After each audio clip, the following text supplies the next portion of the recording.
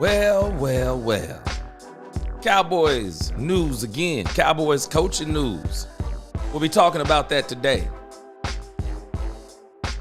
Not a lot of big news, but I'll tell you why it is good that the Cowboys continue to interview. What's going on, Blue Star? Kelvin Bryant, what's going on? Yes, sir, it's time to hear some facts. And I'm telling y'all, you just listen to what I'm telling you. I'm not telling you I'm a football expert. But Mike Fisher is saying some of the same things that I've been saying. I'm just telling you, man, you don't have to be, and I don't think you necessarily have to be a football expert to know some of this stuff. I just think you need to pay attention to the facts. All you have to do is watch how people are moving and look at stats as far as games go, and you can figure out quite a few things. You can connect quite a few dots if you just pay attention. And so the Cowboys, we're going to really dig deep into the coaching issue. Because again, some things that I said before are being verified by Brian Broaddus today. I'm telling you, you don't have to be a football expert. Just learn football, and you can talk about it more clearly on levels that people do not understand. But this coaching issue is a huge deal, and we're definitely going to talk about that. I think there's a couple other things. I'm going to look in the news. I kind of been looking at the news. I mean, right now for the Cowboys, man, I'm just being honest with you. I mean, it's just pretty boring out there. It's pretty boring out there. Just not a lot we have going on. I mean, we didn't win. But I do have a couple of things that I'm going to get you guys to help me with. I got a couple of videos that I have in my mind, and I'm gonna get you guys opinions on it. Let's see here. I'm pulling up some stuff. I heard that there was a mock draft thing on blogging. Okay, yeah. So we're going to talk about this thing today that Blogging the Boys put up. Shout out to Blogging the Boys. Go check them out at bloggingtheboys.com. They have a lot of good articles also.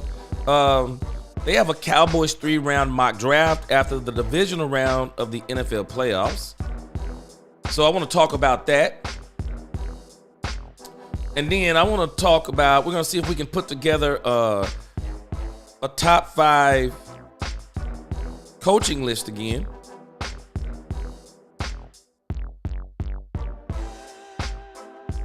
See if we can put that together again, because I can tell you now, the coaching list is getting smaller by the minute. It is getting smaller by the minute because a lot of teams are about to start hitting their second interviews. And so because teams are starting to hit their second interviews, there is going to continue to be less and less pickings. Let me get into some greetings. Again, welcome to Let's Talk Cowboys. Again, Blue Star, what's going on? Kelvin Bryant, Mills in the crib, what's going on? Thanks. What's going on with you, Brandy? What's going on? Tony Brown, Jared Thomas, Brandon Mahoney, what's going on? Sip Cowboy, what's going on? Purple Soul, what's going on? All right, let's get into this. Let me start out with a question here. Blue Star's got a question. He said, what's up, man? He says, what in the hell Jerry smoking? Who in the hell is Brian Schottenheimer? We're going to talk about Schottenheimer. I'll tell you exactly who he is. He said, if that's the case, this team is going backwards once again. We might be the worst. We might be worse than the last season. We're going to talk about Brian Schottenheimer. Yeah, we're going to talk about Brian Schottenheimer. Yeah, I heard his name come up today. Y'all pump the brakes on Brian Schottenheimer. We'll talk about him in a moment. Kelvin Bryant, yes, sir. Brandy said Jerry never asked for an interview. Yeah, okay, you're talking about Ben Johnson. Okay, we're gonna get to that, and that's where we're gonna kick it off with. Jared said the likeliest alternative is Kellen Moore coming back. Yeah, we're gonna talk about that too, Jared. And we're gonna talk about what you just said from the perspective of why this may be a problem. Why this may be a problem. And I'm going to give y'all something. I'm going to give you something that I told us earlier in the season that I still haven't heard anyone mention. But I'm going to help you make some sense of this whole issue about Mike McCarthy. I'm going to help y'all make some sense of this and in this whole issue of Dak Prescott going to bat for Mike McCarthy. Now, some of y'all not going to remember this. But I told y'all why this was probably more than likely happening. Why was Dak Prescott going to bat for Mike McCarthy? Because I'll be honest with y'all, I'm not being harsh. It never made sense. It never made sense to me. Why would Dak Prescott, somebody's got to ask themselves, why would Dak Prescott go to bat for Mike McCarthy? Why would he? Oh, he liked him. Oh, Mike McCarthy did. I've already debunked this notion. Ooh, he got him to a runner-up MVP. Ooh, he got him to a second-team All-Pro. Stop it. Stop it. He did nothing more than Kellen Moore did in 2021. I mean, what are you talking about? Half a percentage, quarter of a percentage, same amount of wins? One less touchdown, one less game with Kellen Moore, and he matched what Dak Prescott did in 2023 with Kellen Moore, and everybody's going, whoa, this is the best season that Dak Prescott has ever had. Stop it. Stop it. People have got to start doing research. Even some of the media members, they forget too. Media members too, because what happens to a lot of media members is once a narrative starts being put out in the media members today, this is why YouTube is so popular right now as it applies to those of us who report on things, not just sports, but those of us who report on things in politics, report on things in the news, reaction videos. You want to know why this stuff is so popular? Because we work for y'all. Don't get me wrong. Me and YouTube are in a partnership right now. Me and YouTube are in a partnership, y'all. Me and YouTube are in a partnership. I produce videos. It's their platform. They get advertisers to advertise on the platform. They split the money with me. It's their platform. We're kind of working together. But who I really work for and who content creators are supposed to be working for. This is one of the reasons why, I've got my membership thing going, but for whatever reason, it takes YouTube time to approve it. It's taking more time to approve the membership thing almost than it did for me to get monetization approved. But the membership thing is important because for me, I want to build a community to where it's community driven. The brand deals are fine, but I want to be able to turn those things down. Because of my belief in God, there are certain ones and certain things I'm just not going to do. For everyone else, to each his own. You do what your faith tells you to do. But my faith, there are some things that's even in the NFL. I don't like a lot of the things that are propagated in the NFL. So, but for me, I won't be going with some of those things. So at the end of the day, I work for you. As far as this platform goes, I work for you. It's not like you're my boss per se. But what I'm doing, I do for you. So I don't have to go along with a 3-letter or a 4-letter network. I want to be able to, okay, if I do get a sponsor, I don't have to do something that they want me, I don't have to do something they want me to do. And so I have to compromise things that I'm saying. No. When you work independently, and this is why a lot of people come to YouTubes and the TikToks, they come for the alternative news.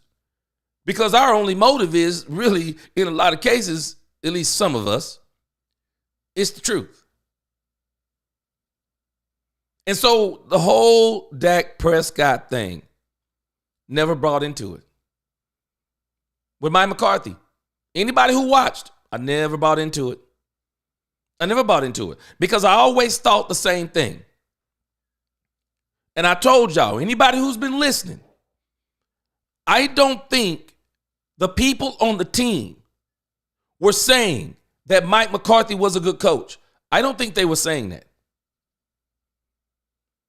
Who didn't hear me say this? I said, I believe the people on the team thought Mike McCarthy was a good father figure. They thought he was a good person, a good father figure. And my issue with Mike McCarthy, I just wonder when that started. Was it after he pushed Kellen Moore out the door? Because the OC on this team, because of the way Jerry does the team, the DC has a lot of clout with the defense. The OC has a lot of clout with the offense. And because of the way Jerry emasculates a head coach, if he's not a very strong presence and figure, well, he'll just disappear. And so you think about how Jerry does this ever since Jimmy. This is one of the reasons why Jerry hires, or at least this is why I think he does. Jerry hires OC/head coaches, DC/head coaches, because the reality is Jerry creates an atmosphere where it's the defense and the offense. That's how this team is ran. Defensive head coach, offensive head coach. That's not how it's supposed to be. You need to have a head coach. That's why he's called the head coach. That he is responsible for the galvanization and the unification of the entire team. He creates the culture. And Jerry, in how he does it, and I'm not saying that other teams don't do it, but in particular here, it's more of a weapon than it is status quo. It becomes a weapon because if you got offense and defense, head coach, so the reality is Jerry Jones tries to be the de facto head coach. Sound familiar? Because this is exactly what Jerry Jones tries to do. He comes in after the games. And he's giving the end of game speeches. Where they do that at? What other owner, what other GM is doing that? The only people that do that are head coaches. And the way Jerry does his team, he puts himself in the place of a head coach. An invisible head coach. He's not out there with the X's and the O's. But rumor has it, he has the play sheets.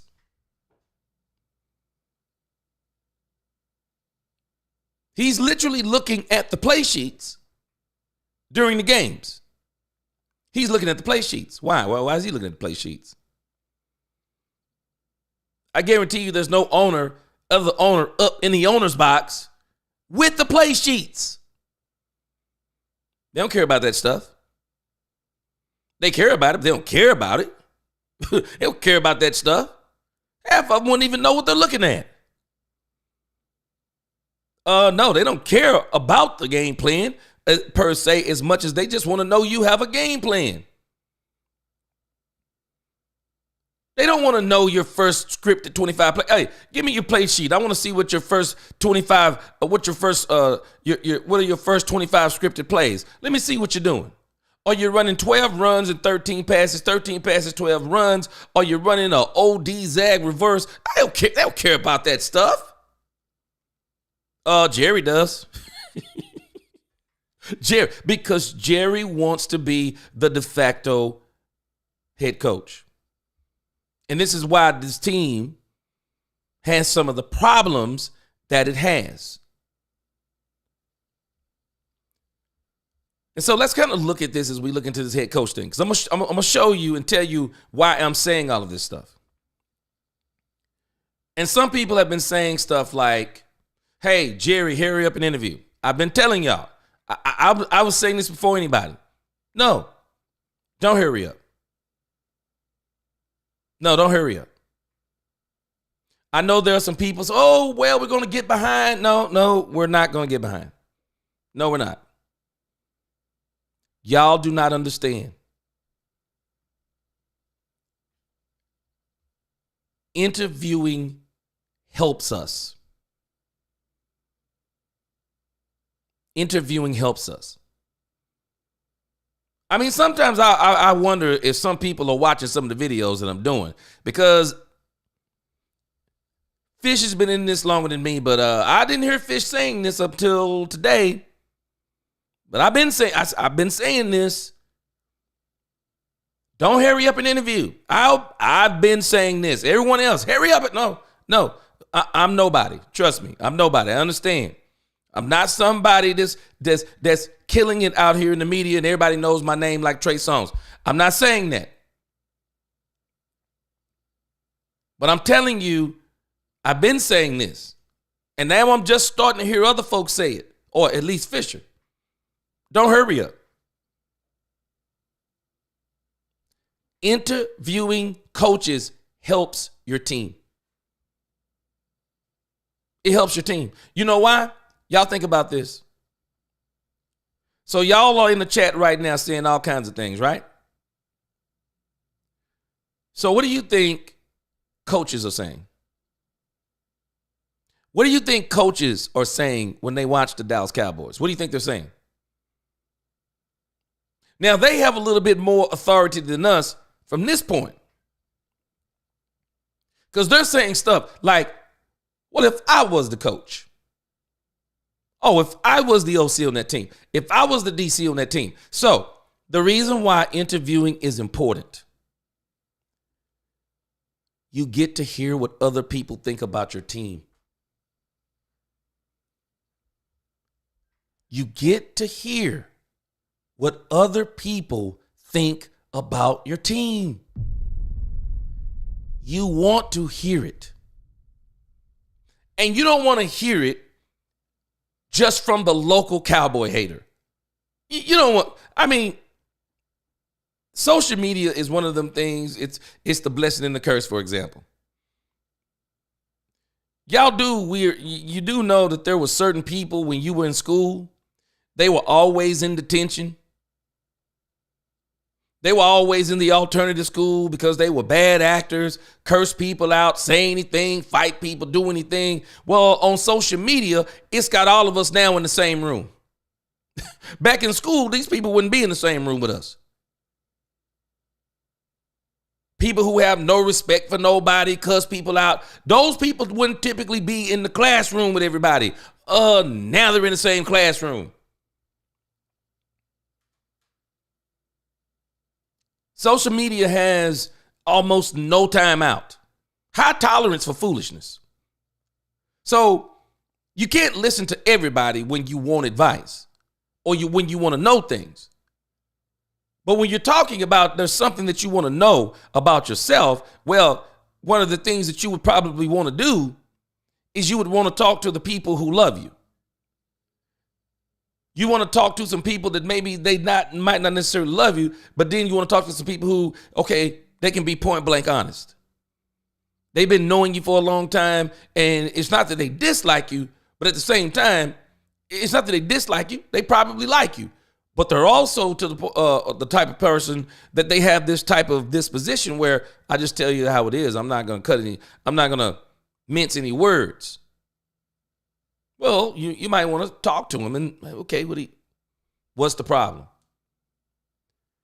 Interviewing coaches. I told y'all this last week before last. They didn't interview Leslie Frazier today because they're hiring Leslie Frazier. Cowboys knew they were not hiring. No one, who thought they were hiring Leslie Frazier? Leslie Frazier was never going to be hired with the Cowboys unless he came in and just knocked somebody's socks off. I mean, Leslie Frazier was never going to be hired. But I still want to talk to Leslie Frazier. I do. Because I want to know what he thinks about the team. I want to know what he would do with Micah Parsons. Because Cowboys should be asking everybody what would they do with Micah Parsons. They should be asking them, would you be willing to be the coach for Dak Prescott? What do you think about Dak Prescott? What offense could you see Dak Prescott in? What if Dak Prescott isn't as mobile as he used to be? What would you do with that? What would be your plan for Dak Prescott? How would you unite this whole team? Tell me what your philosophy is about leading an organization. What's your philosophy? How would you do it? How would you get everybody on the same page? I mean, you get to ask all of these questions. And if you're real smart, which I'm sure these guys are, they're taking notes. They're taking notes.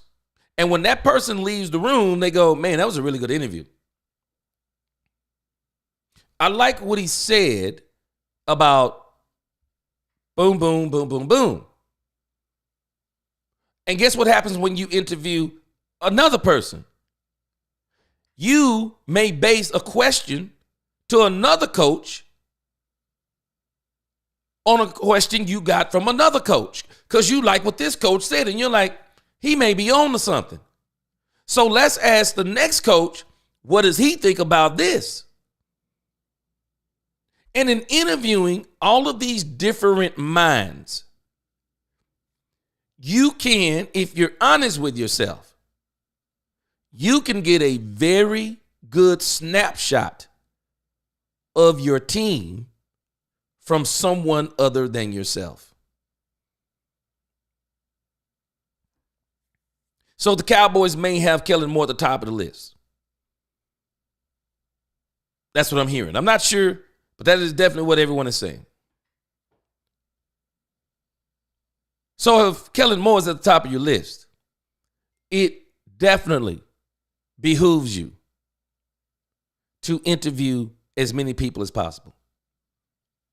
Because if you bring Kellen Moore on, and it is what it is, y'all going to make your mind up again. I told you before. I told you this at the beginning of the season.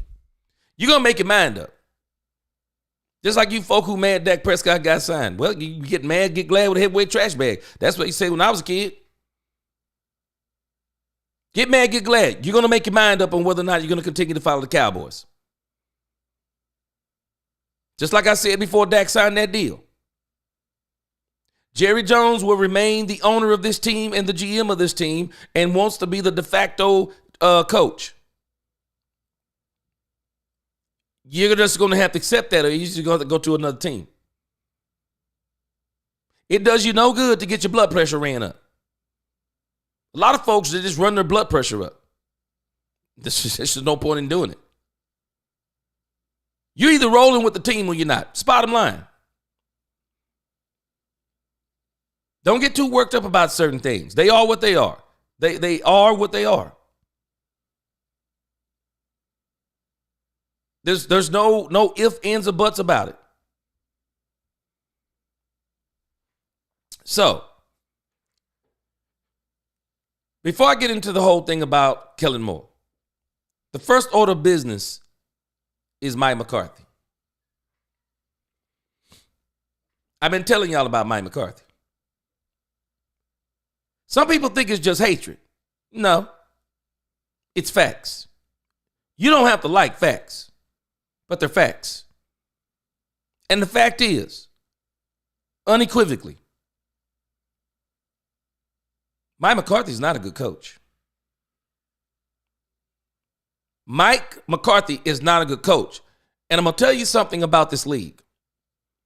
I'm noticing something about this league. I was actually getting ready to do this video last week, and I put it on the back burner. But I will do this video probably in the next couple of weeks. The NFL has a problem. When anyone thinks that Mike McCarthy is a top coaching candidate in this league has a problem. You crazy if you think Mike McCarthy was a... Let me rephrase that. I don't want to insult anyone. Some of you just listen to the media way too much. If you dig in to the numbers, you dig into the games, you dig into how games were won, you dig into how games were lost, you go back and you look at the seasons, and you start looking at the dirty underbelly, the dirty details of seasons, and you realize something that people are not acknowledging what I'm telling them. Even the media will not dare touch some of these things. But I'm touching it. For you to have Aaron bleeping Rodgers in his prime and you win one Super Bowl, you couldn't coach for me. Now, if you had Aaron Rodgers for 5 years in his prime and you won one Super Bowl and moved on, okay, we can talk. Because you only had him for 5 and you got him in one Super Bowl and you won it. But I still want to know what happened the other 4. But I'm not giving you 13 seasons with Aaron Rodgers. No, I'm not giving you 13. And you only get 1, you can't coach for me. Somebody says, why? He got 1 Super Bowl. Why not? Because if I bring you in here to coach Caleb Williams, you're not coaching here 13 years. Name me the last coach that coached 13 years. I bet your list is not going to be long. Name me the coach that's coached the team in the last 13 years. He coached the same team for 13 years. Name me the coach. This is my problem with Mike McCarthy as it pertains to Dak Prescott. Mike McCarthy, you're not getting 13 years here. We don't have time to wait 13 years, bro. We got a fan base. Do y'all know we got tired of winning 12 games? I mean, let that sink in. Y'all do know we got tired of winning 12 games, right? Then we won 7 games this season and we really lost our mind, didn't we? Not me. I thought it was exactly what we needed. It didn't bother me. We got to see the real Mike McCarthy in some instances, and I think the Joneses saw some things they didn't like. All this Mike McCarthy stuff was hogwash. Ooh, we did him wrong. No, we didn't. Did I not tell y'all? If the Chicago Bears wanted Mike McCarthy, every other interview was secondary.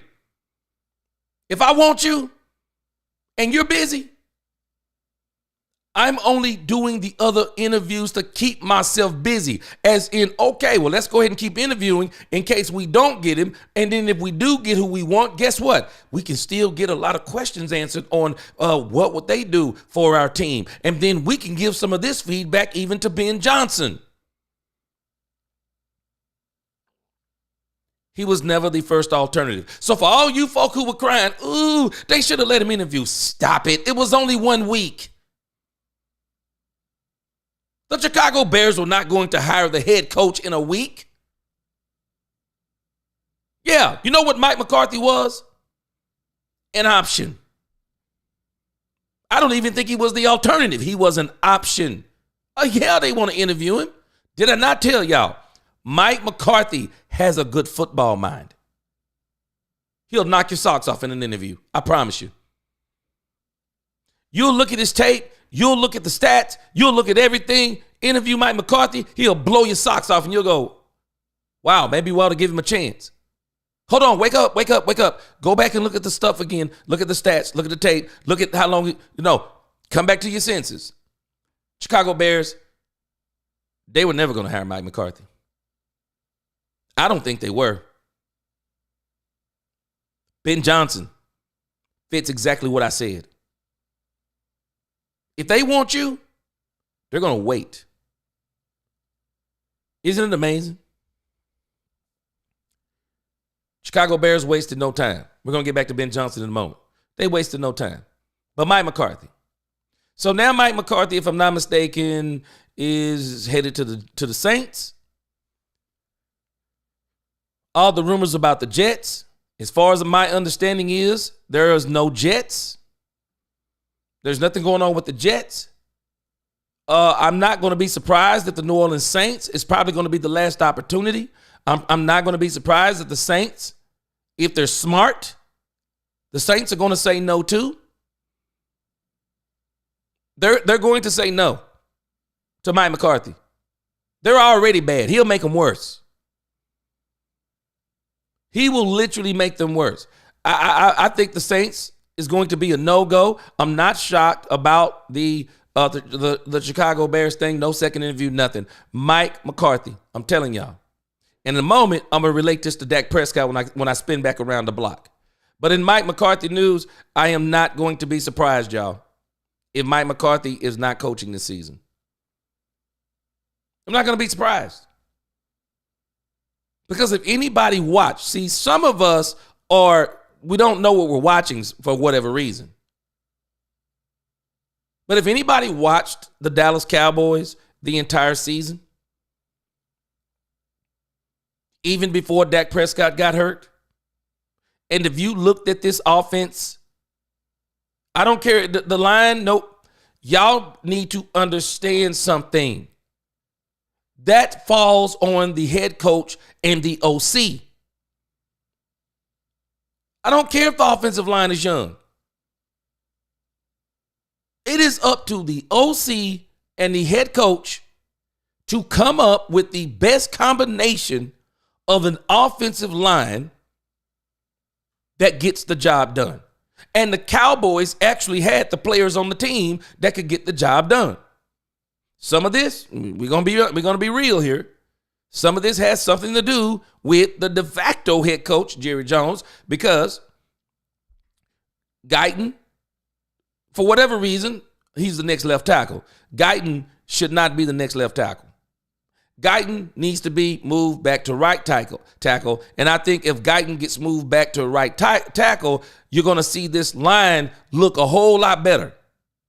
In actuality, the Cowboys, I do think, I forgot one of the guys he's injured. Maybe he could be the left tackle, but I'll tell you this, I don't know if I'm going to even leave it to chance. I'm probably not going to address left tackle in the draft. But I would address it in free agency. I would have a plan in case the guy who we may be considering to be on that side to be the left tackle. Forgot the guy's name who played after Guyton, but he played pretty well. I'm still going to go and address that situation maybe in free agency to where, okay, we need a backup plan in case he doesn't work. I don't want to be stuck with he's not looking good, so let's kind of let him, work his way in. You don't let people work their way into left tackle. You don't let people work themselves into left tackle. No, you're either left tackle or you're not, and we can't change anything else because that's the blind side of the quarterback. And you'll mess around and get his brains knocked out. So the Cowboys, the head coach, When your line can't quote unquote block, I was saying this at the beginning of the season. Well, one of the best things you can do, stop making them pass protect. Pass protecting is hard for new linemen. You know how you let them cut their teeth? Run blocking. Ask any lineman. I've said this before. Ask any lineman, what would you rather do? Pass blocking or run blocking? Oh, run blocking. Why would you rather run block? Because I get to take it to a defensive line rather than a defensive line taking it to me. Now I have to sit back and watch this super fast defensive end like a Micah Parsons. I'm the right tackle, and here comes Micah Parsons, sidestep, spin move. Okay, I got to compute all this stuff as a young lineman, and if he fakes me out like Guyton. You think about Guyton. The moves they were getting Guyton on this season were insane. They were simple moves. They would fake him outside and run inside. Feet not quick enough. They fake him inside and go outside. Hands not quick enough. Left tackle in the NFL. Let me tell you something. You could be a substitute left tackle in college. You're not coming to the pros and be a substitute left tackle. They will eat your lunch. You can't be a substitute left tackle in the pros. You either a left tackle or you're not. But that stuff was on the head coach. That stuff was on the OC. That stuff was on the offensive line coach. That stuff could have been solved earlier. You mature a young offensive line by running the ball, pulling linemen, running sweeps, running to the left, running to the right. You get them used to blocking first, running. And then we can work on the pass stuff. We didn't run the ball enough early on. We made the decision way too late on Rico Dowdle. Some of that was Jerry, but a lot of that was Mike McCarthy because he doesn't like to run the ball. He just doesn't like to do it. So the Cowboys needed a change for Mike McCarthy. And I'm saying all of that to say the NFL has a problem. The NFL continues to spin the block on the same old coaches. Do y'all not want to see somebody new in the Super Bowl? Let me tell y'all something. I don't want, per se, don't have a dog in the race. I don't want, per se, the Bills to go to the Super Bowl, but I want the Bills to go to the Super Bowl. I want the Buffalo Bills to go to the Super Bowl. I'm tired of seeing the Kansas City Chiefs. Not because, when I'm not tired of seeing the Kansas City Chiefs because I'm tired of seeing them. I'm tired of seeing the Kansas City Chiefs and the baggage that comes with the Kansas City Chiefs. I'm tired of the baggage of the referees helping out the Kansas City Chiefs, and everybody's turning their head to it. I'm tired of the Kansas City Chiefs with the Travis Kelce and the Taylor Swift stuff. I'm tired of the whole baggage of the Kansas City Chiefs as if they're trying to crown Patrick Mahomes as the greatest quarterback ever. It's like they're helping. It's like the league is helping to do this. Tired of all the baggage. For the integrity of the league, it would be great if the Buffalo Bills go to the Super Bowl. It would be absolutely great. It would. Not to mention, the other part is we won't have to see the same old rigmarole. We'll get a new team in finally. Let me tell y'all something. First week of the wild card round, the league, watching the wild card NFL ratings, 8% down. I thought this week was the best week of football all season. 10% down. Now, maybe the AFC and NFC championship games will bring more viewership. But I'll tell you this. If the Kansas City Chiefs have any part of the Super Bowl ratings will be down too. I think people get tired of seeing some of these narratives. And I think some people are looking at, and the more you look at the Chiefs games, it's the Chiefs games, y'all. There's been a couple other ones. But the Chiefs games in particular, when you look at them, you think WWE. I mean, you just think, man, this is fixed. It will be good for the league if the Chiefs don't go to the Super Bowl again. Not this season. We need to see something different. But I'm saying all of that because this is the problem with the NFL. It continues to spin the block. It spins the block on the same old coaches. Mike McCarthy is a spin the block coach. People, please, teams, stop spinning the block on Mike McCarthy. Stop it.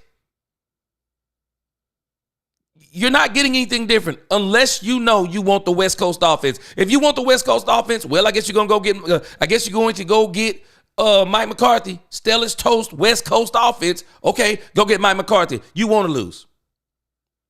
I get it. You just want to win some games, but you want to lose. Because that junk don't work. Keep spinning the block on the same old coaches. I tell people sometimes in counseling, one of the problems you see with people in relationships, there is nothing that ruins a relationship like an ex coming back into the picture. Ex-boyfriends, they'll try to get in your wife or your girlfriend's DM. And if you with the wrong one, yeah, he sent me something and I told him this, and this, and this. Okay, you might as well divorce her now or break up with her now. You got the wrong one. When they get in them DMs on your girl, you know what the real ones do? They don't respond. They block them. That's when you know you got the right one. Because when you start getting in conversations with people about this is what you did to me, so you're giving them a conversation as in, I would still be with you if it wasn't for this. No, I tell folk all the time, your past is a past for the reason. Your past is your past for a reason. That was not the person for you. Stop spinning the block on the same people, because the same people are going to do the same thing to you. Women be spinning the block on the same men. Men be spinning the block on the same women, hoping there's going to be some kind of change. Sometimes not even for change. It's just for a thrill or a moment. It's the same thing. These teams, they spin the block on coaches. And you got to think for a second. Wait a minute, hold on a second. So he lost with that team. He lost with that team. He gonna win for my team? What? No. All I need to do is see what you did to somebody else. I'm done. I'll pass. I'll pass. Why does the league continue to spin the block?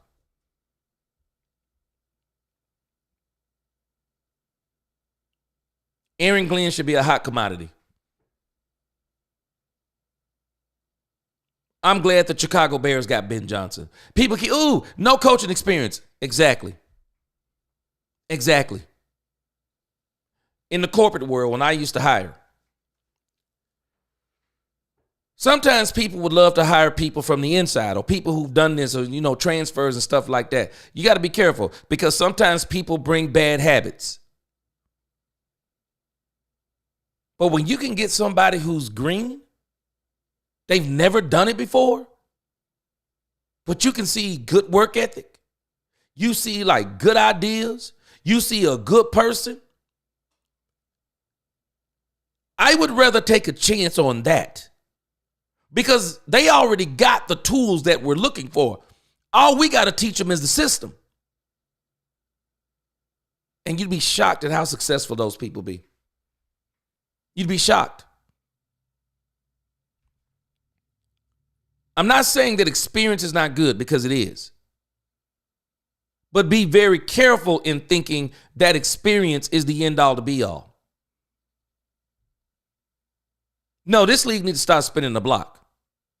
And in some instances, we'll get a young coach, and that young coach had the wrong system, or they had the wrong, for example, you got a young coach you hiring, but the quarterback, we kind of find out after the quarterback is really not good as we thought he was. I mean, this is kind of what, to me, I think this is what happened to Doug Peterson. See, everybody was singing the praises of one Trevor Lawrence. So who better than Doug Peterson to come coach him, who took who took Nick Foles and the Philadelphia Eagles to the Super Bowl? Well, the problem is it's Trevor Lawrence. It's not the Eagles. It's the Jaguars and Trevor Lawrence. And now we're finding out Trevor Lawrence may not be all that we thought he was. Same thing with Justin Herbert. Now we're finding out, well, maybe he's not all that we thought he was. So when we start talking about coaches like that, if we saw some things where maybe we've seen some good things and they're younger, they're not as much about spinning the block as in, okay, let's give them another shot with a better quarterback. But some of these older coaches, man, they're spinning the block on these guys. And I'm like, why? Why are we spinning the block? And I'll tell you somebody that nobody wanted to spin the block on, and that was that was Bill Belichick. Nobody wanted to spin the block on him. Tom Brady ended Bill Belichick. It was bad enough that Bill Belichick couldn't win before Tom Brady. He couldn't win after Tom Brady. But what buried Bill Belichick is Tom Brady. When Tom Brady went to the Tampa Bay Buccaneers and won without Bill Belichick, he buried Bill Belichick. Nobody wants to spin the block on him. They don't want to spin the block on him. So the Cowboys, and I'm going to explain something about Kellen Moore when it comes to spinning the block. Let's go down the line on this. But I'm not shocked that Mike McCarthy didn't get a job. Somebody came to the doggone senses. So now there's some talk about Brian Schottenheimer. Y'all calm down. The media is insane to me. For the media to be saying Brian Schottenheimer is the leading coach candidate for the Cowboys, I don't believe it. Y'all can. I don't. I don't believe it. Y'all do know Brian Schottenheimer is actually a Mike McCarthy guy. I'm not believing for a second that Brian Schottenheimer is in the running for the coach here. I'm not believing it. Now, if you tell me that Schotty may be in the plans for the Cowboys, I can believe it. Where I think the Cowboys are looking at Brian Schotty is the quarterback's coach. I think that's what they're looking at Brian Schottenheimer. I think they're looking at him as a quarterback's coach. They're not looking at him as the head coach. Y'all got to be careful listening to these people in the media. I don't believe for a second Brian Schottenheimer is being considered for head coach. Now, if he's made the head coach, I'm shocked. I'm riding with the team, but it's going to be a huge mistake.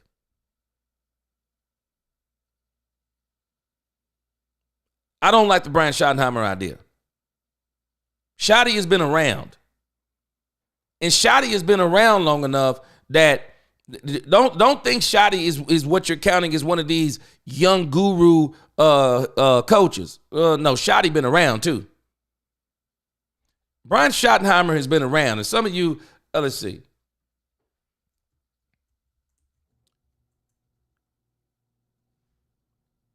Shoddy has actually been around a little bit.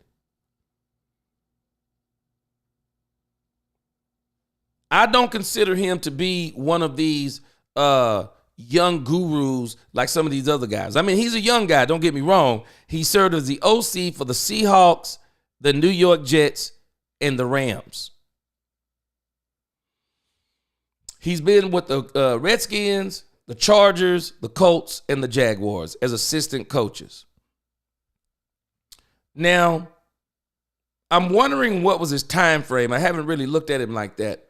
But the time frame he was with the Seahawks, I don't remember a lot of talk about Schottenheimer as far as these teams that he's been with. Let me see something. Was he the OC during the Wilson years?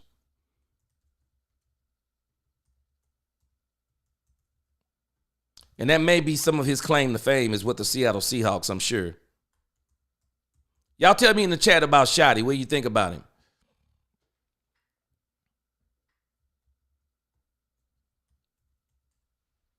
I definitely do not want him with the Cowboys. I just think it's a bad move. But if they do, I'm rolling with it. I don't have no choice. I mean, what else can I do? But all of the talk about Shotty, and everybody's talking about he's going to be the head coach. No, it's not happening. I think what's going to happen is he's probably going to be the quarterback's coach. Okay, so no. So he was not with Russell Wilson. He ran with Geno Smith in 2019 and 2020.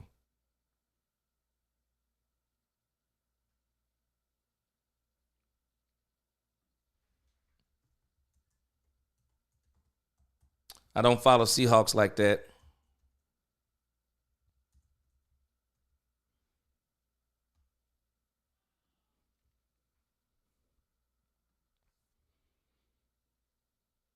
All right, let's look at this.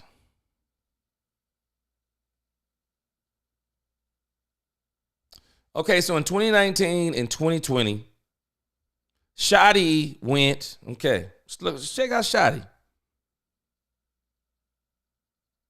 record not too bad here. Schottenheimer looks like 2019, he went 11-5. 2020, he went 12-4. He lost in the divisional, and then he lost in the wild card, which would be on Pete Carroll, of course, too. Geno Smith.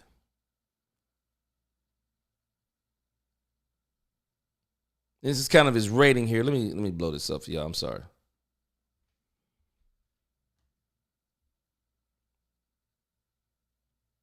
He wasn't too bad. 11-5 and 12. 11-5, 12-4. Okay.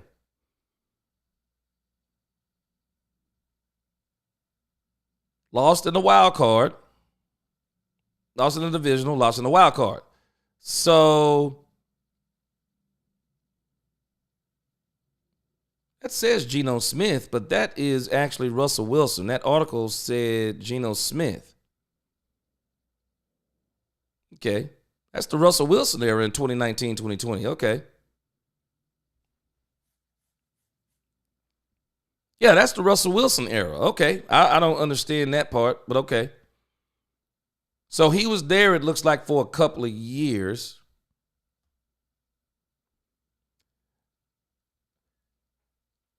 Y'all tell me what you think about Brian Schottenheimer. Not sold on Brian Schottenheimer. I'm kind of wondering then what happened to him.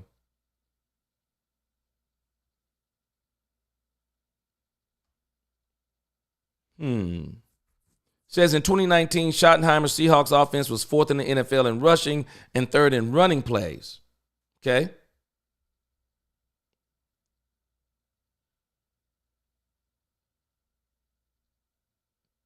(2019) he said he wants the team to be balanced. Okay.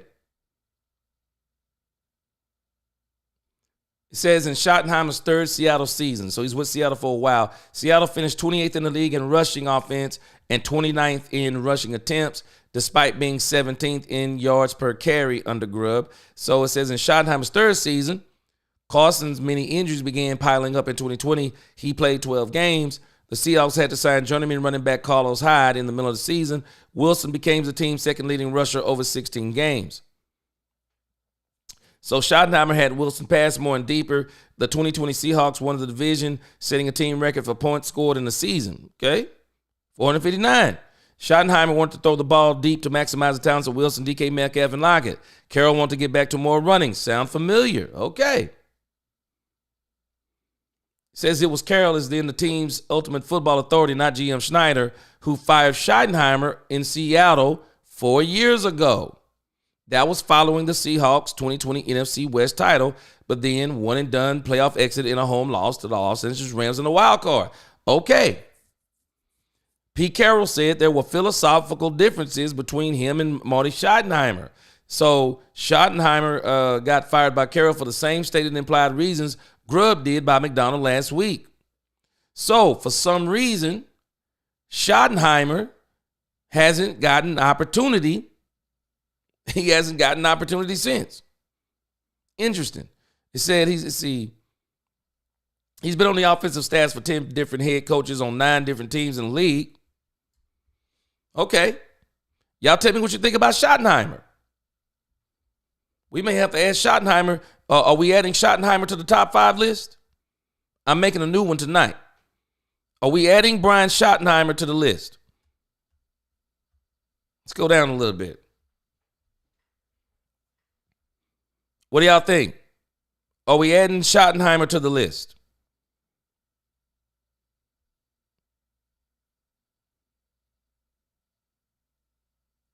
Jay Recruiter, what's going on? He said that Stephen Jones likes Shoddy, okay? Y'all let me know what you think about Brian Schottenheimer as I'm reading some stuff on him. So for the success that he had, it's strange. I guess in some respects, it's strange that Brian Schottenheimer has not gotten another opportunity, I guess, if you look at the success that he had with the Seattle Seahawks.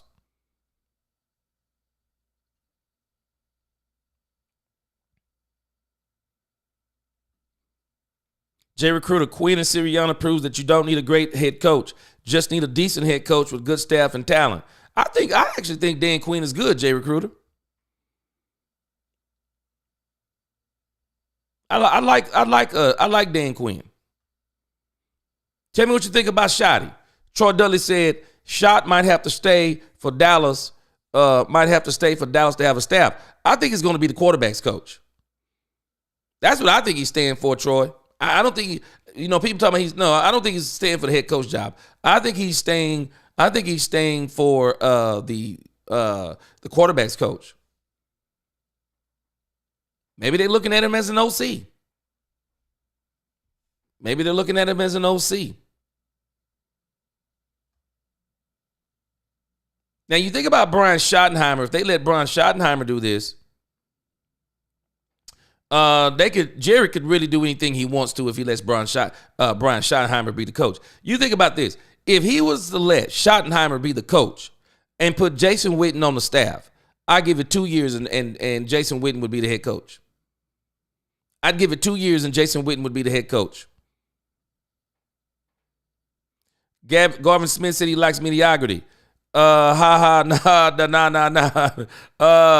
Whoever the head coach is, he needs to tell Jerry, let me coach. So, Nisi, what's going on? You think Schottenheimer could do that? Chanel, Dak Prescott has gotten sacked 256 times in his career. Yeah, the line has never been the same. And I'm telling you, Chanel, this offensive line never recovered after Travis Frederick. Still hasn't recovered. Zach Martin, Smith, and Travis Frederick, they were 3 of the best linemen in the league in their prime when they were all together. But Travis Frederick, it was over.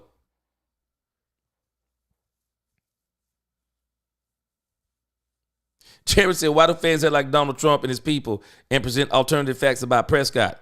Well, they have to say things that fits their narrative. In 2024, in 8 games played, Dak got sacked 21 times. You tell me that's a great offensive line. Yeah, the old line was terrible. It got better, but it was terrible.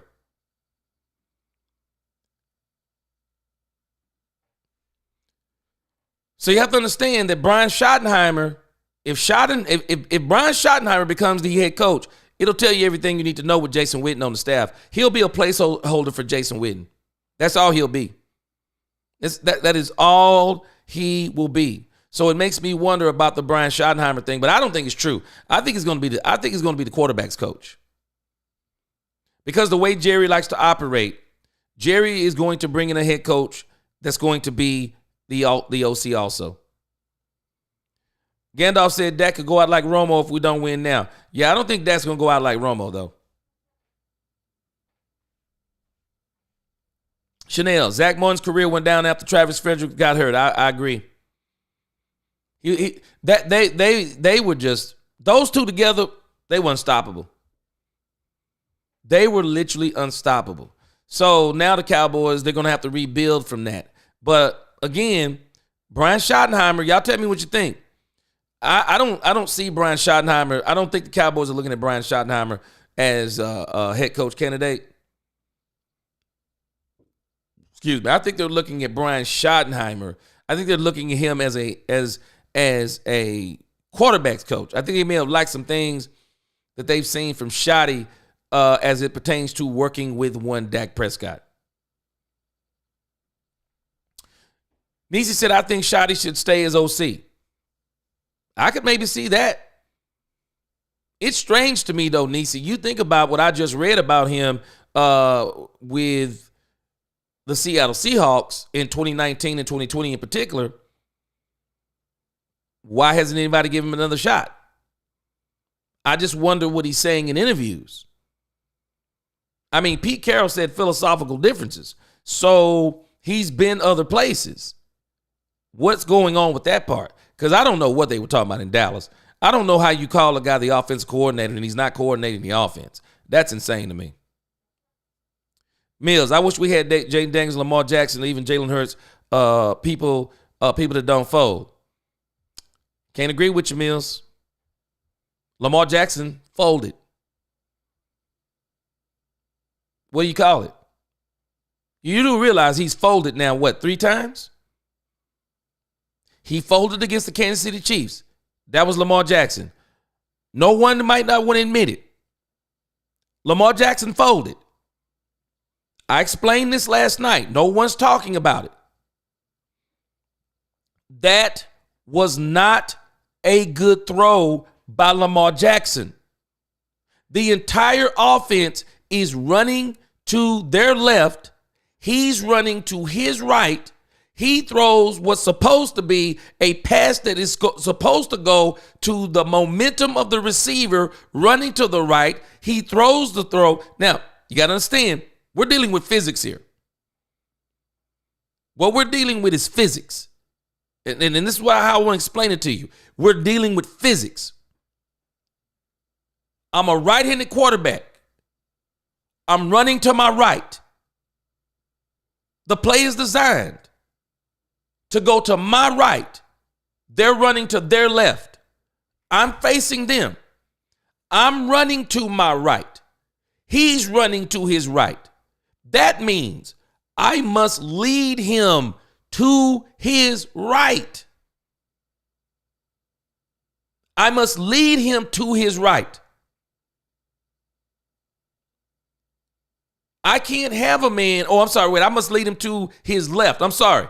He can't be running to his left. I'm running to my right. I can't throw it to him, Mills. I can't throw it here. We're talking about physics now. I'm running. I have to, in a split second, turn my entire momentum. I'm looking for the ball here or here. Even if you take me lower, but you put my hands in a position. I explained this last night. Anybody who's played football knows.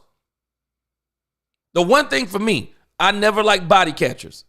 And I guarantee you ask any quarterback, what does he want? Body catcher, hands catcher. All day, hands.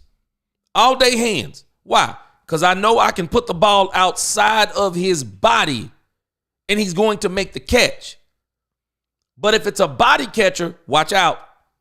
Because you're going to throw some passes and they're going to hit that body. And if he don't bring it in hard, it's going to pop out, go down, go up. But Lamar's running to the right. He's running to the left. Lamar Jackson made Andrews turn all the way around, still going with his momentum, having to catch a ball going backwards almost in a sense. That's Andrews' fault. Now, I have a cardinal rule, though. I used to teach my sons this. Ball hits your hands. You got to catch it. You got to catch it. This isn't on Andrews only. This is on both of them. Both of them. He should have thrown the ball to the left because that's actually how the play is designed. When a quarterback runs a bootleg to the right, Mills, and you know this, when a quarterback bootlegs to the right, and there is a receiver, of course, running to the left, the pass isn't designed to hit him on the body. The pass is designed, make sure you throw it out to his left so he can just reach out and get it. Unless he's standing still. But if it's a bootleg, he's probably not standing still. He's running with you. And that's what happened. Andrews came out and he's running with Lamar Jackson. The play is designed to go to him.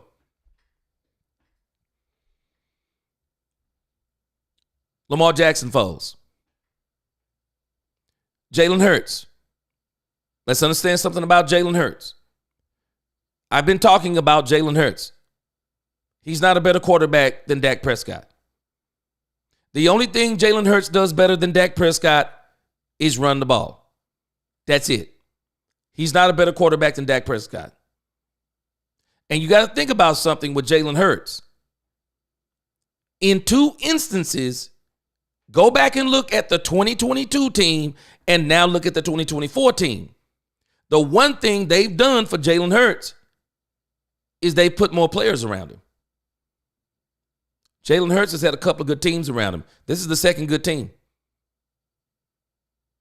And I'm going to tell you now, I'm saying, Mills, the same thing I said about Lamar Jackson last night.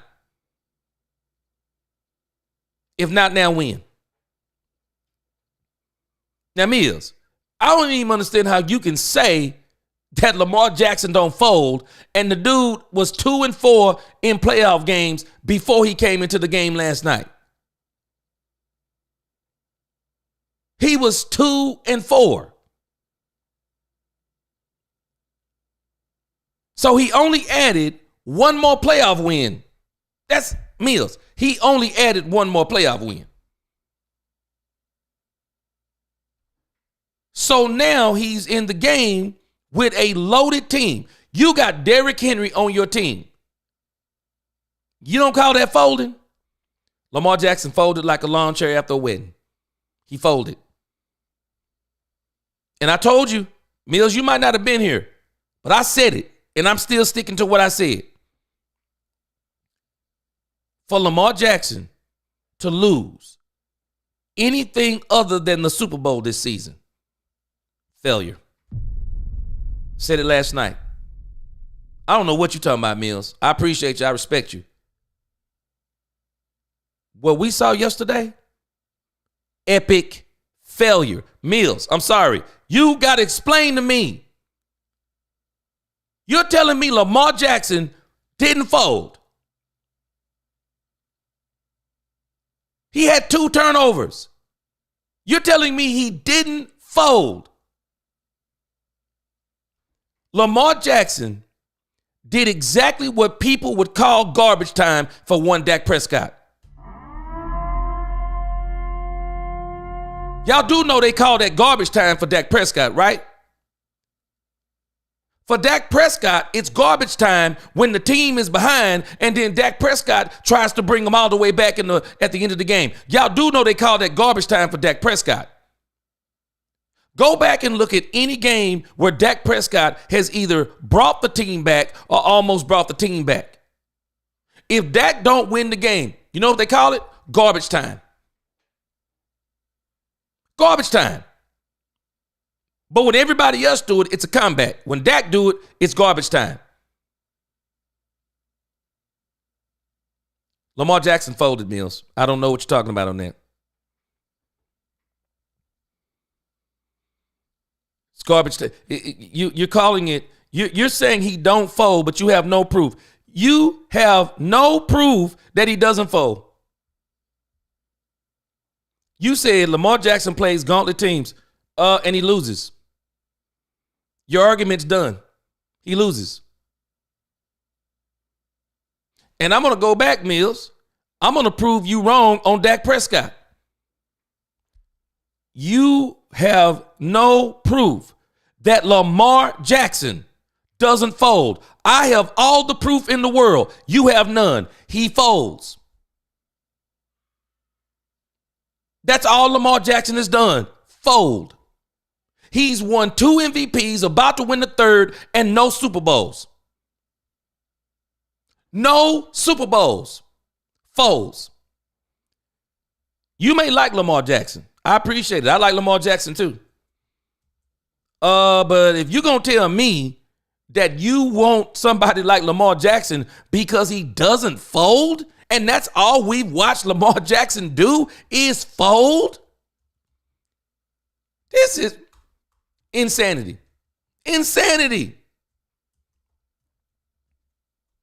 And you talking about the gauntlet of teams? Okay. So Lamar Jackson is 3-5 in the playoffs. I done told y'all. Now y'all can say anything you want to. You're entitled to your opinion. It's America.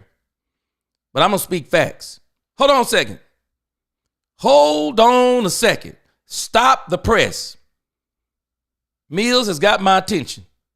You got my spidey senses tingling. Mills, you got my attention. Congratulations. I'm going to let you read this and weep. I'm going to let you read this and weep.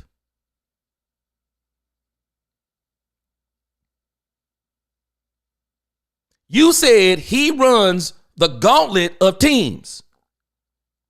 Let's see here. AFC wildcard game.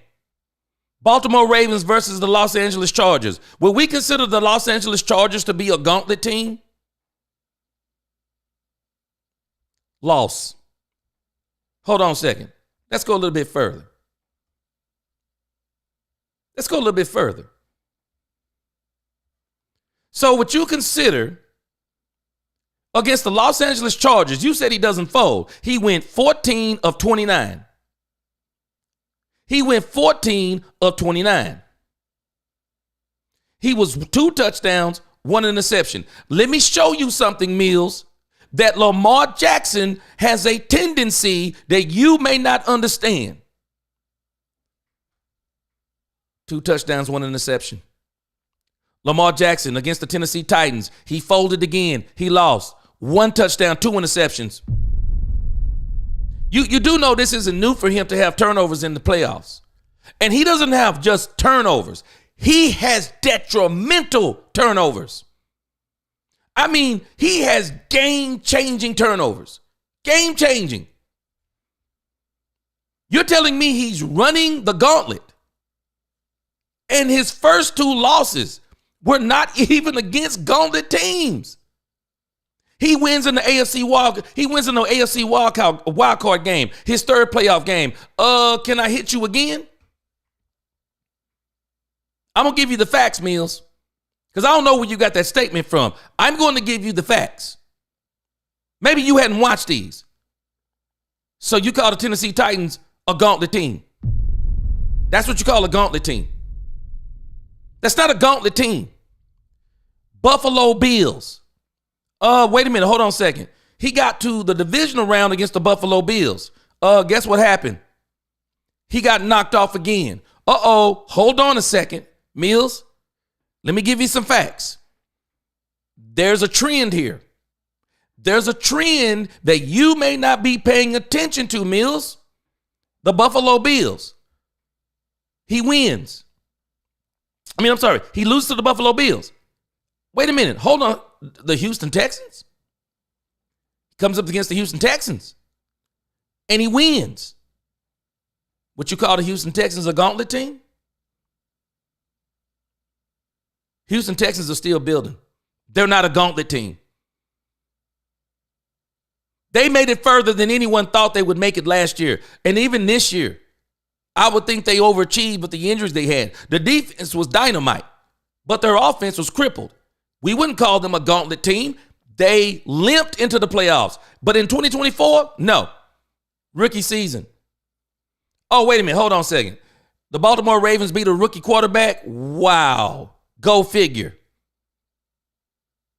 Go figure. They were supposed to beat a rookie team, a rookie quarterback. But wait a minute. He goes up against the Kansas City Chiefs. What happens? They're a gauntlet team. He got beat. Pittsburgh Steelers. They're not a gauntlet team. They were not good enough this year.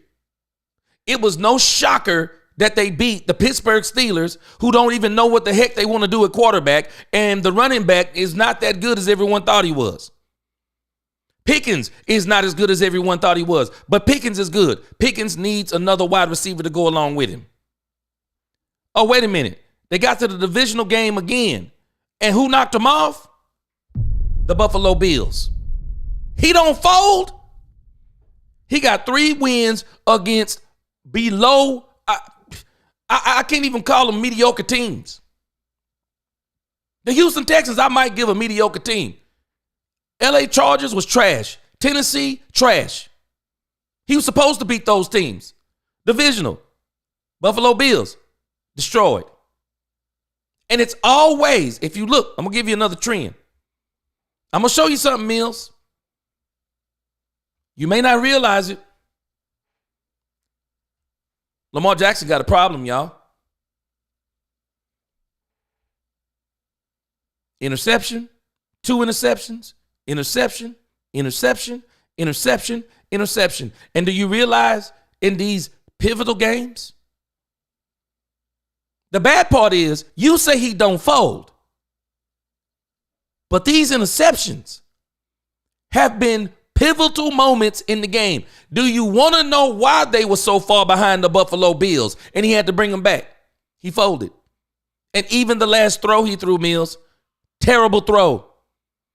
You don't have to admit it. Maybe you never played football, but anybody who's honest, they'll tell you. I'm not saying Andrews shouldn't have caught the ball.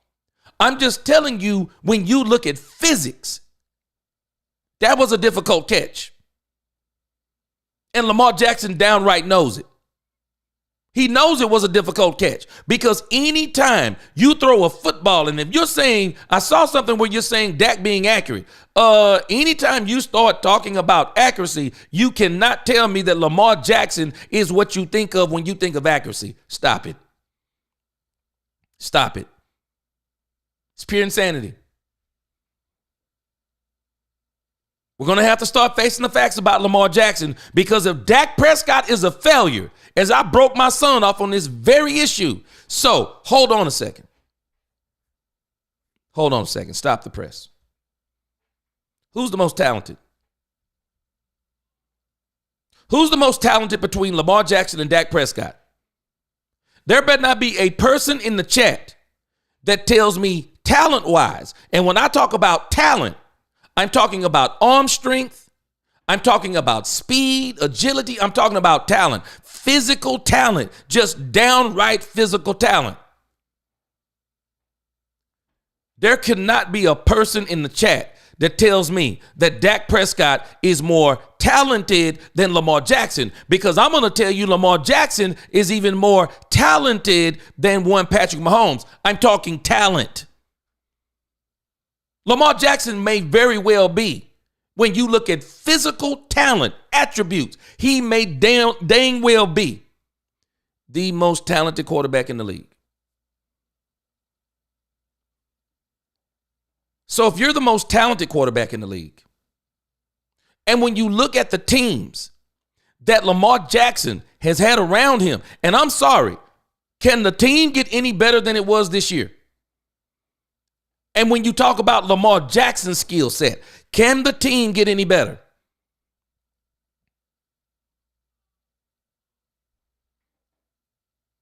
He failed with this team. He didn't have Zay Flowers, but it is what it is.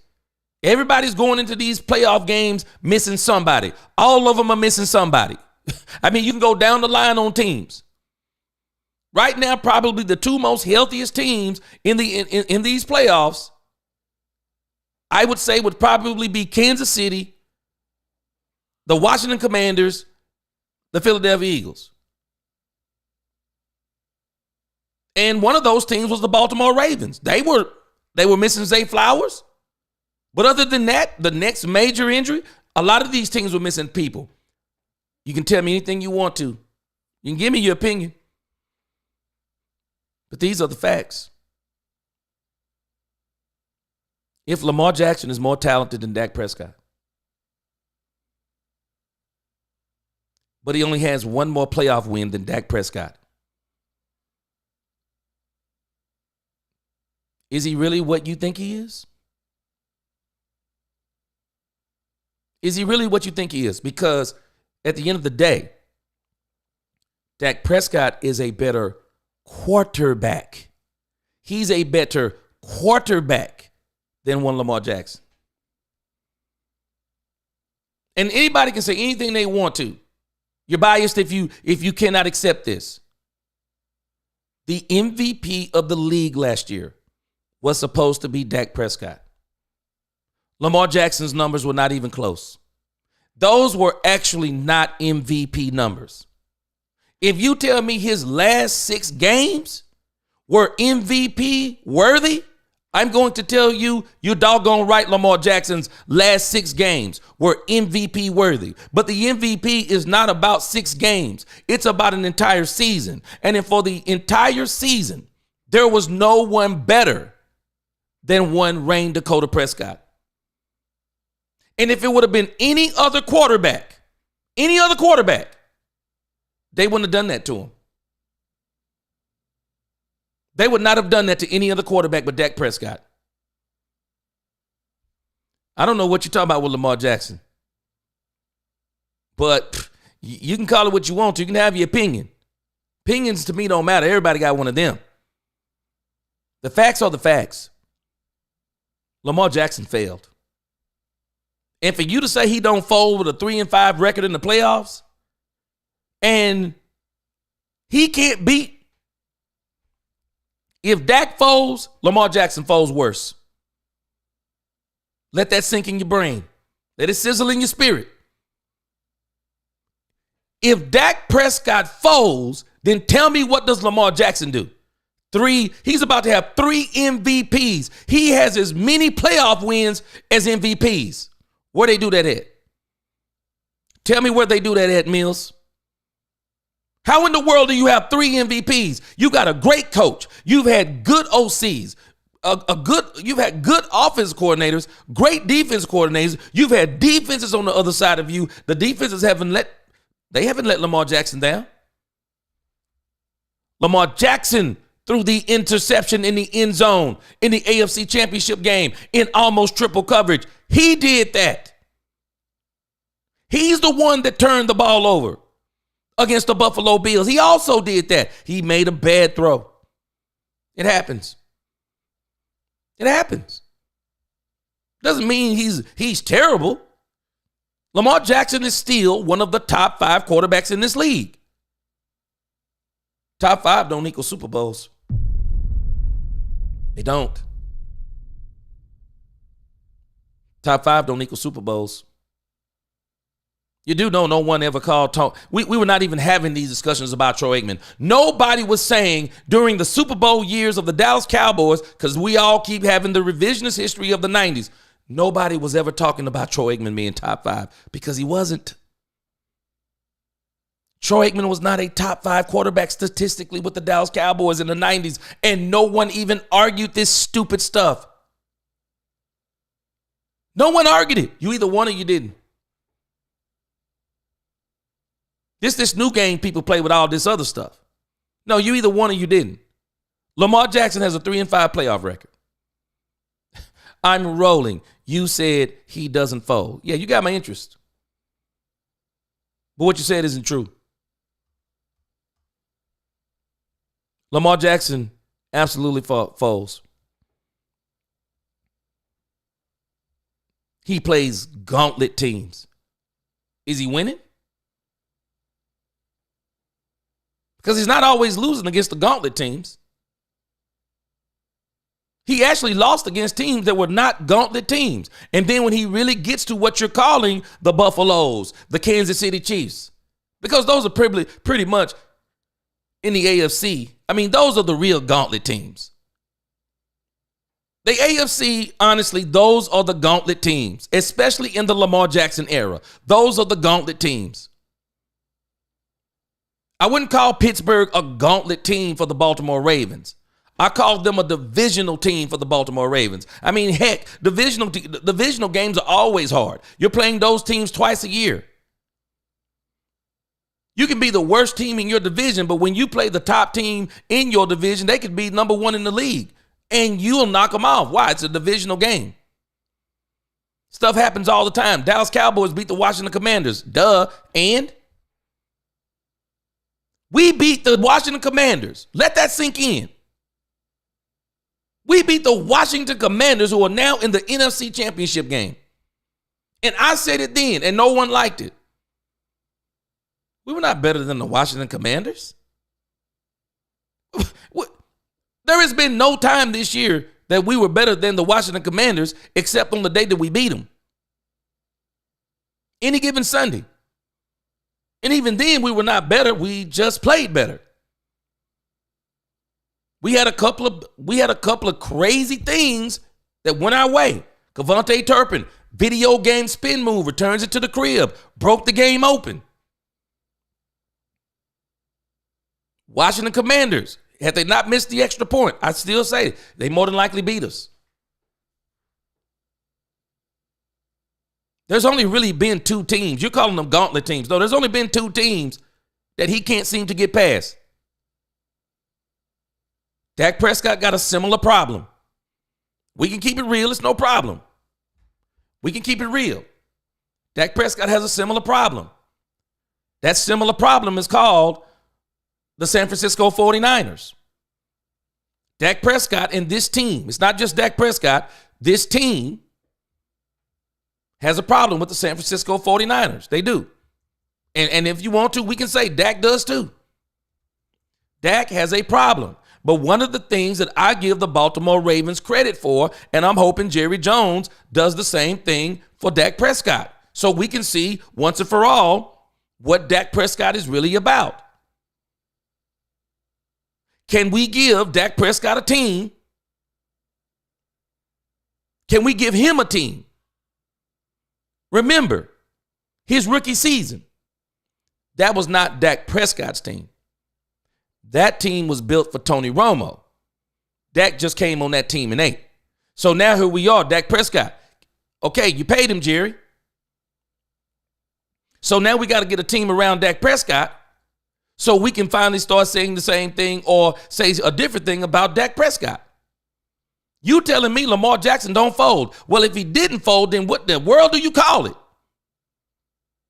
We got to stop blaming this kid Andrews. If Lamar Jackson doesn't turn the ball over twice, we don't even get to that point, I believe. We don't even get to that point. Dak Prescott. It's no problem.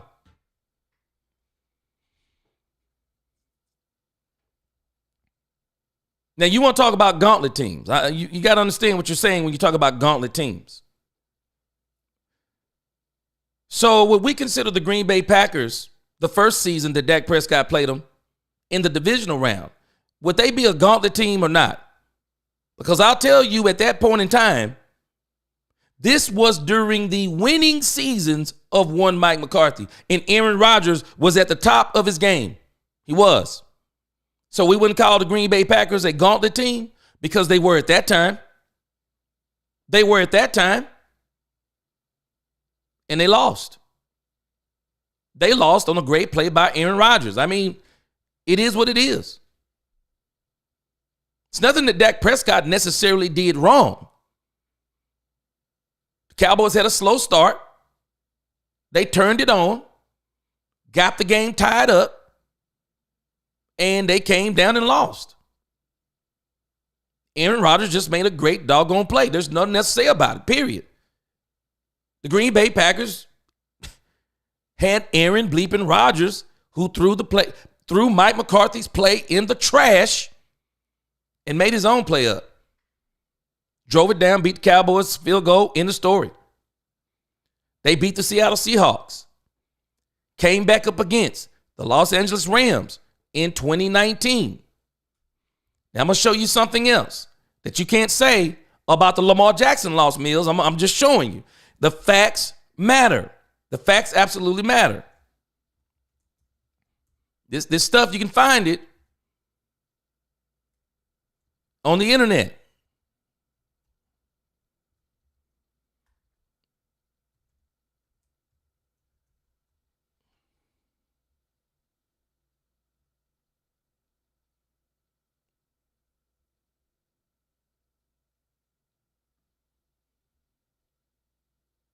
So one of the things that we can say about the Dallas Cowboys and Dak Prescott is, you think about it, the LA Rams were a pretty good team. And it seemed like that day, I can remember it like yesterday, it actually seemed like Dak Prescott was the only one that came to play because they destroyed Ezekiel Elliott. There was nothing else. There was really no offense other than Dak Prescott, but we can call it a loss because it is. San Francisco 49ers. The Cowboys are losing to the San Francisco 49ers. Do we not all remember? These are Super Bowl caliber teams. These are Super Bowl caliber teams the Cowboys are losing to. The San Francisco 49ers minus this year. So you're telling me, Mills, you're telling me the San Francisco 49ers are not a gauntlet team. They were not this year. But up until this year, the San Francisco 49ers have been a gauntlet team in the NFC. They've been a gauntlet team. We act like the San Francisco 49ers were only beating the Dallas Cowboys. No, the San Francisco 49ers were not only beating the Cowboys, the San Francisco 49ers were beating other teams too.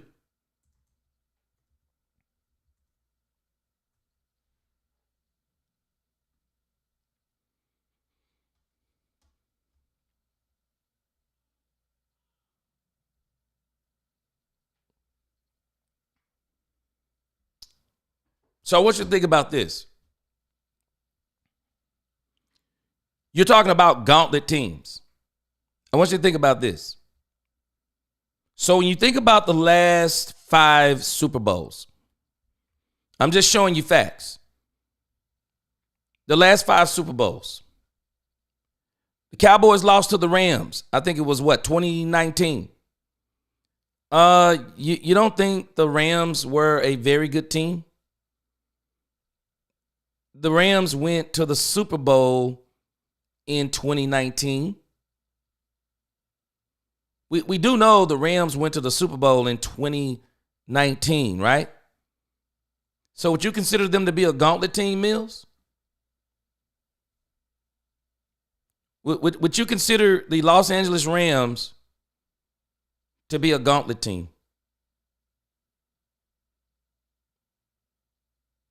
Cowboys lost in the divisional round to the Los Angeles Rams.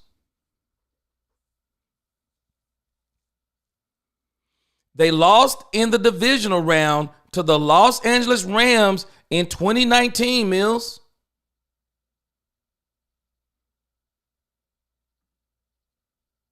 Who went to the Super Bowl in 2019?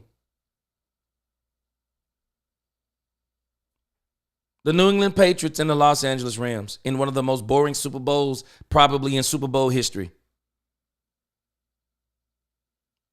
The Los Angeles Rams went to the Super Bowl, Mills, in 2019.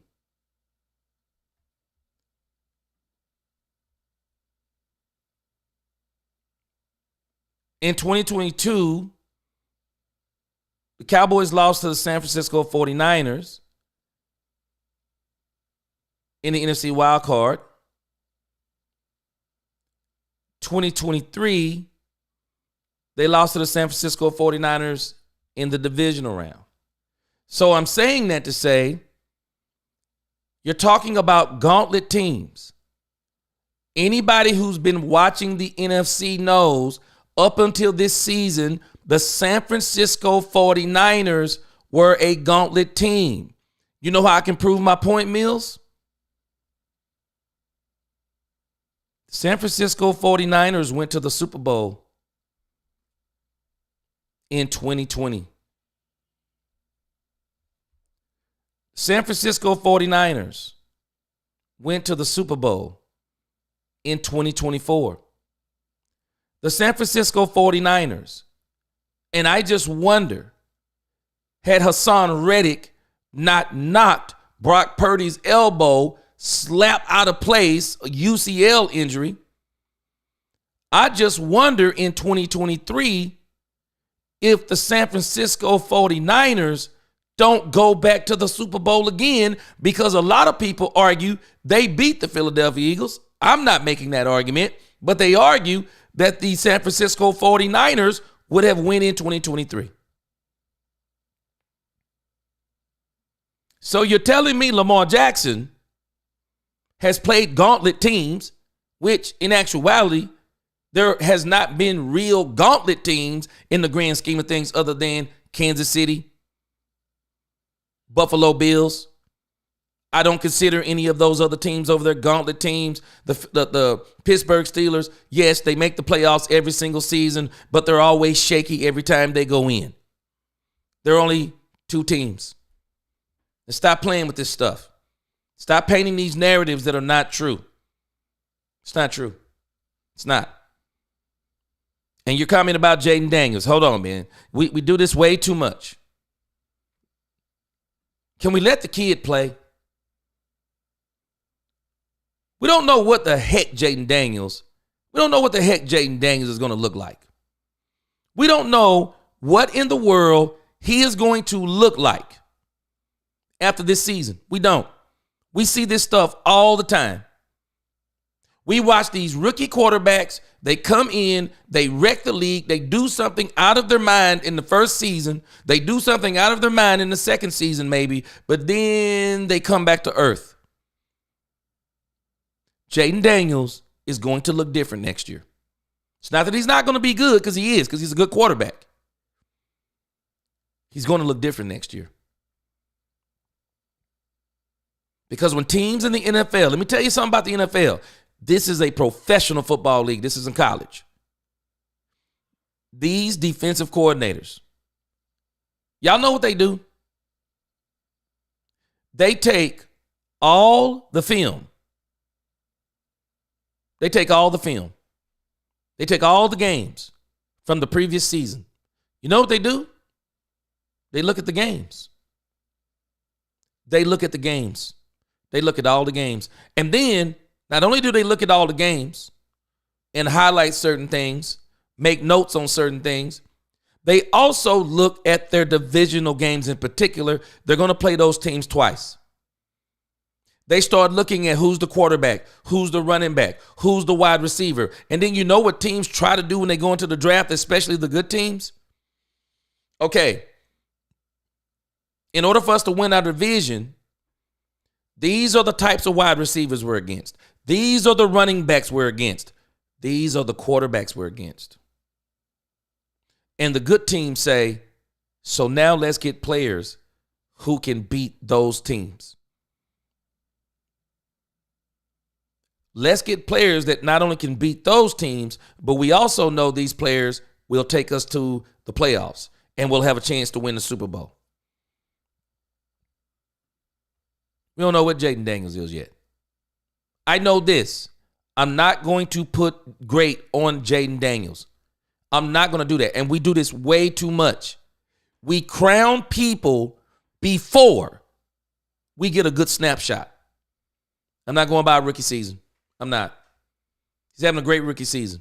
So did C.J. Stroud. So did Dak Prescott. So did Joe Burrow. I mean, we can go down the line on all these quarterbacks. They had these great, just Cinderella seasons, only for them to come crashing back to earth in the next season. C.J. Stroud came crashing back to earth like a burn-up satellite. It happens. Let's just have fun watching this kid, Jaden Daniels, and see what he does. Because I'm telling you, the buck is going to stop. They're going to get film. And then we're going to start watching some of the same thing from Jaden Daniels. Because sometimes we make this stuff about choking. Can we admit that teams are better than the teams we're playing sometimes? Now, my problem with Lamar Jackson's loss.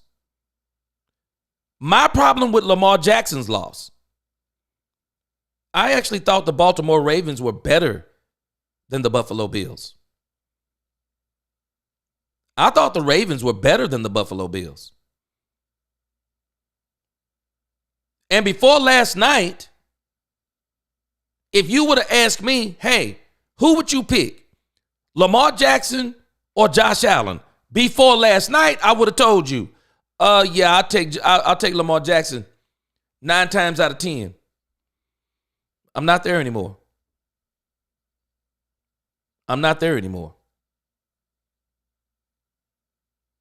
If not this year, when, Mills? You said Lamar Jackson doesn't choke, and I just persisted to show you this man is 3-5 in the playoffs. How is that not choking?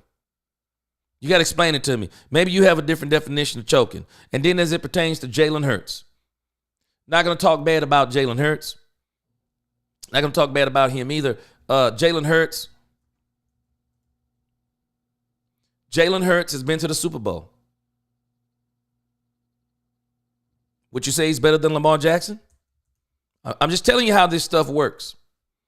See, we start rattling off stuff. And then we paint ourselves into a corner. Is Jalen Hurts better than Lamar Jackson? I would actually tell you he's not better than Lamar Jackson. Just like I would tell you that Dak Prescott isn't better than better than Lamar Jackson, as in we're talking about talent. But as it pertains to quarterback, Dak Prescott is actually better than both of these quarterbacks. Quarterbacking isn't ability only. Quarterback is up here. Now, if you think about what these two quarterbacks have against Dak Prescott and where they're better than Dak Prescott and what is really their claim to fame, they run. They have better physical ability than Dak Prescott. They run. That's the difference. They run. That's why when you get them in situations, that's why I'm telling people this year, Jalen Hurts is lethal. He's not putting up video game numbers. He's not putting up video game numbers in the passing game. He's not putting up video game numbers even in the run game. But he's just good enough in both. With a good team around him, he's just good enough at both to where he can win games. He's lethal. It's not about him being better. It's about what he does better. And the fact, if you don't think the Philadelphia Eagles team is stacked, I don't know what else to tell you. I really don't know what else to tell you. There's no argument if you don't understand that not only are the Eagles stacked, but Howie Roseman has kept this team with players, because everyone keeps saying Howie Roseman must be the best GM in the NFL, because how does he continue to put players around one Jalen Hurts?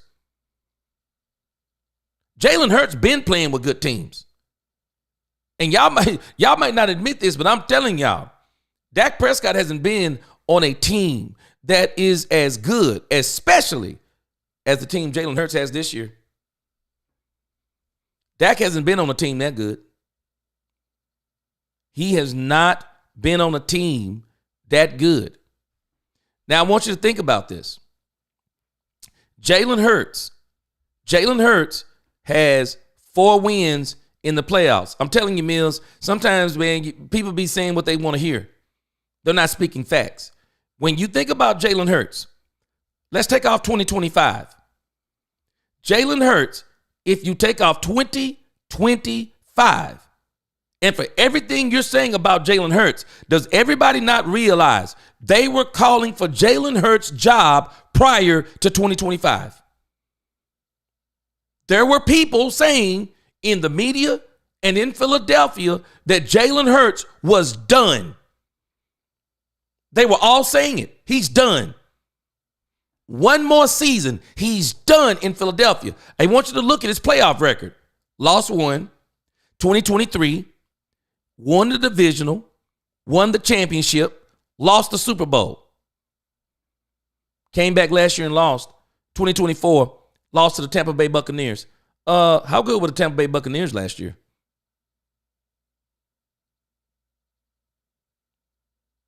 How good was Tampa Bay? I don't remember anybody saying last year that Tampa Bay was world beaters. How good was Tampa Bay? So in the grand scheme of things, he had only had 2 playoff wins. In the grand scheme of things, he had 2 playoff wins, the divisional and the championship. That's great.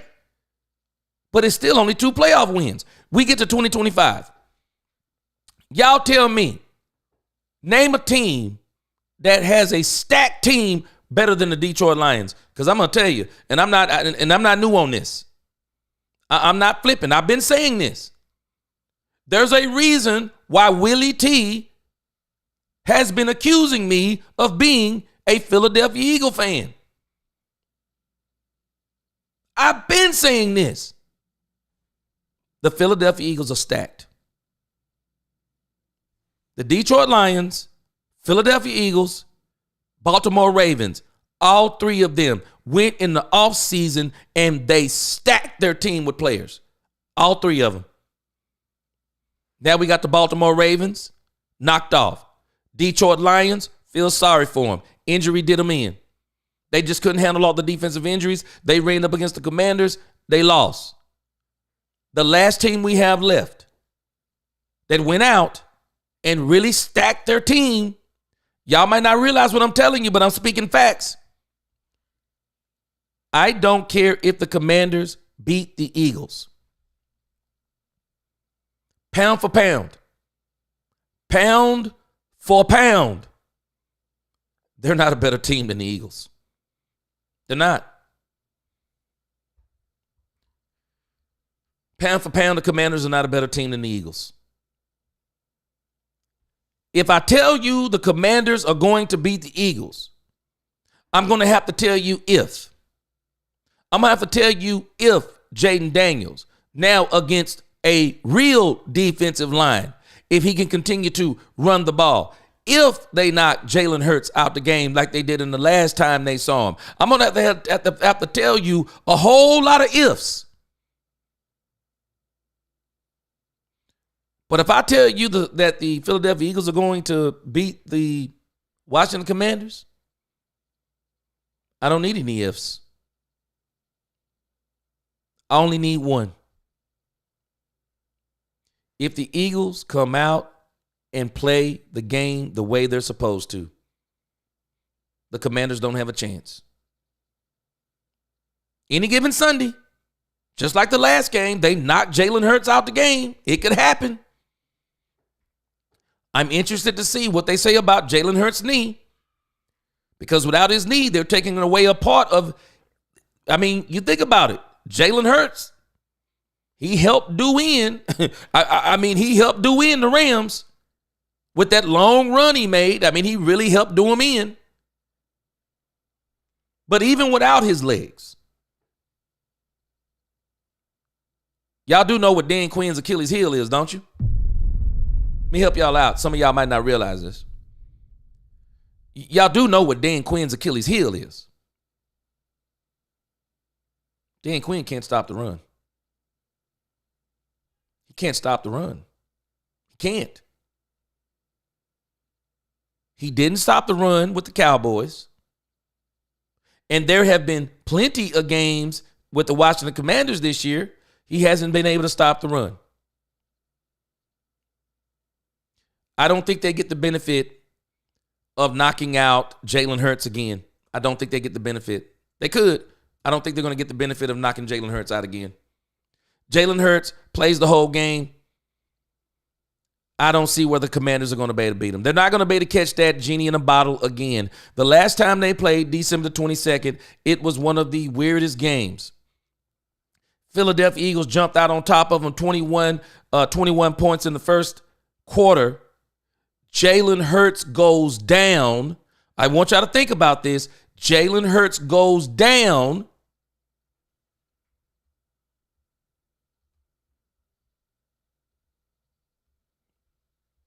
Look what happened after he went down. 0, 6, 6, 7, 7, 22. That was the Jalen Hurts effect. That doesn't happen if Jalen Hurts stays in the game. It doesn't happen. And I'm telling y'all something. We're not giving Dan Quinn enough credit. Dan Quinn is genius. Dan Quinn came out against the Dallas Cowboys in that last game, and they almost lost to the Dallas Cowboys. I want you to stick that doggone feather in your cap. Now, they did take Jaden Daniels out after the first half, but it is not like they had ran off on the Cowboys in the first half.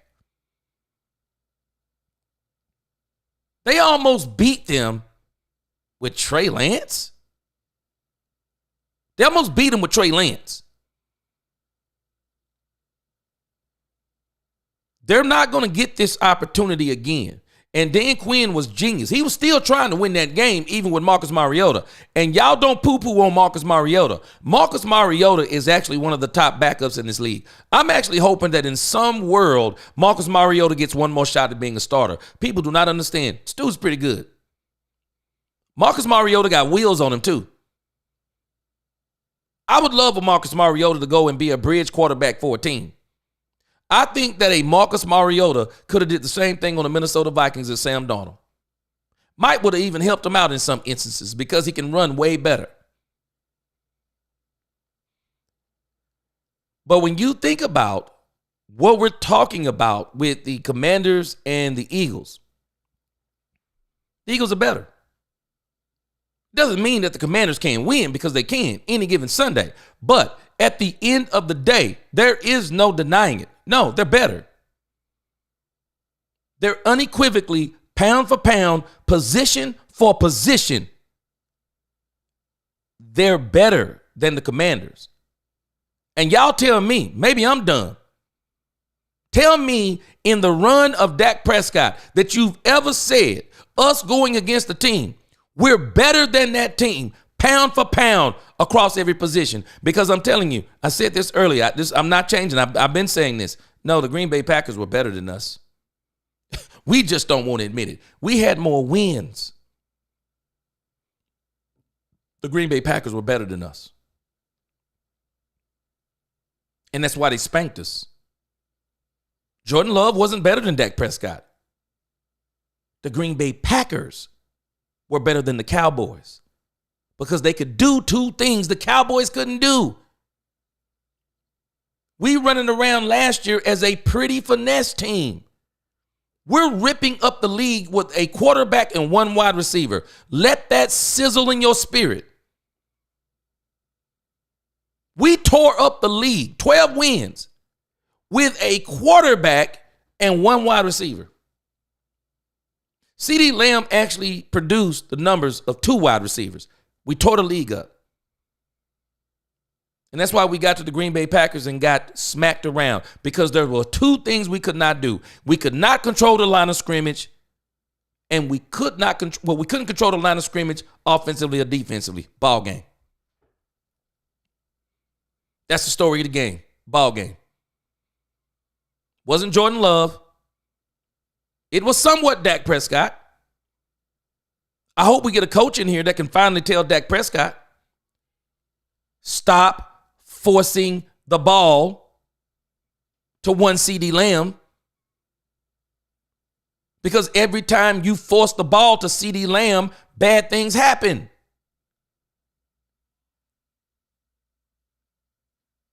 But pound for pound, we were not better than the Green Bay Packers. We were not. It doesn't matter if anyone admits it. We were not. We couldn't stop the run. You're halfway done there. If you can't stop the run in the playoffs, you're done. You got one wide receiver, you're 75% done. That's all we had, one wide receiver. There was no way anyone else was getting the ball. CeeDee Lamb was the only hope. Double and triple teamed him. And if you can't run the ball, go home. We were already at home. Go to the locker room. The game was over before it started, and we don't even want to admit it. The Green Bay Packers were better than us. But if you look at the Philadelphia Eagles, if you don't think Jalen Hurts going out changed that game, I don't know what else to tell you. And the thing I want to show you is this number right here. This is all Philadelphia has to do. Right here. You see how many yards they had the last time they played the Washington Commanders? 211 yards. I promise you, if the Philadelphia Eagles, with Jalen Hurts healthy the whole game, this is an if, but it's actually not just an if. It is a strong possibility. It is going to happen. Because why else wouldn't it?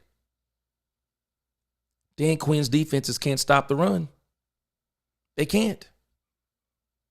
And if I'm Philadelphia, this is serious. This is simple to me. Run the ball. Run the ball. Look at the time of possession.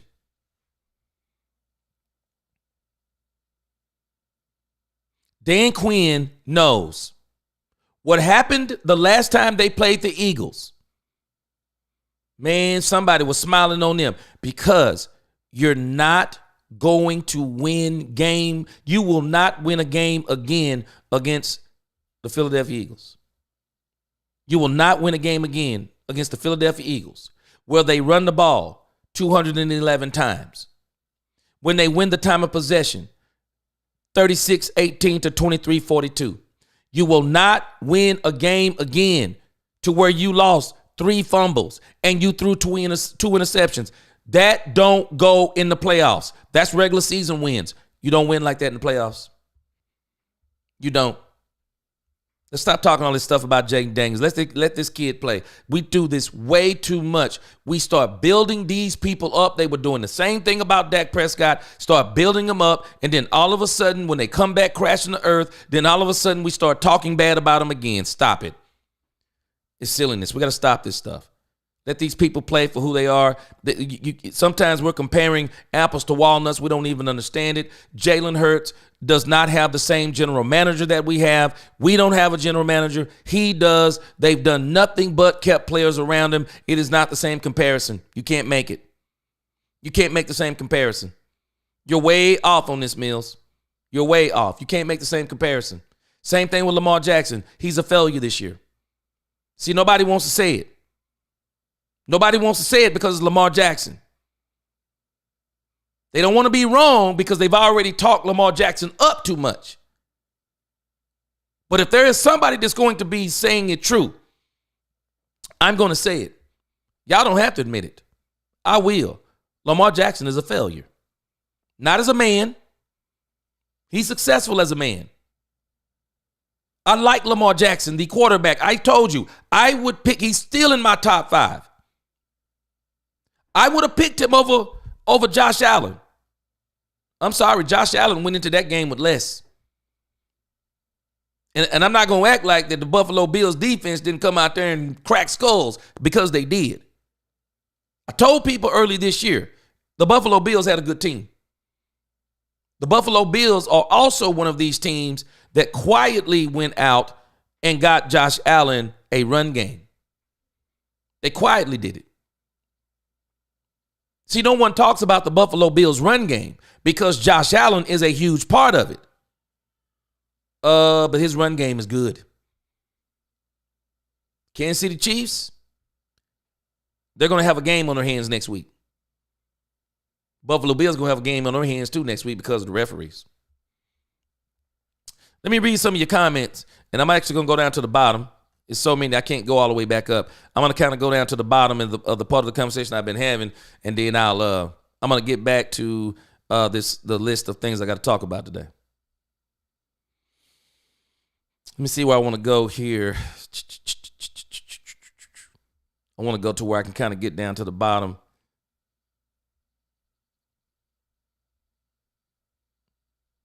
All right, let me see where I want to get to. Let me see. I don't agree with you, Mills. Hurts is not better than Dak Prescott. He runs better than Dak Prescott. There's a difference. He also has had a better team around him than Dak Prescott. Understand the difference. I'm not saying you're dumb. Just understand what you're looking at. Howie Roseman has kept good teams around Dak Prescott. Around Jalen Hurts. He's kept good teams around him. And the one thing that Jerry hasn't done he hasn't kept good teams. He's kept some good players around Dak. He hasn't kept good teams. People need to know the difference. There's a difference in having 9 All-Pros on your team and having a good team. Have you realized the teams that win the Super Bowls, we don't be talking about, yeah, they won a Super Bowl and they had 10 All-Pros. You don't hear that stuff. No, because they're playing together as a team. And there's not individuals standing out so far because they're all playing as a team. They're sharing in what they're doing. And so people don't understand. To me, when I think about CeeDee Lamb being an all-pro wide receiver on this team, I'm going to say it because nobody else will. You know why that's not a big deal to me? It's not that I don't think CeeDee Lamb is top 3, because I do. CeeDee Lamb is top 3. My problem with the issue with CeeDee Lamb is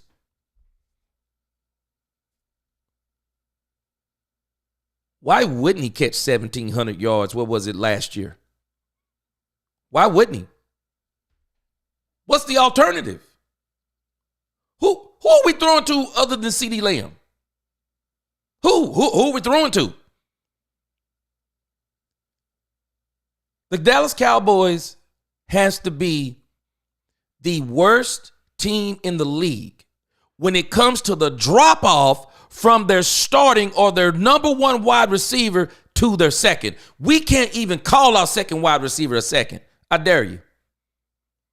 You can't on the depth chart.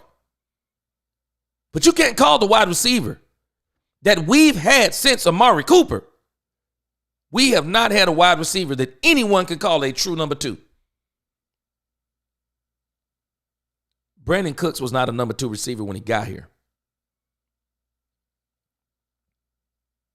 Brandon Cooks is not a number 2 receiver. Brandon Cooks is actually your number 3 burner. That's what he is. He's your number 3 burner receiver. He's the guy you put in the slot, or he's the guy you put on the outside and say, hey, just run straight down the field. That's Brandon Cooks. Brandon Cooks is not a legit number 2, and the Cowboys still don't have one. Cowboys still don't have a legit number 2, and they have to go and get a legit number 2, and I don't want them to get that legit number 2 I don't want them to try to make it somebody on the team. No, they need to go out and draft them. They need to go out and draft them. They do. All right, let me see where I was. Nisi. Didn't I say it? We got to stop doing this. We do this to these quarterbacks all the time.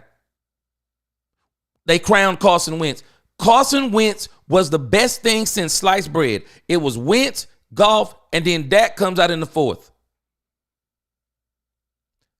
And to this day, right now, I would take Dak Prescott over Carson Wentz and Jared Goff any day. And I bet you if you ask people now if they could go back to that draft, who would they choose first?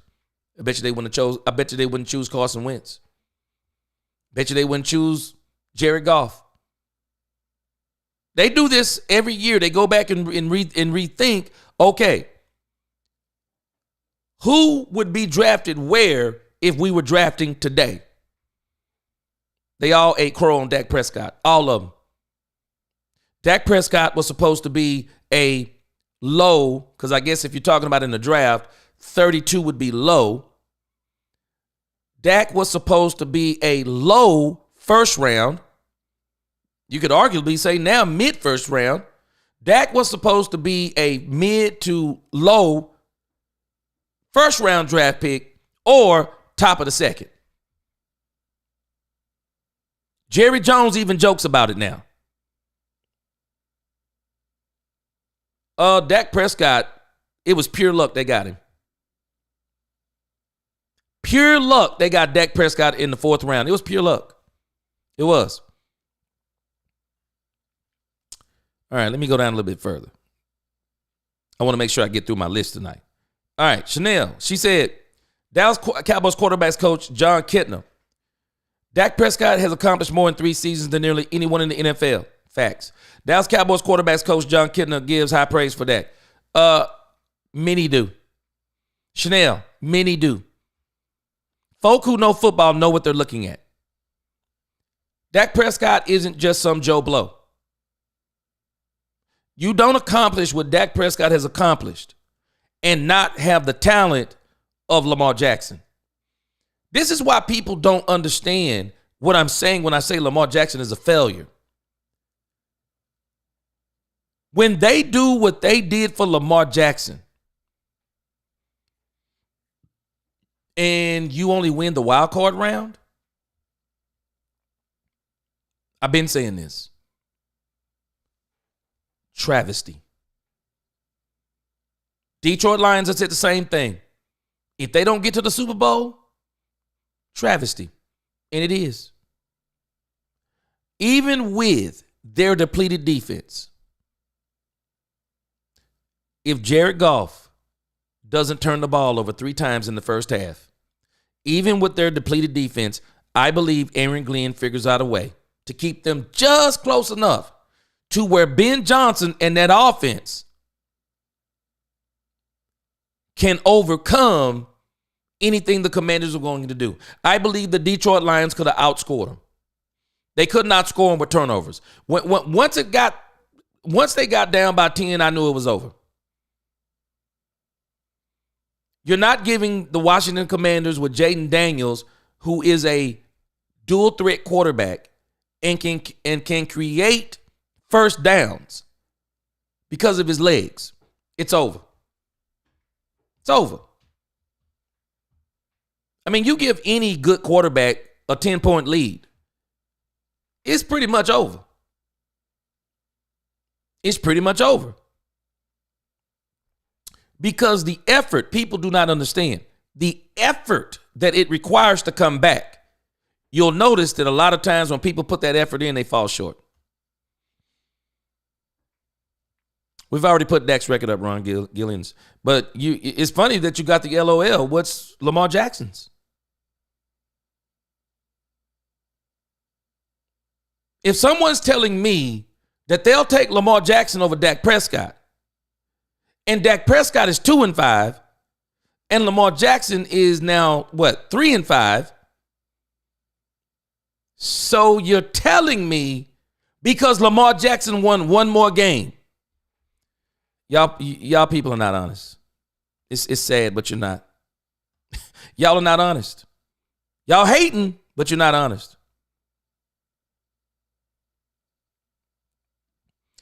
Ron, do you know the definition of a quarterback? Dak Prescott is a better quarterback. He's not a better athlete. There's a difference. Trey Lance is a better athlete than Dak Prescott. Trey Lance didn't beat Dak Prescott out because he's not a better quarterback. It doesn't require quarterbacks. Y'all know what's strange? Have y'all noticed that the Lamar Jackson type quarterbacks have yet to win the Super Bowl? Let that sink in. Isn't it strange? The Lamar Jacksons, the Cam Newtons, the Michael Vicks, all of these quarterbacks who we absolutely love. Why? Because they're so exciting. Isn't it strange? They're not winning Super Bowls. Why are they not winning Super Bowls? Why are they losing? Why are they losing to quarterbacks who typically can't run? Why are they losing, y'all? Explain it to me. Stop confusing better athlete with better quarterback. Learn football. Stop talking it. Some people, they talk it, they don't learn it. When we're looking for quarterbacks, if you're looking for athletic quarterbacks, go ahead. Just go ahead. You're going to find out something. You're going to win a lot of games. You're just not going to win the game. That's going to be your problem. You're not going to win the game. You may even get close to the game. You're not going to win the game. You know why? Because when you come up against these other good teams and they have the personnel, see, you start playing these regular season games and a lot of those teams don't have the personnel. So you can run all over them. Yeah, your quarterback can run all over them. And then you come to that game and somebody says, I know how we stop him. It's making one-dimensional. What do you mean? Well, he runs better than he throws. All we have to do is stop him from running and make him beat us with his arm. Really? If my best attribute is to run, what do you think I do when I get in trouble? Do I run, scramble side to side, looking down the field for a deep throw? Or do I say, I got this? I'll run this first down. I'll run this touchdown. When you come up against the show enough good teams, you know what they say? No, you're not. Because we're not going to let you be the best athlete today, Lamar Jackson, because we know you're the best athlete on the field, Lamar Jackson. You know what we're going to do to you? We're going to nullify you being the best athlete. We're going to stop you from running, and you're going to throw it.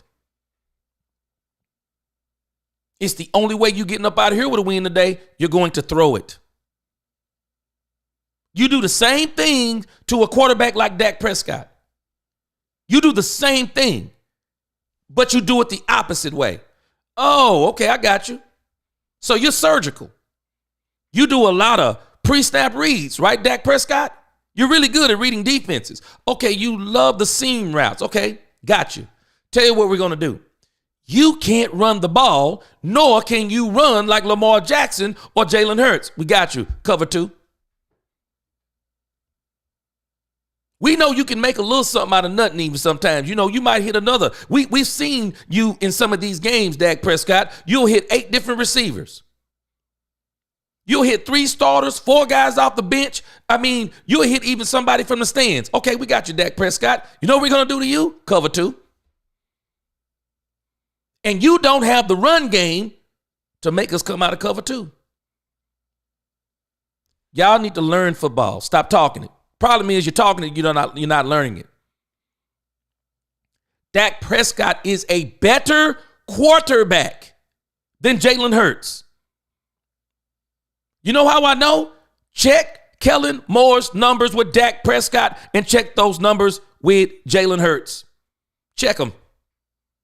Check them numbers. Dak Prescott video game numbers. Kellen Moore. Put them numbers up. Lamar Jackson, video game numbers. You know what Lamar Jackson beat Dak Prescott? Where he didn't beat Dak Prescott last year, but they gave it to him. His quarterback numbers were not there. They were not. He beat Dak Prescott rushing the ball. But even if you look combined, Dak Prescott destroyed Lamar Jackson, but they gave it to him anyway. Understand the difference between an athletic person and a quarterback. How many people on here have not said Jalen Hurts is basically a running back playing quarterback? I'm not going to go necessarily that far because Jalen Hurts is a quarterback. He's just not the type of quarterback He's just not the type of quarterback that hey, you know what? If it's me, I don't want a running quarterback. If it's me, I don't want a running quarterback. I don't mind having a quarterback that can run. Those are two different things. I don't mind having a quarterback that can run. I don't want a running quarterback. I don't want a running quarterback. I want a quarterback that can run. Maybe not even run, just scramble. All I need you to do is scramble.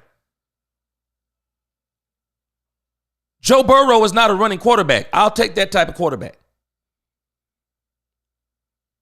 Dak Prescott is no longer a running quarterback. We're going to have to face the facts. He's no longer a running quarterback. So they're going to have to do for Dak what they did for Troy in the 90s. Okay, now we got to get a show enough run game. There's no other way to do it. Now we got to get a show enough run game. He's not a part of the run game. I'm good with that. Some of y'all might not be, but I'm good with that. I'm good. I don't need Dak Prescott to be a running quarterback no more. I don't. Get him a run game. That's all we need. Get him a run game. John Kitna, John Kitna was a good quarterback coach too. Yeah, Hurts and Purdy went to the Super Bowl, but where are the rings? And they're not better than Dak Prescott. They're not. Ask Kyle Shanahan.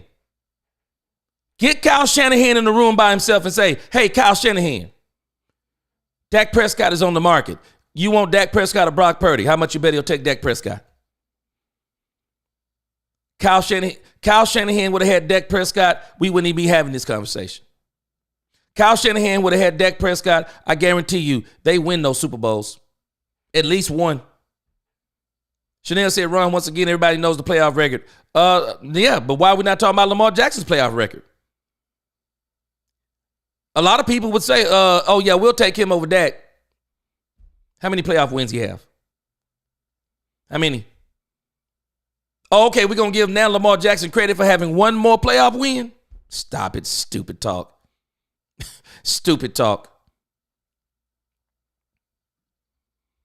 Yeah, he is. He's better than them. Statistically, better than them. Lamar Jackson only one more win than him. Jalen Hurts. Now he has one more. Now he has two more wins than him. But I'm sorry, you can't tell me that Dak Prescott has had the team around him this year. I mean, the team around him that Jalen Hurts has around him this year. I'm sorry, that team around Jalen Hurts is insane. And if the Washington Commanders beat the Philadelphia Eagles, travesty. Travesty. I don't care what anyone says. I don't care who Jaden Daniels is. If the Washington Commanders in Dan Quinn's first season beats the Philadelphia Eagles, who pound for pound is a better team, they're better. Point blank in the story. They're better than the Washington Commanders. There is going to have to be a lot of ifs. Somebody's going to have to go down on the Philadelphia Eagles. It's going to have to be Jalen Hurts, Saquon Barkley. Somebody will have to go down on the Philadelphia Eagles team in order for the Washington Commanders. I am not going to be shocked this time. I'm not going to be shocked because the Eagles were on their way to doing it the first time. They were literally about to smash the the Washington Commanders. The Eagles were about to smash the Commanders. I'm not going to be shocked if they do it this time. I'm not going to be shocked if the Eagles come out and absolutely obliterate.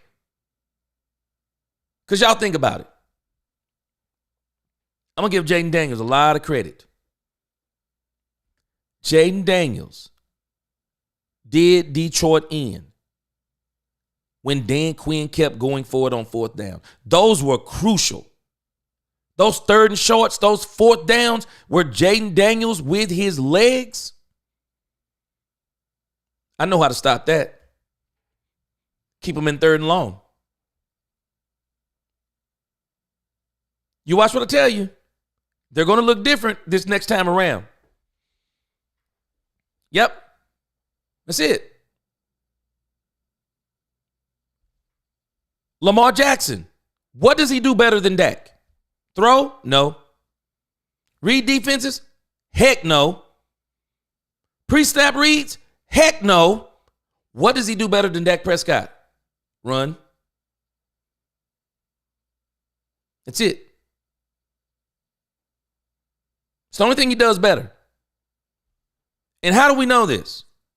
Because it seems like when Lamar Jackson gets to the playoffs, what does every team do?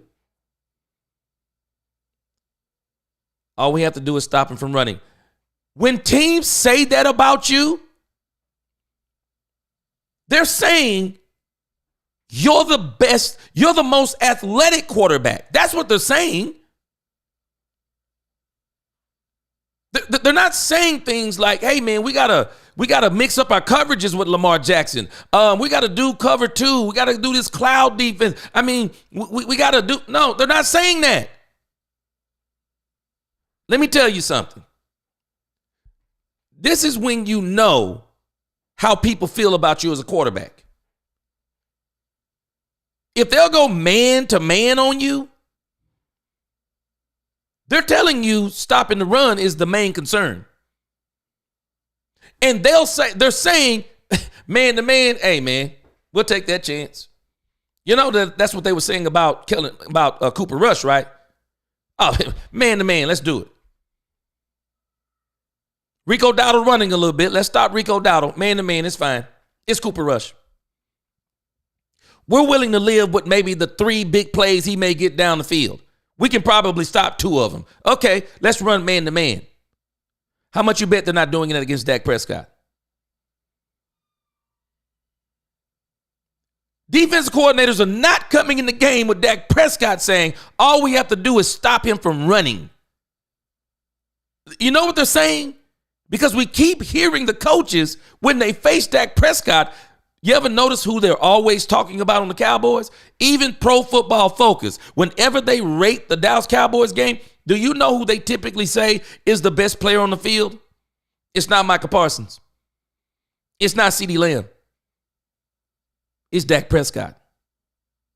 People will run the Pro Football Focus and go with all these numbers about Micah Parsons and quarterback pressures and all of this stuff. But then when Pro Football Focus starts talking about Dak Prescott and all of the things he's doing that people don't understand, and then they rate him so highly, everybody get mad.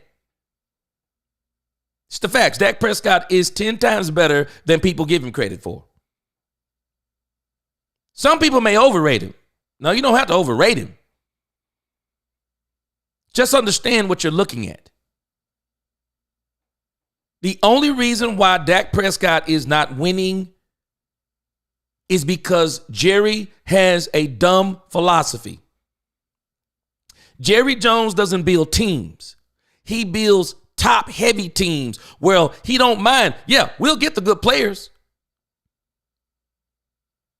We just don't put the teams around them. Okay, we got a quarterback, we got a wide receiver.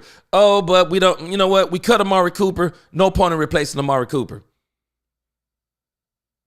Oh, we got Dak Prescott. Well, Tony Pollard, we let him go.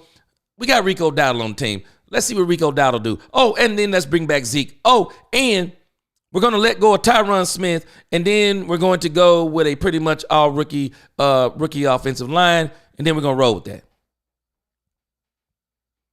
Oh, defensively, we got Micah Parsons. Okay, Odigizua, we'll see he's coming into his own. Damarion Overshown will be back. We got Trayvon Diggs, and we got Deron Bland. This is what our team does. Oh, and they're all good enough. Everyone else around them, we're either going with cheap players, guys we got off the streets, whatever the case may be. But we got good players. And then at the end of the year, yeah, man, the Dallas Cowboys got 9 All-Pros. That's the problem. Oh, by the way, you want to know why they're All-Pros? They're not necessarily the best at their positions, but because we don't have anything around them, they stand out head and shoulders on the team. And so they amass great stats because they're the best on the team. We don't even understand.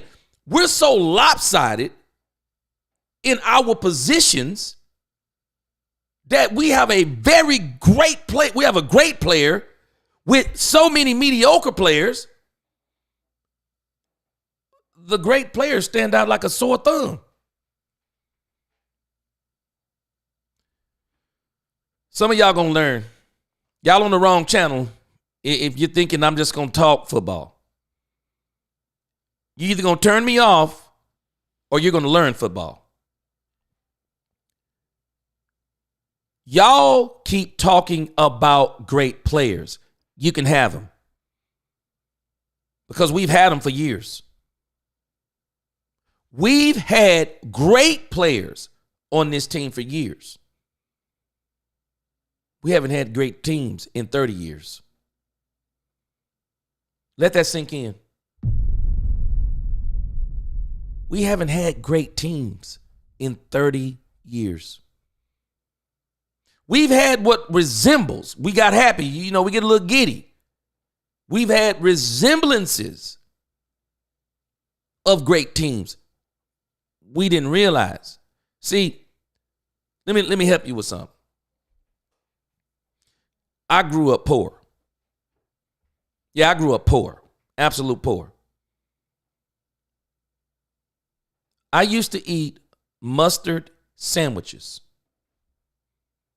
for lunch sometimes. Loved it. Didn't think anything of it. I mean, we would eat sandwiches when I was growing up. And your choices were, you can have a mustard sandwich or you could have a mayonnaise sandwich. And if there was a barbecue that might have happened the day before, you could really get fancy. Oh, wait, don't let me forget the third one. Ketchup sandwich. Mustard, mayonnaise, ketchup. And if there was a barbecue the day before, and if there was some barbecue sauce left or the pan, maybe there was one piece of leftover chicken, somebody got it, and then the pan was left on the stove, you could get your bread and you could rub it in the leftover sauce and you could have a barbecue sauce sandwich. I never even blinked. There was so much love in my family when I was growing up. I didn't even know I was poor. I didn't know I was poor. Then you go to school. And then you start having, you get lunches, free lunches and stuff.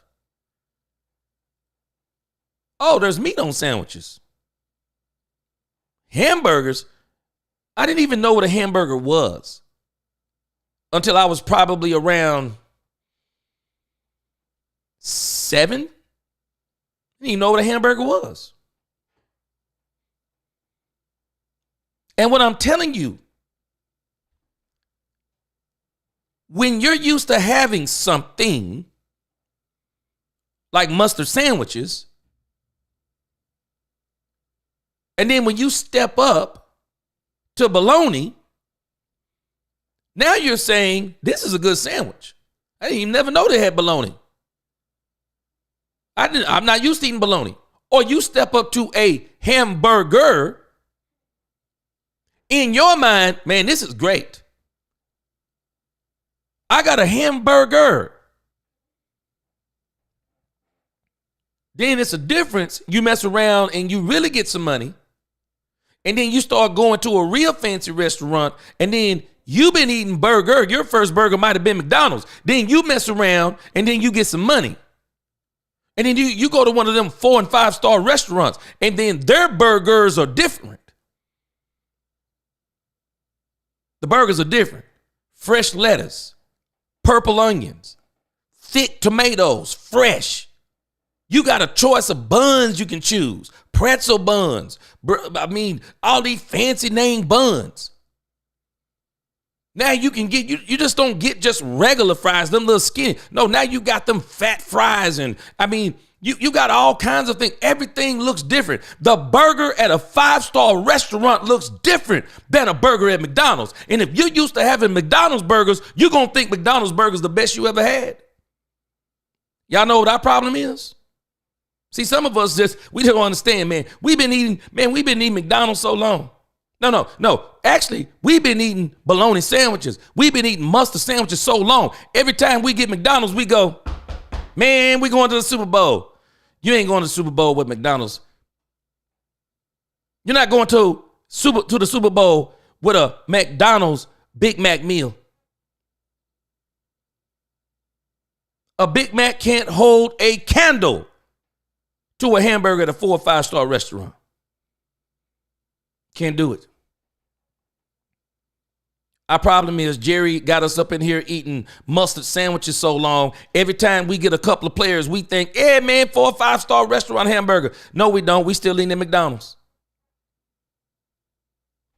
We have not put a team around Dak Prescott. Whether y'all want to admit it or not, we have not put a team around Dak Prescott. When I look at the Detroit Lions, you give Dak Prescott that and Dak Prescott failed like Jared Goff failed, I'm going to tell you Dak Prescott failed. We haven't had a team like that Detroit Lion team. That team was sick.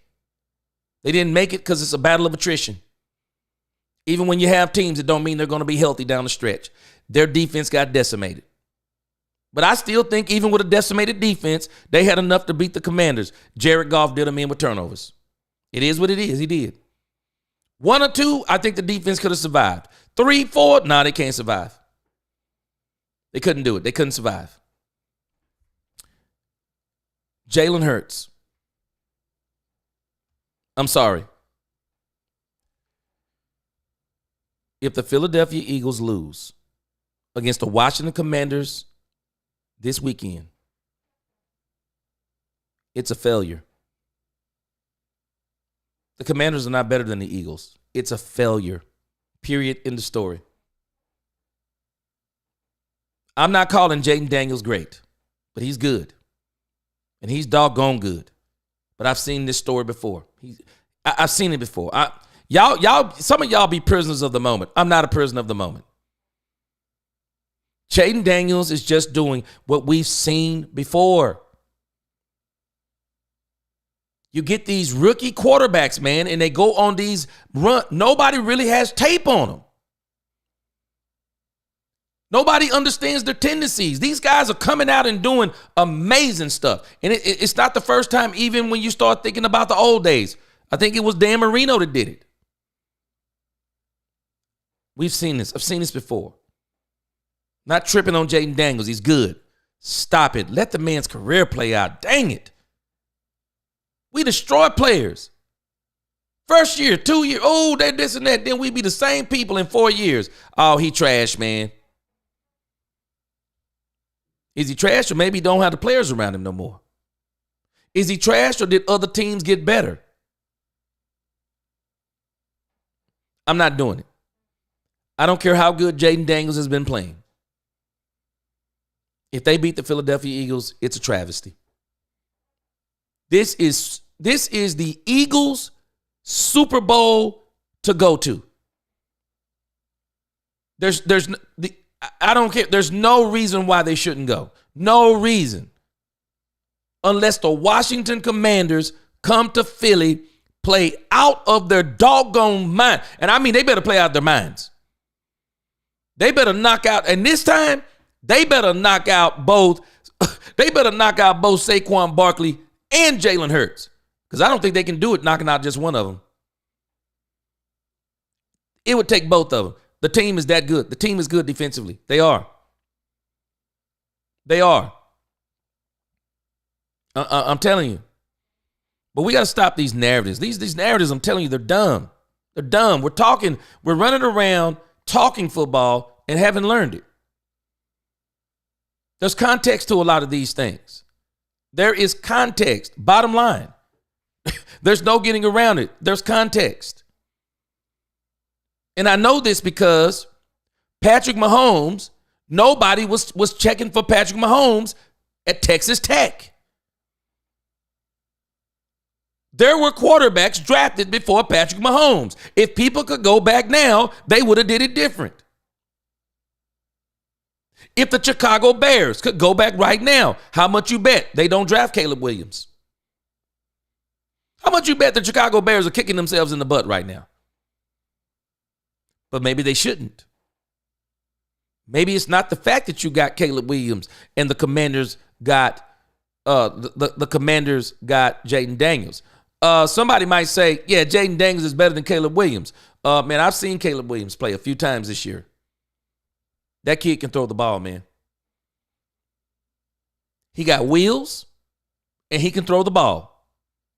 He's got a bigger body than Jaden Daniels. Let me tell you something. Jaden Daniels, he already had ribs injury this year. Let me tell you something. He's a small kid. Keep playing with the NFL. Them small quarterbacks, they're going to be hurt. I promise you, book it. They're going to be hurt. He's already been hurt this year. Book it. They're going to be hurt. Caleb Williams, he's a bigger body quarterback too. Let's stop before we put the verdict out on Caleb Williams and say that Jaden Daniels is better than Caleb Williams. Let's give it some context. Who got the better coach? Caleb Williams or Jaden Daniels? Oh, wait a minute. Hold on a second. Caleb Williams is just now getting a coach. They fired the coach, mid-season, somewhere in there? Who has had the better system around them? Jaden Daniels or Caleb Williams? See, we start talking narratives. These people in the media. Oh, yeah, Jaden Daniels is way better than Caleb Williams. Stop it. Stupid talk. The number one draft pick or the top quarterback in the league, I'm sorry, they don't get the opportunity that Patrick Mahomes and Lamar Jackson both got. And I'm even going to say Dak Prescott.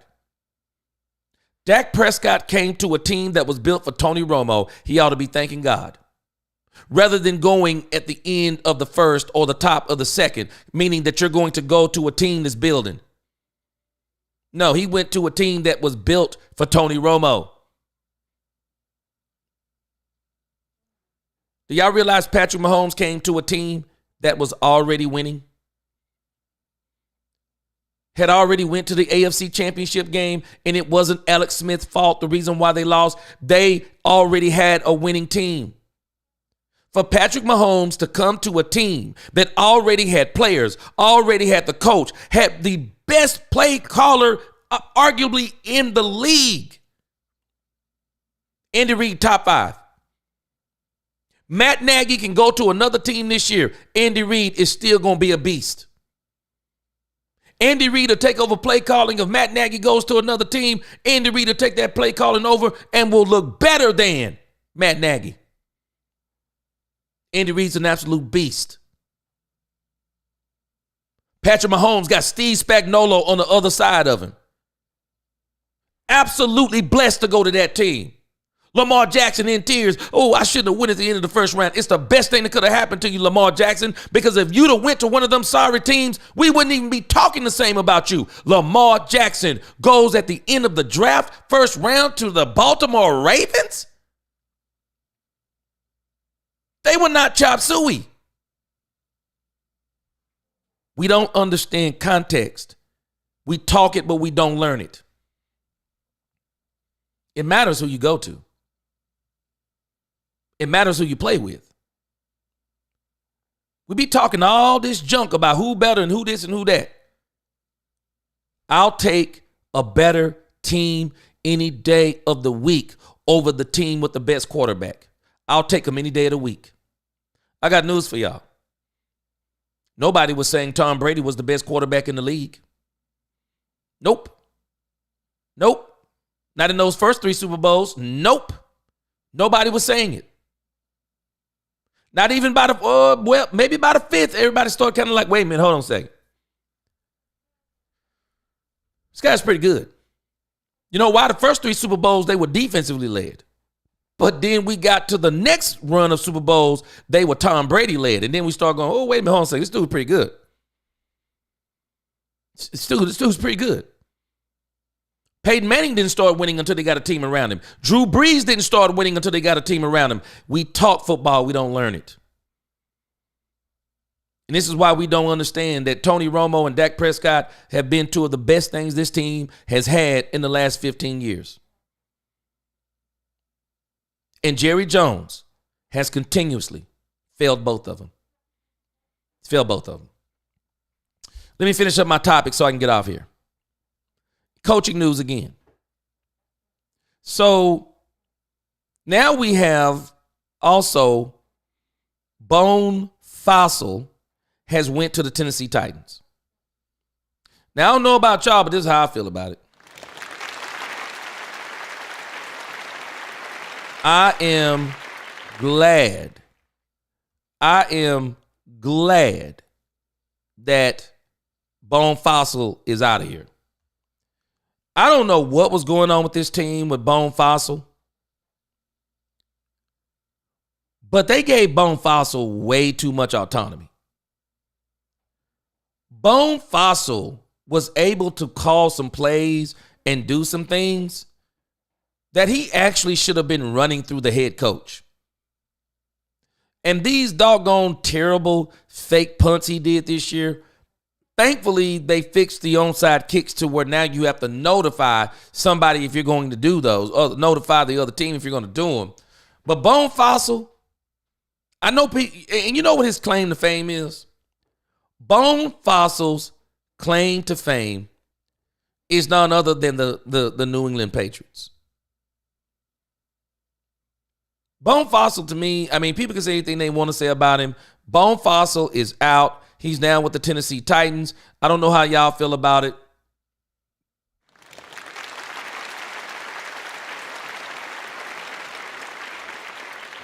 Good riddance. Now, I'm going to say this to all of you people in the chat.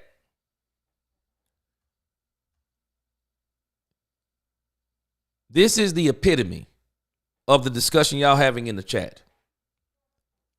Y'all might not realize what you're discussing. It is the epitome of what's wrong with this team. We have made our entire focal point the quarterback. And we do this because we have become a reflection of our owner.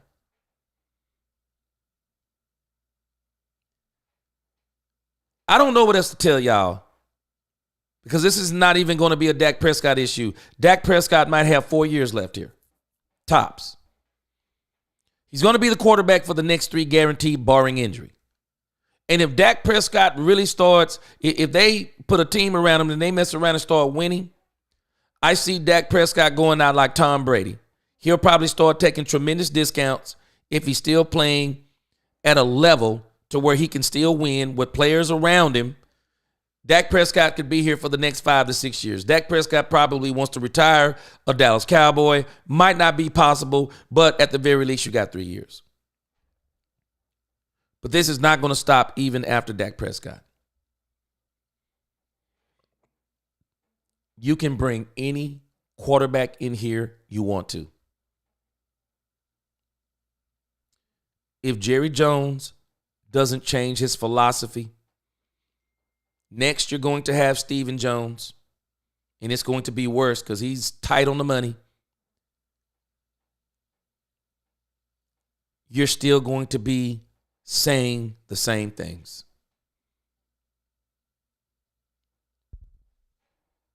Y'all been eating mustard sandwiches too long. And your statements clearly show it. You're comparing quarterbacks in 5-star restaurants to a quarterback that's eating at McDonald's.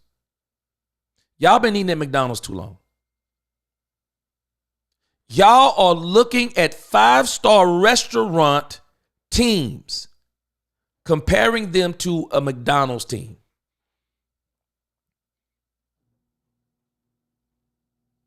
We're the most popular team in the world, lucrative team in the world.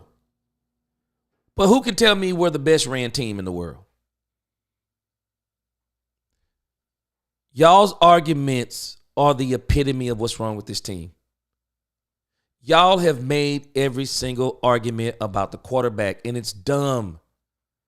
I'm just telling you, these are dumb arguments y'all are making. Anybody who keeps, it's dumb. The reason why other teams are doing better than us, they're not doing the stupid stuff we're doing. This is one of the things. I'm telling you, I guarantee you Dan Quinn's glad to be away from here.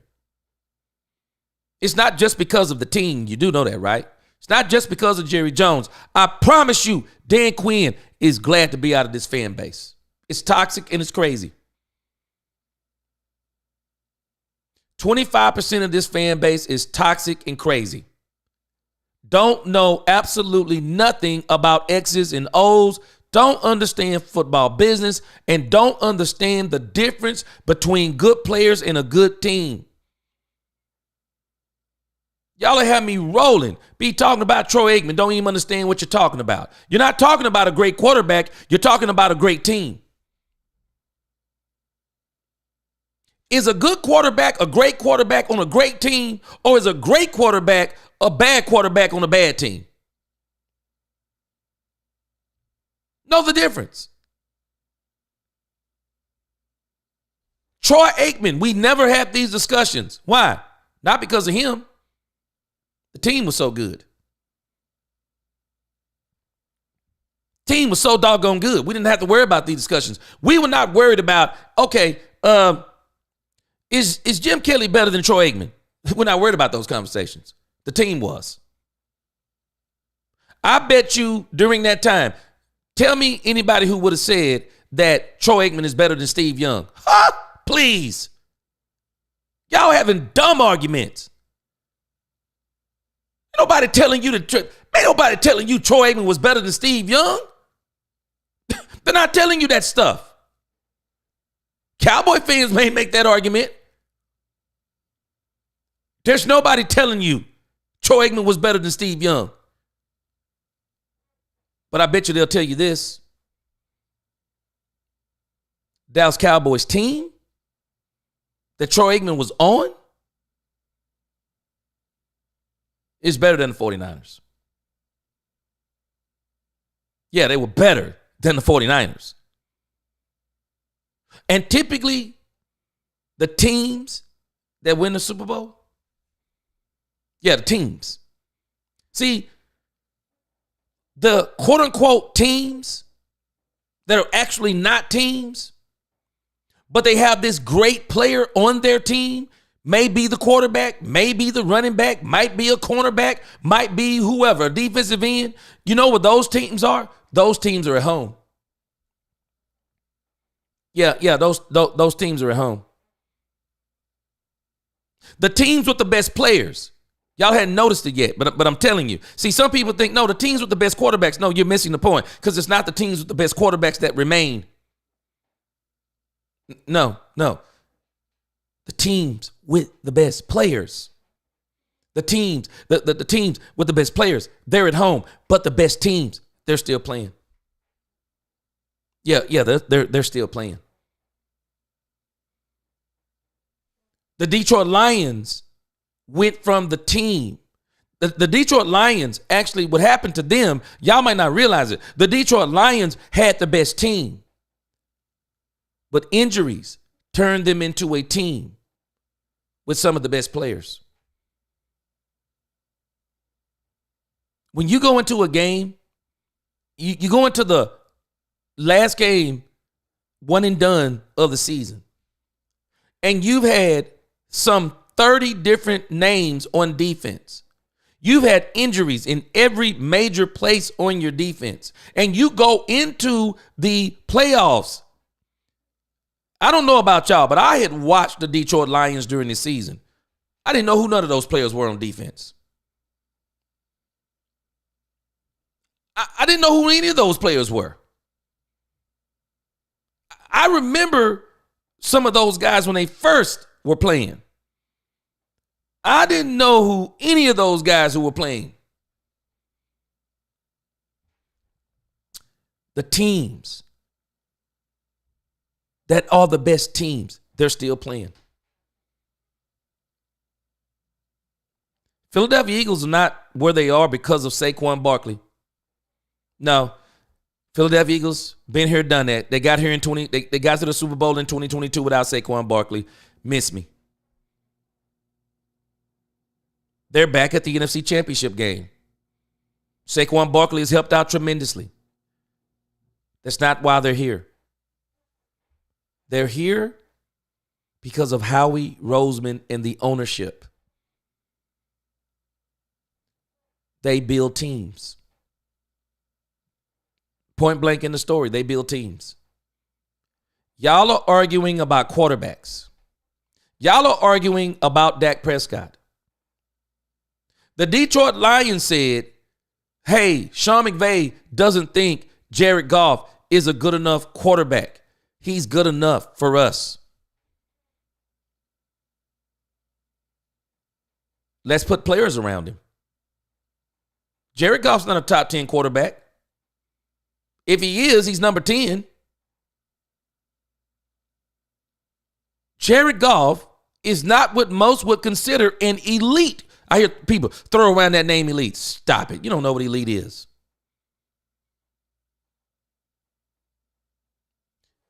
We're arguing quarterbacks, and the Detroit Lions are arguing a team.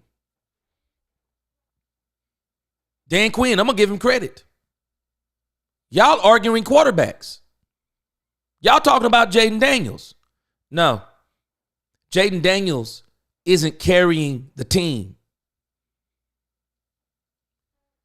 Dan Quinn has built a team and a system that Jaden Daniels can flourish in. Know the difference. Know the difference.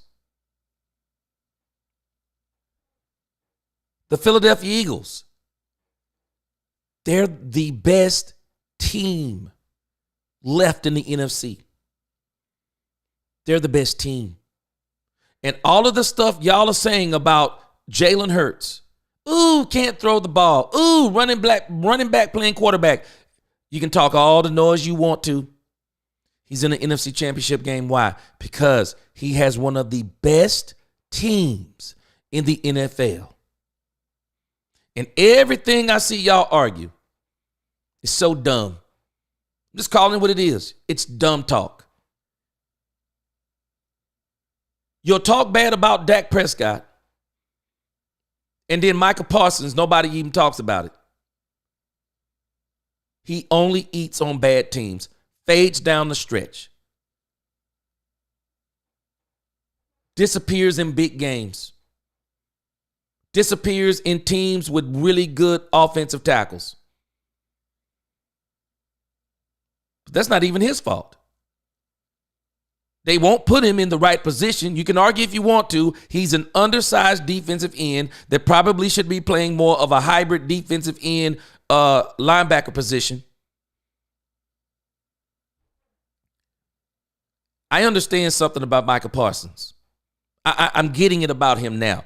Problem is he's young and immature. He doesn't know how to necessarily communicate as good as he's probably going to learn how to do in the future.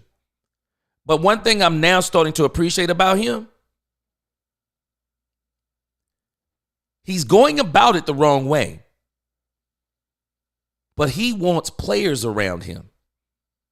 He doesn't understand the contract game yet. The contract game isn't about you taking less money. See, Tom Brady is the one who started this mythology.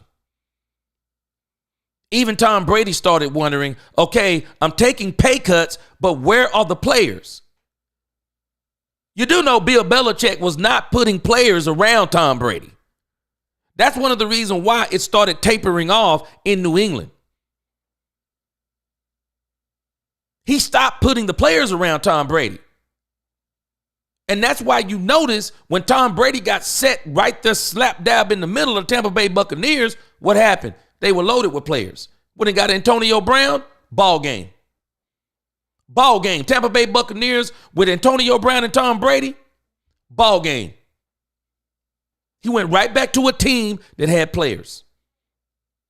And you don't necessarily have to have the best players. You may have the best you may have the best player in a position. You don't have the best players in all the positions. Unless you're the 90s Cowboys. I mean, that's an anomaly. They have the best players in almost every position. Y'all are a reflection of your owner. that you talk so bad about? You say he's the problem. You say he won't get players, but then you talk about the quarterback that don't have the players around him. Which one is it? Is it Jerry Jones' fault or Dak Prescott's fault? I mean, which one is it? Which one y'all gonna choose? You tell me it's Jerry Jones, but then you're talking Dak Prescott. Which one is it? Y'all can't make your mind up. And y'all don't realize y'all are the epitome of the problem with the Cowboys. You keep talking quarterback, but you're not talking teams.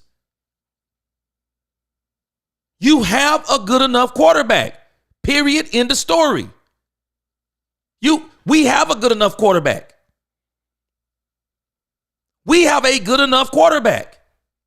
Period. End of story. Jared Goff is not a top 5 quarterback. Jalen Hurts, as much as I like Jalen Hurts, he's not a top 5 quarterback.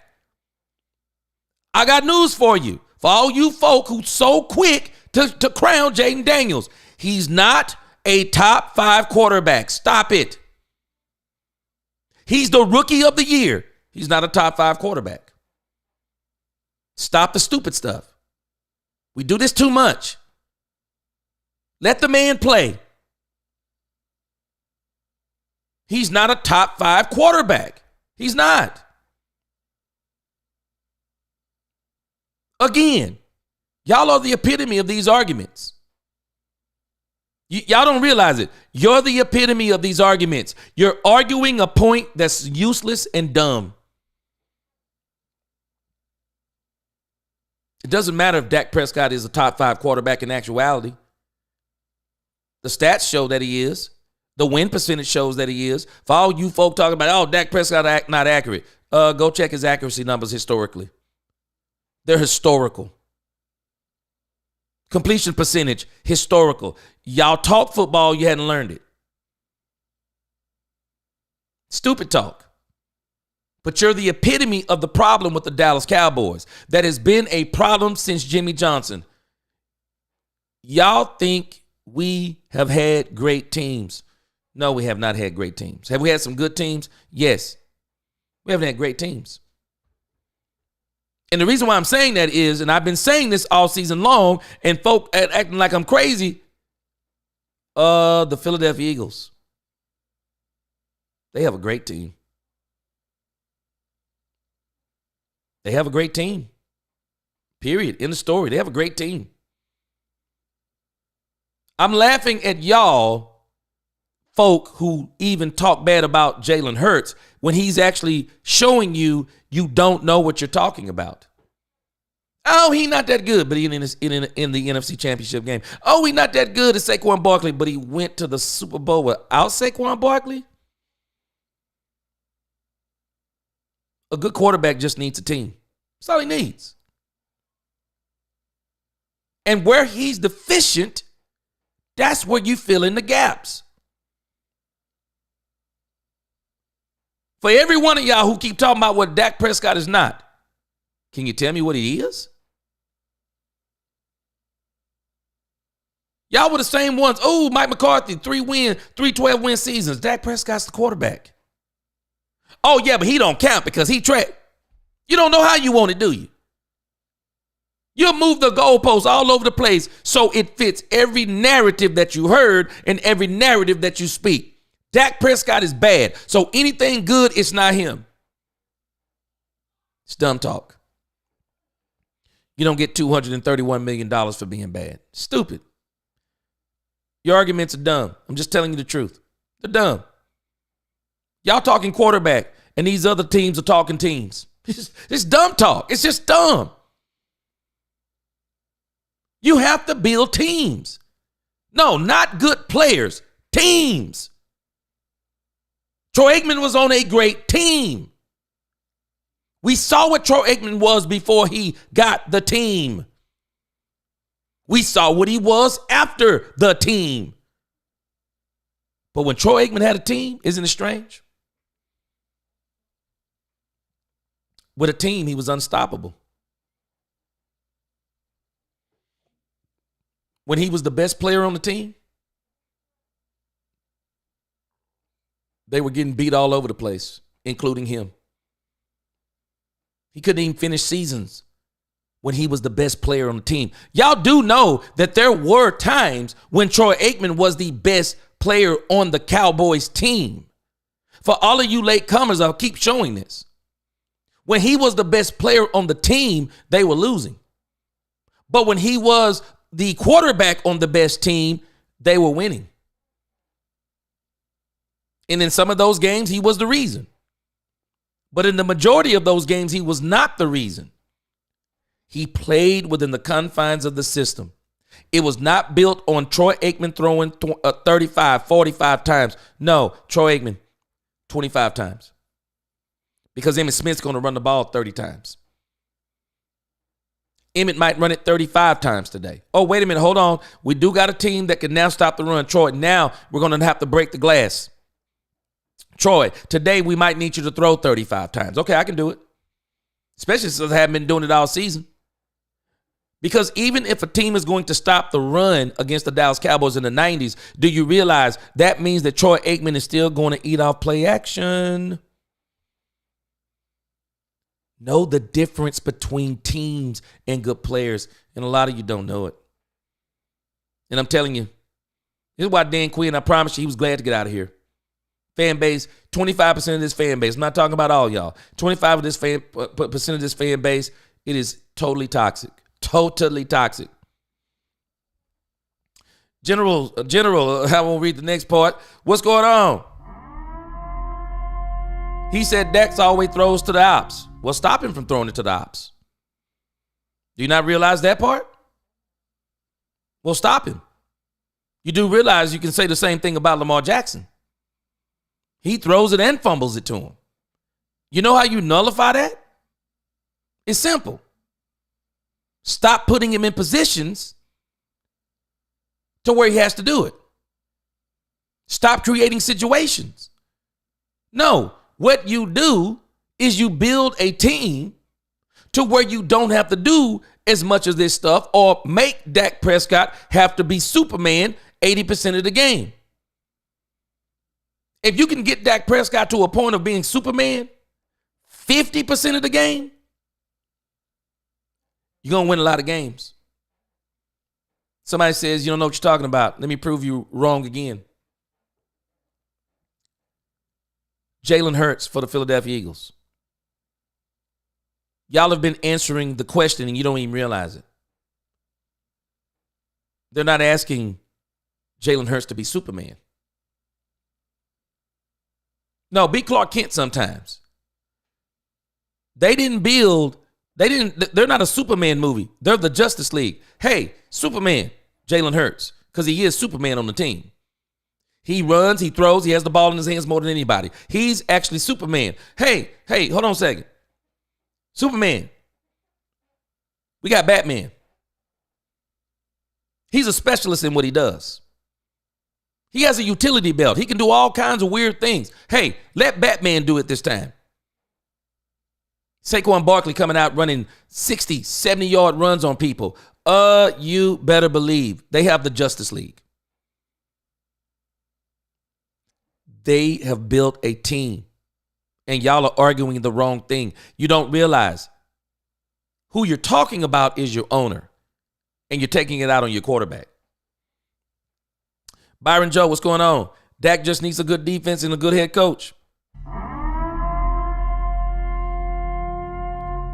Again, Byron, even Micah Parsons said, the quarterback should be able to make two interceptions and we still win the game. That is not an excuse to lose the game.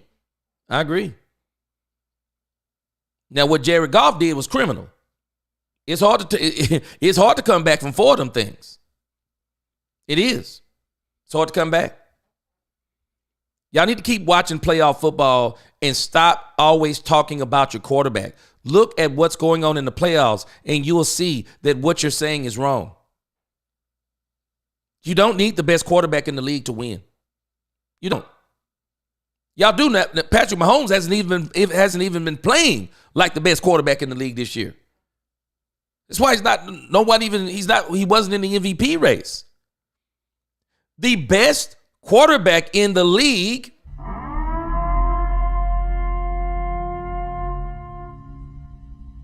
He went home last night.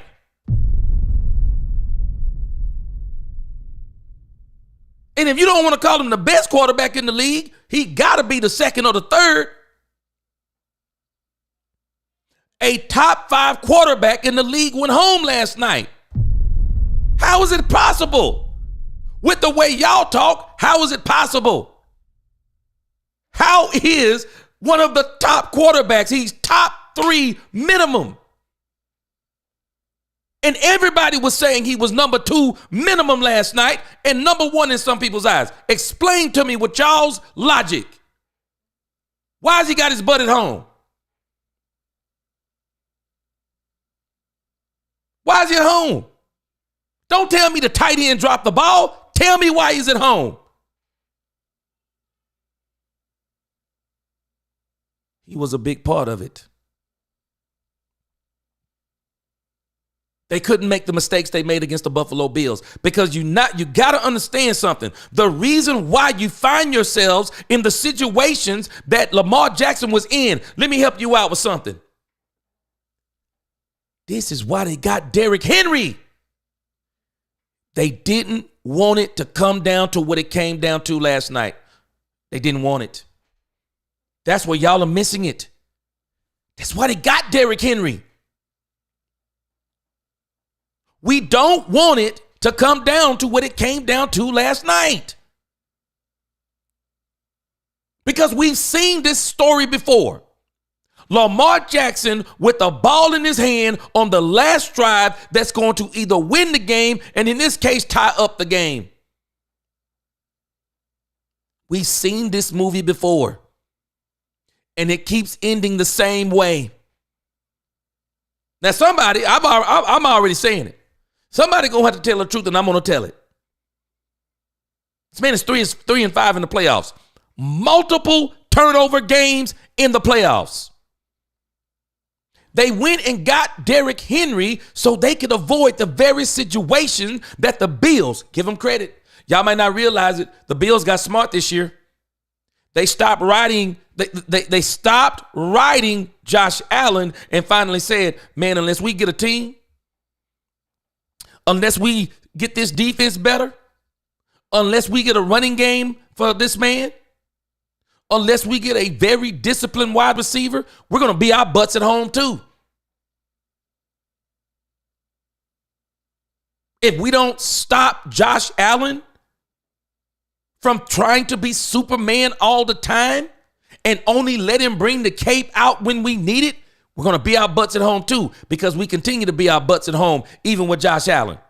Y'all don't realize it. I'm telling you. Y'all don't know. Some of y'all don't know what you're looking at. You're listening to the commentators like Tony Romo just do all this talking about Josh Allen. This man's wife needs to check on him. Tony Romo and Dan Orlovsky's love for Josh Allen, man, it needs to be studied.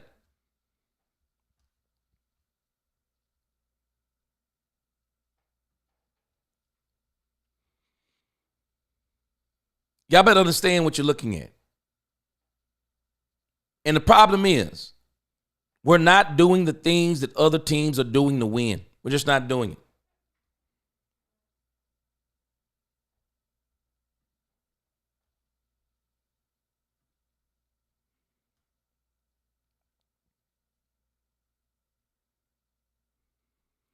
Let me show you again why I know what I'm talking about.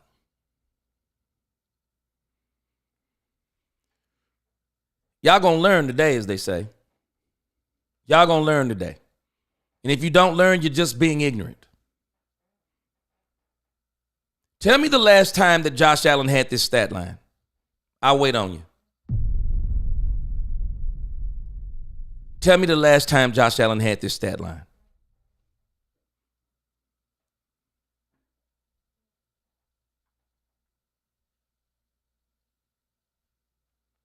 Tell me the last time that you can remember Josh Allen had this stat line.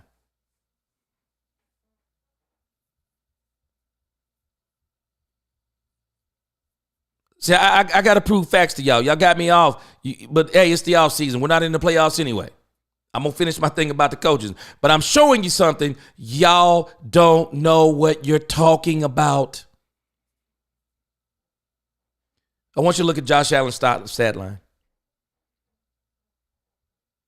This man was 16 to 22 for 127. I want my quarterback to be able to win with those numbers. I want my quarterback to be able to win with those numbers. Let me check because I'm just trying to make sure I'm looking at the right game here. Okay, wait, that says Josh Allen. Okay, check. Let's see, wait a minute.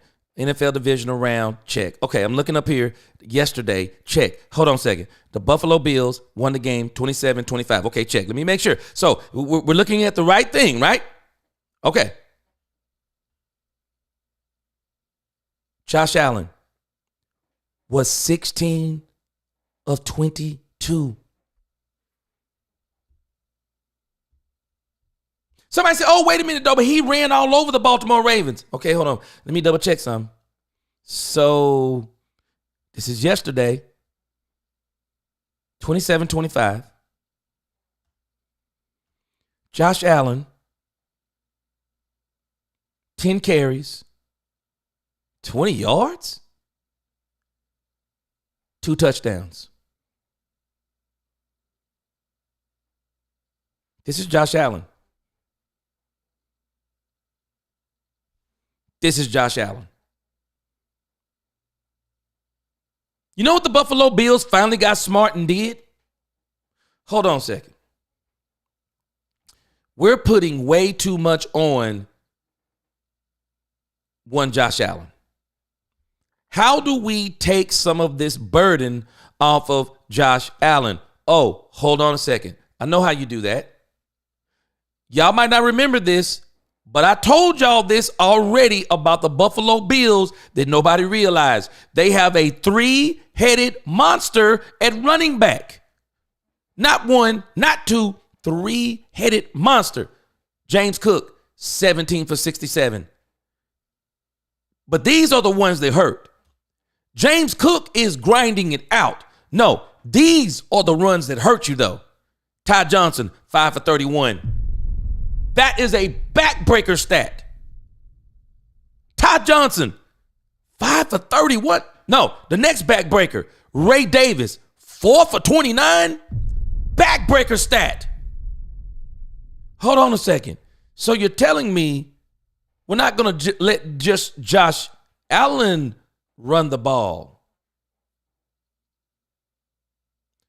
We're going to get him running backs that can run the ball. The same thing the doggone Baltimore Ravens did. You know what was killing the Buffalo Bills in the playoffs? Josh Allen. Josh Allen was destroying the Buffalo Bills in the playoffs. You know how he was destroying them? Turnovers. Josh Allen was turning the ball over in the playoffs at an alarming rate, not just the regular season. People don't talk about Josh Allen the way they should in the regular season. So you know what the Buffalo Bills figured out? See, we want more. Dak Prescott, the numbers aren't good enough. Dak Prescott, the wins aren't good enough. Dak Prescott, we want more. We need you to get us one more touchdown, Dak. We need you to get us one more of this. No, you know what the Buffalo Bills said? Less is more. Less is more. Josh doesn't need the numbers anymore. He's already proven he can throw it all over the park. We got to get to this point. Dak Prescott has proven he can throw it all over the park. He's proven he can throw 36 touchdowns. He's proven he can throw 37 touchdowns. He's proven he can throw 4,500, 4,600. He's proven he can only throw 9 interceptions, 8 interceptions, 10 interceptions. He's already proven he can have 70% completion rating. He's already proven all of this. Enough of the Superman talk. How do we get him to this? How do we get him to this? How do we get him to 25 throws or less? How many folk been on here listening to me say this?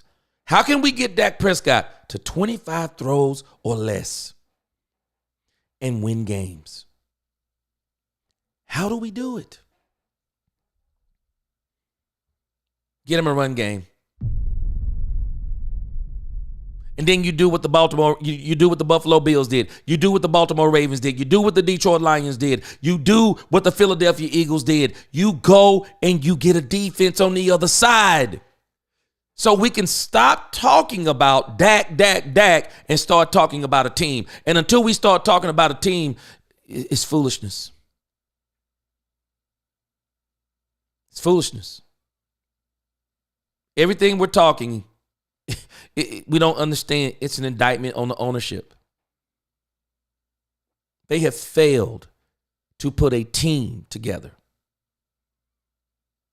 They get you players. Y'all can tell me about players. We haven't had teams. There's a reason why players leave here and go win Super Bowls. Because they go to teams. We don't have a team culture. And even the talk y'all do in the chat shows. The talk y'all do shows this team doesn't have a team culture. Because all we do is talk about the quarterback. They were doing the same stuff about Jalen Hurts. The same stuff about Jalen Hurts. They didn't cut Jalen Hurts. They paid him. The Detroit Lions didn't tell the Rams, hey, you know what? Jared Goff, he's not good enough for y'all. Okay, we'll put him on a prove it deal. We're going to put him on a 1-year deal. Okay, we'll take him. No, they paid him. Every one of y'all will talk about what Dak Prescott isn't, but you won't talk about what he is. And when you get to the point that you talk about what he is, and I'm not talking about as in, oh, he is bad. No, you keep talking about how bad he is. Can you tell me what he does good? And then when you tell me what he can do good, now you're on the right track. Because it's my job as the GM. It's my job as the owner. It's my job as the GM. It's my job as the coach to say, okay, enough. We know what he isn't. We know what he ain't. We know what he can't. Now, what does he do? What does he do? What does he do well? What does he do good? So we got two columns. So now, let us go in the draft. Let us go in free agency. Let us play at the trade deadline and say, okay, Dak can't run the ball anymore. Check, 2 running backs. Now, we don't need 1, we need 2. We need 2. And if we're really doing good, maybe we get a 3rd one. But we got to get him 2. We got to get him a home run hitter. Rico Dowdle, good. He's not a home run hitter. I wouldn't mind the Dallas Cowboys keeping Rico Dowdle. I mean, he can run the ball. I've been saying it the whole season on this channel. But Rico Dowdle showed me something. Not a home run hitter. So now we need a home run hitter. Check. Hold on a second. What's been holding Dak Prescott back? Why is he throwing some of these interceptions? Okay, some of them. This happens to all quarterbacks. We've watched it happen to Joe Burrow all season long. Go check the tape. It's happened to Jared Goff. It's been happening all over, Patrick Mahomes included. Every quarterback is going to overthrow. Every quarterback is going to underthrow. Every quarterback is going to misread. You're going to have to build that into a 5 or 6 interception year. You have to build that in 5, 6, 7, 8. Your threshold is probably none. I mean, you don't want to throw any, but you have to be realistic that they're probably going to be a minimum of 10 to 5.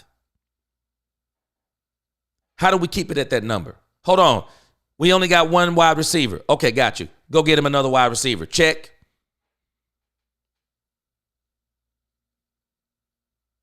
Do y'all know it's hard to defend 2 wide receivers? Ask the Philadelphia Eagles. It's hard to defend 2 of them. It's easy to fill 1. It's hard to do 2. Ask the Detroit Lions. And then when you get two, and then you get you a real good third, you're hard to stop. Y'all don't realize it. Dak Prescott has been putting up video game numbers with one wide receiver. Dak Prescott has been putting up video game numbers with a lackluster run game. He's putting up video game numbers. He's scoring 40, 50, 40, 30. You've already solved the problem. We got the quarterback. We're not worried about the quarterback no more. Now let's supplement. So now we fix it to where we know what he is. We know what he can do. He's already showed us. So now let's fix it to where he doesn't always have to do it. Now let's get us some players. Who can be playmakers around him. He can't be the only playmaker on offense.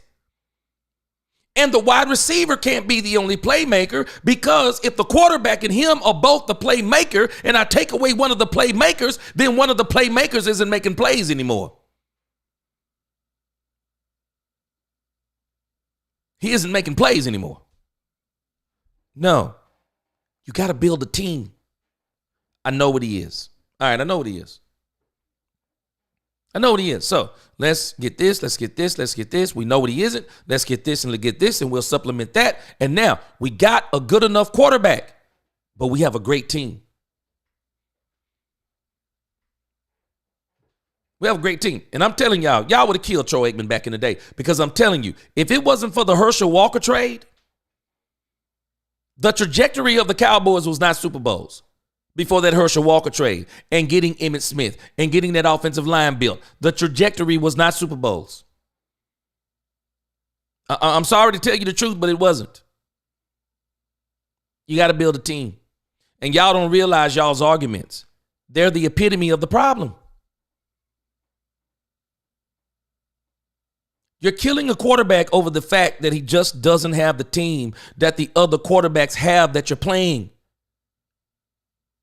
Jordan Love in no universe is better than Dak Prescott. He turned back into a pumpkin this year. He's not better than Dak Prescott. But I can tell you what he had better than Dak Prescott last year.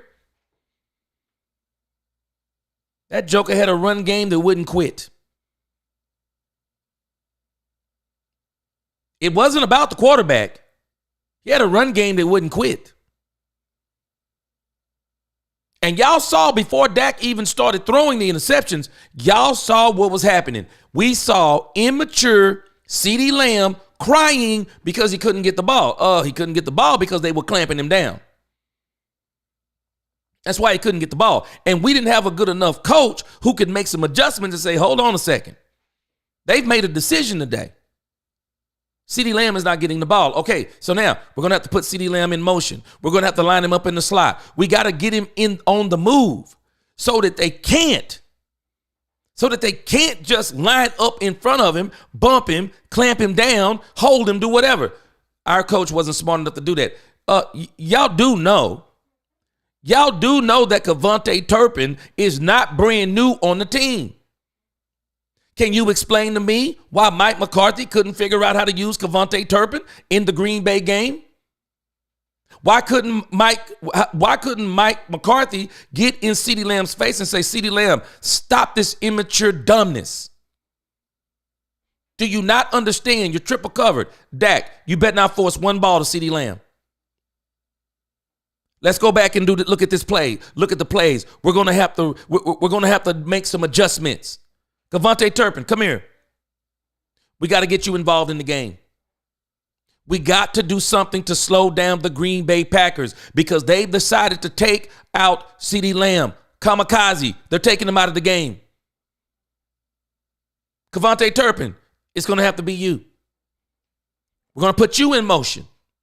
We're going to get you on some out routes. We're going to get you on some slants. We're going to get you on some jet sweeps. We're going to let you do some go routes. We don't have the coach. We didn't have the coach to do this. Mike McCarthy scripts the first 25 plays. If you destroy Mike McCarthy's first 5 plays, he doesn't even know what to do anymore. He will continue to go by the script. Mike, the script isn't working. Script isn't working. It's called improvisation in acting. If the script isn't working, improvisation. We got to make some adjustments. Throw the script in the trash. They know it. Throw it in the trash. We got to do something different. What we're doing isn't working. Do y'all realize nobody said that in the game? Wait a minute. Hold on a second. We're the Dallas Cowboys. We have a 12-5 record. We're the Dallas Cowboys. We're at home. We can just line up, and the Green Bay Packers are supposed to roll over. The Green Bay Packers didn't get the memo. You know why? Because they think this is Mike McCarthy. He's trash. I mean, that's it. Matt LaFleur, he can't beat me. This is Mike McCarthy. He can't beat me. And he hasn't. Man, it's the same Mike McCarthy that got ran out of Green Bay. This dude don't change nothing. We know what he is. Yeah. Everybody knows what he is. Poor situational football, stale as toast, West Coast offense, doesn't make good adjustments, not halftime nor anytime. We know who we dealing with. And Dan Quinn checked out on us. Yeah, I might not realize it. Dan Quinn checked out on us. When Ben Johnson turned down that Washington job, Dan Quinn checked out. Stephon Gilmore said as much. He said it. Dan Quinn checked out. Dan Quinn changed the whole defense overnight. They ran a defense they hadn't been running the whole year. Even though they had safety split linebacker, he ran a defense he hadn't ran all year. Dan Quinn checked out. He'd already decided, I'm getting that Washington job. Y'all might not really realize it. His entire tenure here, Dan Quinn, there were people who were always offering him jobs every year. And Dan Quinn was turning those jobs down. Why? They were not the jobs he wanted. That Washington job was too good. It's too good. Dan Quinn checked out. Y'all don't understand. All of this is going on in the background. I'm telling you, I said it when the Cowboys got beat. I would have beat the Cowboys long before they got to the playoffs. They were too simple to beat. We were CeeDee Lamb or bust. I couldn't figure out how other teams just didn't figure that out. We were CeeDee Lamb or bust. Okay, so you're telling me all I have to do is stop CeeDee Lamb? That's easy. Triple coverage. I'll triple cover him. I'll do underneath, over the top. We'll bracket him in. Oh, yeah, that's easy. Because the rest of these wide receivers, please. They couldn't open a bag of chips. Got him. No problem. We don't understand what we're looking at. We're talking about the quarterback. And this is the reason why we're going to continue to lose. We're going to continue. Unless Jerry Jones finally says, it's not about the quarterback anymore. We've already signed him. There's no more talk about Dak Prescott. The drama is over. Dak's the quarterback. Get that in our head. Don't matter what you say about Dak Prescott. He's sleeping on $231 million. There's no more talk about Dak Prescott. I don't understand why we keep talking about him. There's no more talk. He's the quarterback. And he's not ending his career like Tony Romo, I promise you. Dak Prescott will be back next year, and he'll be the quarterback for the next 3 to 4 years. Even if he's injured in some stints, he's still going to be the quarterback. That's the truth. There's no other way to get around it. He's the quarterback. AK, what's going on? Dak is already healthy. Dak is already healthy. Somebody's trying to put out a report talking about, when you get that injury, you won't be able to push off on your legs. Stop it. It's stupid. They get this injury all the time in hockey. That's why Dak went to New York. He went to New York because the people who specialize in these type of operations, they're in New York because that's where a lot of the hockey players, they got hockey teams. A lot of the hockey players are out there. One of the best doctors in the country that does this operation is there.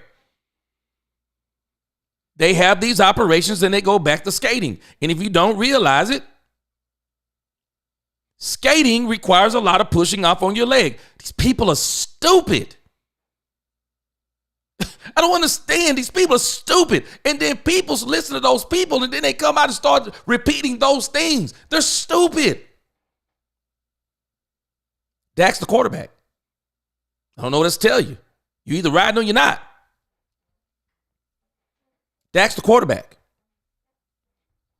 And that's why I'm pointing out to y'all. Y'all don't understand what you're arguing. Every team is going in reverse of what we're saying. They're no longer concerned about Josh Allen being the number one quarterback in the league. The media is making that argument because they like Josh Allen. But if you look at Josh Allen's stats, they're nowhere near as good as they used to be. But you know the one stat that is? And this is why he's where he is right now and why everybody is singing his praises. The turnovers. That's why everybody is singing his praises. The turnovers. He stopped turning the ball over finally after all these years. You think that would help you win more? Yeah.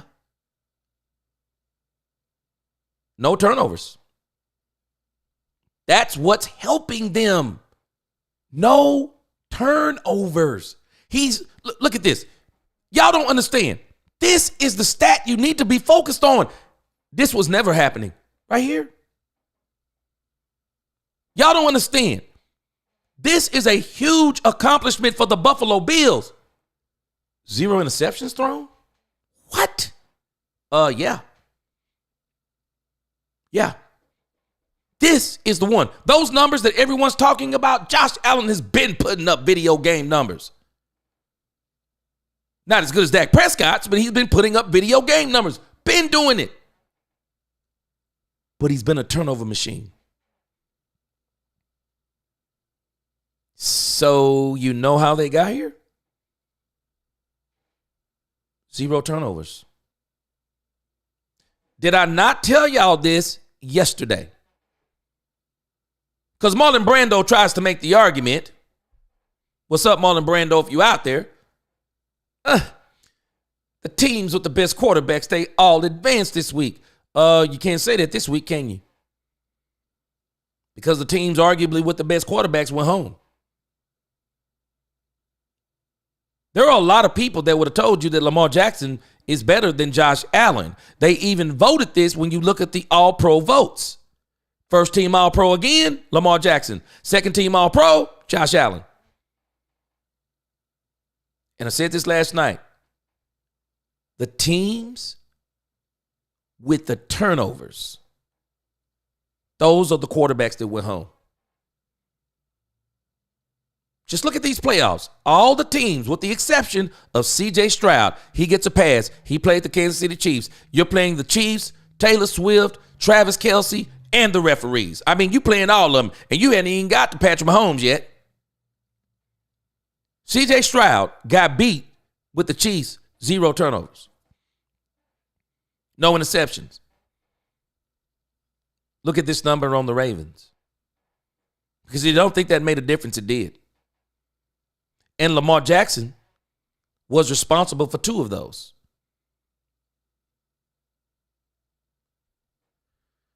Y'all can tell me anything you want to about the best quarterback in the league. Y'all can have him. The best quarterback in the league is no longer what we're focused on. We already have one of the best quarterbacks in the league, period, in the story. And if you can't admit that, that's on you. But I want my quarterback going forward. I want our quarterback to be able to win these games. Now, for Dak, it's going to probably have to be another, at least 1 or 2 thrown touchdowns. So we're going to have to get 2 touchdowns from Dak Prescott. No problem. He can do it. But I want him to win with these types of stat lines. Dak Prescott, 25 throws, is still going to probably be about 200 to 250. That's what I want him to do. That's exactly what I want him to do. And I want to look down, and I want to be look at this number. 26 carries. That's exactly what I want to see. I want one running back to do 26, and then we need another running back to do about 10 to 15. I want it to be lopsided. We don't need balance. We need dominance. We don't need balance. We need dominance. We need to control the lines of scrimmage and let Dak Prescott throws be quality over quantity like Troy Aikman did. Stop all this old stupid rinky-dink West Coast bullcrap. Stop it. You run the doggone ball, the seams will be there again. The seam routes that Dak Prescott throws better than anybody in the league, they'll be there. You run the ball, you're going to get some man-to-man sometimes in that game. Then you can hit somebody with a deep ball. Then Jonathan Mingo will work because that's what he is. He's a deep threat wide receiver. He's a big, tall, deep threat wide receiver. Then that stuff works. Rinky-dink West Coast offense, boy, y'all killing me. Man, we had one of the worst play callers in the league, and y'all want this man to keep on putting up video games. I don't know. Y'all want it every kind of way but loose. I don't know what to tell Cowboy fans. Some of us want it every which way but loose. All right, let me conclude. I got to get off here. So in the coaching news again, I want to get through my coaching news. So, give you guys some updates. There's probably some things that's already updated since we've been on here. I said I was going to be off at 9:30. I'm still on here. So, coaching news again. Al Harris is probably out. I hate that. Al Harris is out. At least I think he is. By all intents and purposes, it looks like the Cowboys are about to kind of turn over their entire coaching staff, depending upon who they bring in. But from what they're saying, Al Harris is a McCarthy guy. I guess he is. He's a McCarthy guy. But I wish that Jerry would keep Al Harris. I think Al Harris is a good coach. I think he's got an opportunity to be a head coach in this league. But I also say this. Maybe Jerry will do something different this go around. I want y'all to follow this. Jerry Jones is about to be 83 years old. Jerry Jones doesn't have too much time to be playing around with building this team. And thankfully, y'all have to understand something. We got a quarterback. We got a wide receiver. We got Micah Parsons. We got Deron Bland. We got pieces. We got pieces on the offensive line. I'm getting ready to do my top 5 players on offense and defense. We got BB at center. He's great. Guyton needs to move the right tackle. We got other players that once they get healthy, I think we're going to be able to see what our offensive line looks like in the spring and even supplement it at the beginning of the new season in March. And then we can probably do some things in free agency to where we'll actually have some depth on the offensive line, that if something don't work out, we can fill in. We're going to have the draft. The Cowboys, watch what I tell you, they're going to be better, quicker than people expect. And they're going to have to because the Washington Commanders have put the Cowboys on notice. Dan Quinn has put the NFC on notice. But y'all watch what I tell you. Y'all stop playing and stop trying to crown people so quick. We've seen this stuff before. They get tape on you, you look different. But Jaden Daniels is a good quarterback. But stop thinking he's about to go to the Super Bowl and win it this year. But I think that Jerry, we'll see how this turns out. Maybe Jerry lets the coach that he hires, maybe he lets him hire his staff. Minus Jason Witten. Sounds like Jason Witten's going to be on the staff no matter what no one says. But maybe he lets him have some say-so in his staff. So maybe that's why we've seen Bone Fossil leave. Mike Zimmer, I think he's kind of in the shadows. That I think where Mike Zimmer stands with this franchise is Mike Zimmer has got a new life. His wife passed away a few years ago. If I'm not mistaken, his son passed away recently. Now he's got a new fiance.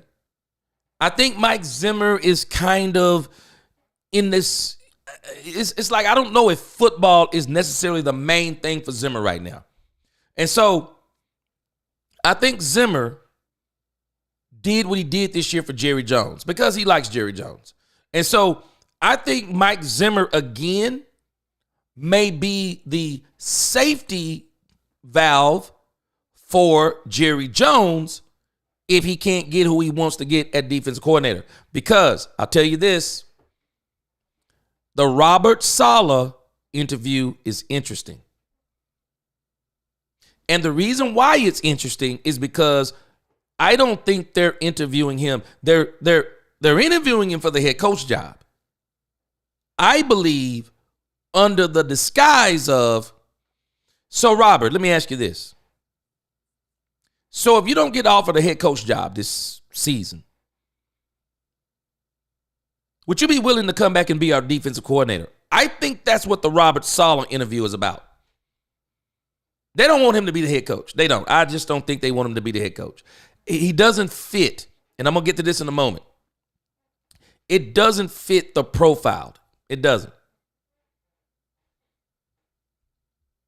Czar, 31 years old for a quarterback is young. These guys are playing to the 40 now.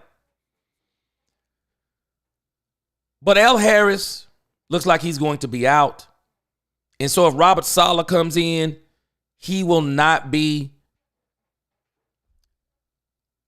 I'm pretty sure Robert Saleh is going to probably try to bring in some of his own people.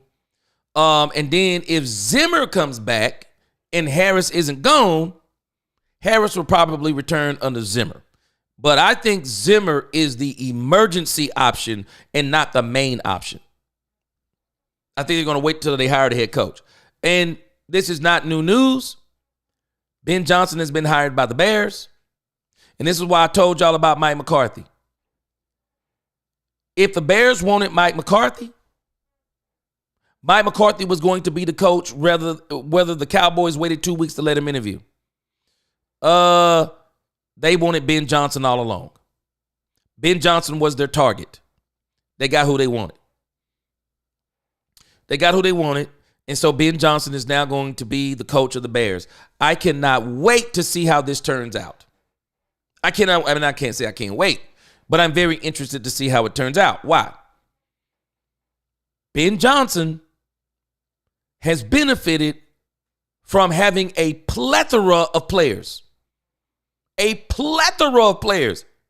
the Detroit Lions are loaded. And I'm going to tell you something. No hate on Jared Goff.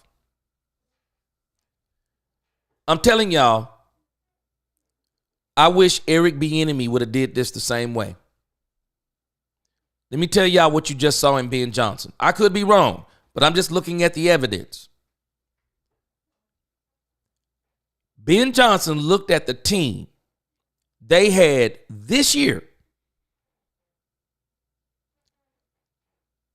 Ben Johnson made a decision that this may be the pinnacle of this team.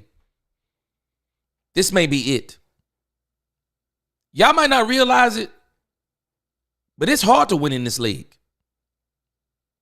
I remember when Joe Burrow goes to the Super Bowl and everybody like, ooh, Joe Burrow about to be the best quarterback in the league for the next million years. It's hard to get back to that Super Bowl. It's hard, man. People don't understand it.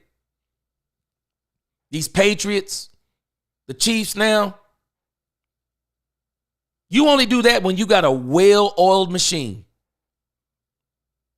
It's not just the quarterback when you're doing that. You have a well-oiled machine that pieces can interchange in and out. You have a system of being able to, you think about what Andy Reid has done. Andy Reid lost Tyreek Hill, but then turned around and got Steve Spagnuolo, a strong defense. Got Patrick Mahomes, Pacheco. Still got Kelsey. Got a couple of more tight ends. Been interchanging out wide receivers. Still have not been able to replace Tyreek Hill. But he's kept the machine well-oiled. And it didn't look as good this year. Not to mention he got some help from the refs, but I digress. Well-oiled machine in the system. And so they're still in the game. And so the issue is, I think Ben might have looked at Detroit and said, oh, wait a minute. This is it. And Jared Goff, I got to get out of here. I got to get out of here. This is the second year, and Jared Goff has kind of, we're better this year than we were last year offensively. And Jared Goff, even with the injuries on defense, Jared Goff threw us out of the game. So Ben is like, okay, you know what? Perfect timing. We didn't do it this year.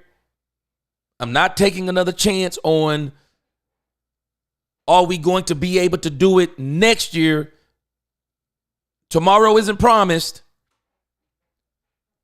I've already sent out my notice of what I expect from a team as the head coach.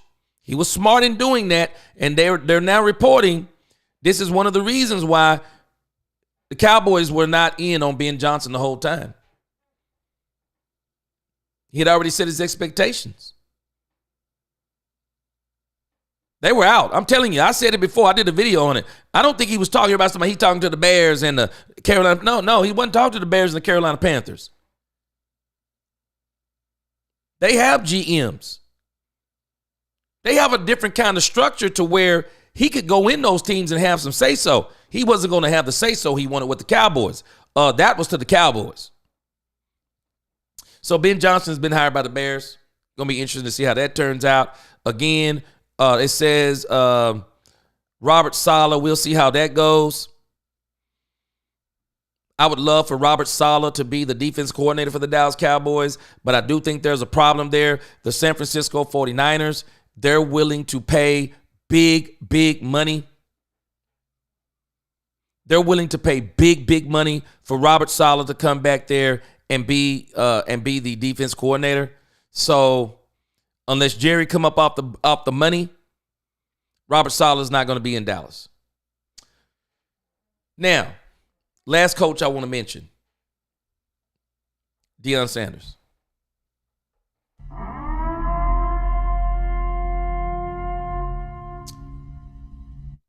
I told y'all about this Deion Sanders stuff. Deion Sanders is negotiating with the AD of Colorado in the court of public opinion, and he's using people in his camp to do it.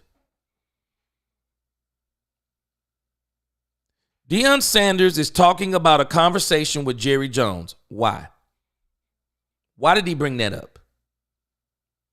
Y'all do realize there has been no interview with the Dallas Cowboys. Not a one. Why would he be doing that? Because everything that he said, everything that has been leaked, they did this not for him to come to the Cowboys, but for the Colorado Buffaloes to come off the money.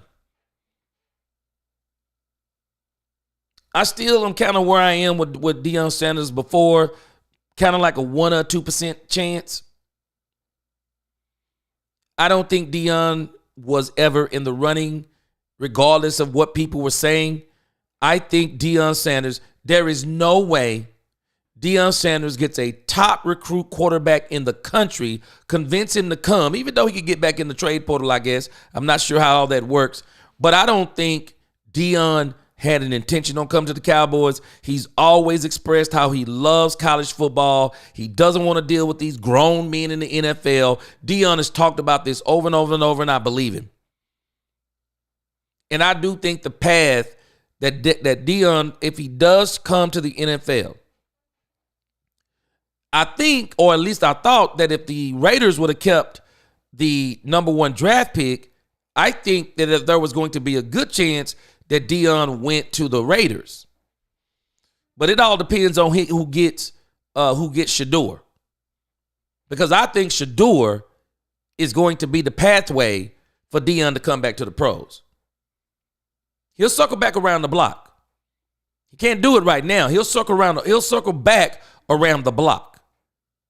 And I'm telling you this, it's not just the Dallas Cowboys. Whoever gets Shedeur Sanders, that coach needs to be on notice. I said the same thing about Pierce on the Raiders. I said this in a video. Shedeur come to your team, Pierce, you're on notice. You're on absolute notice. Deion is going to make his way depending upon who that team is. If he wants to come to the pros, he's coming to coach Shedeur.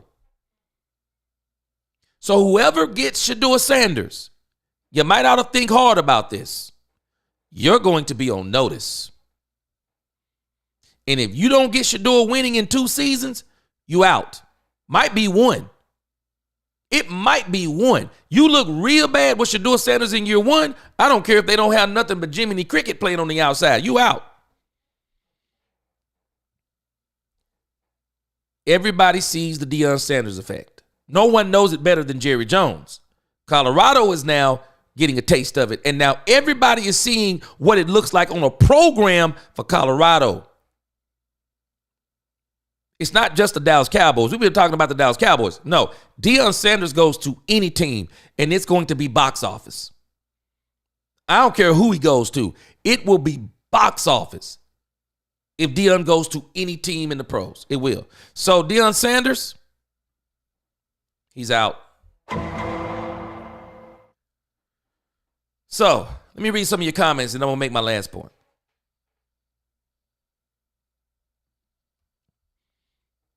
MG, Dallas needs to draft a new team. They are.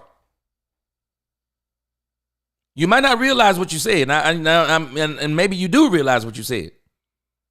This is exactly what they're about to do.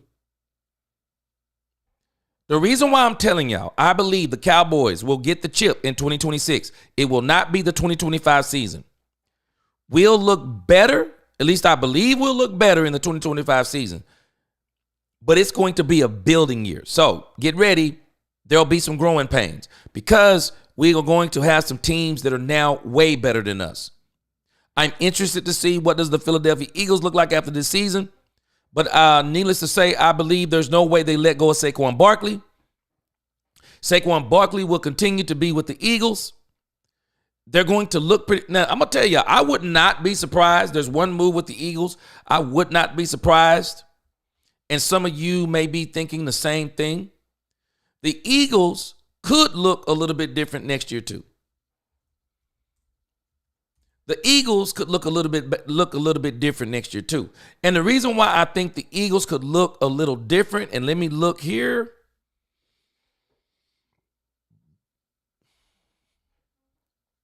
The reason why I think the Eagles could look different is because of A.J. Brown. I am not sure if A.J. Brown can handle being on a team to where they're winning, but they're not utilizing him they're not utilizing him the way that he wants to be used. So I would not be surprised if A.J. Brown, now they can't cut him. They would literally destroy themselves. But what they could do is if they trade him, maybe there's a team that would be willing to take him on. If they trade him, he would be a $31 million dead cap hit, but they would save $13 million. So the question would be, would there be a team willing to take on his contract? And if it's not this year, and this is a pre-6-1 trade. If they do a post-June 1st trade, 2025 dead cap hit would be 10. Dead cap hit in 26 would be 20. Savings of $6 million. So, again, the question would be, is there somebody willing to take his contract on? Because I got a feeling that he's going to be trying to get out. I don't think he likes the way And I can understand it. There's a reason why wide receivers don't want to play with Lamar Jackson. They don't want to play with Lamar Jackson because they know you're not going to really get the numbers that you want, and the numbers is how you get the money. So they're not gonna probably want to be. So the Eagles could look different, but regardless, we've been put on notice. We've been put on notice by the NFL. The NFC East is back. The Eagles and the Commanders are real. They're real. So the Cowboys are going to have to do something, or else they're not going to be competitive. They're going to have to do something.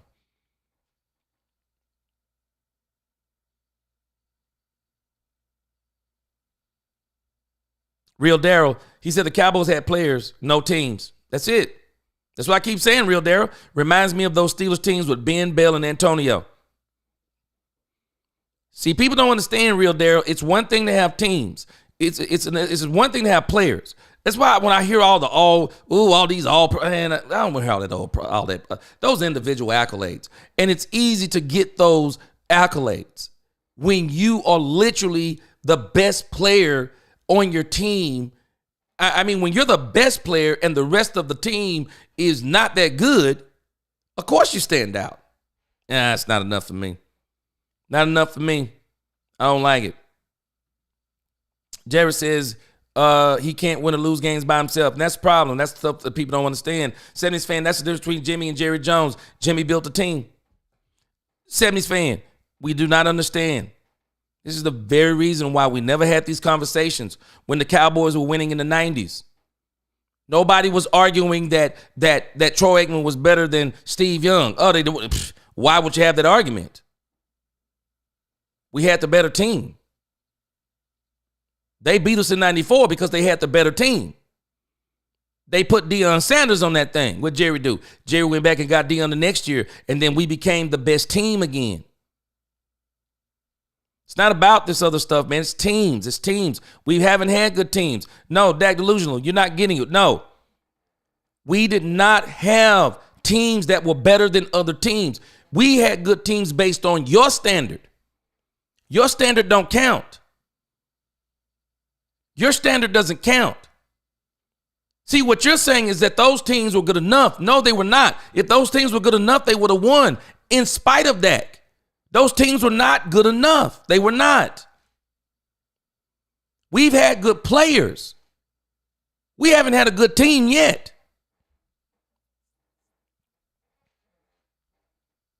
Yeah, I agree with you for sure. Yeah, Dak can make Big Dal says he can make he's a rhythm quarterback and create at times, can make all the throws. That's all you need. Now what you have to do is say, okay, then let's get some players and not let him be the only playmaker. Oh, no, don't worry about it, Real Fan One.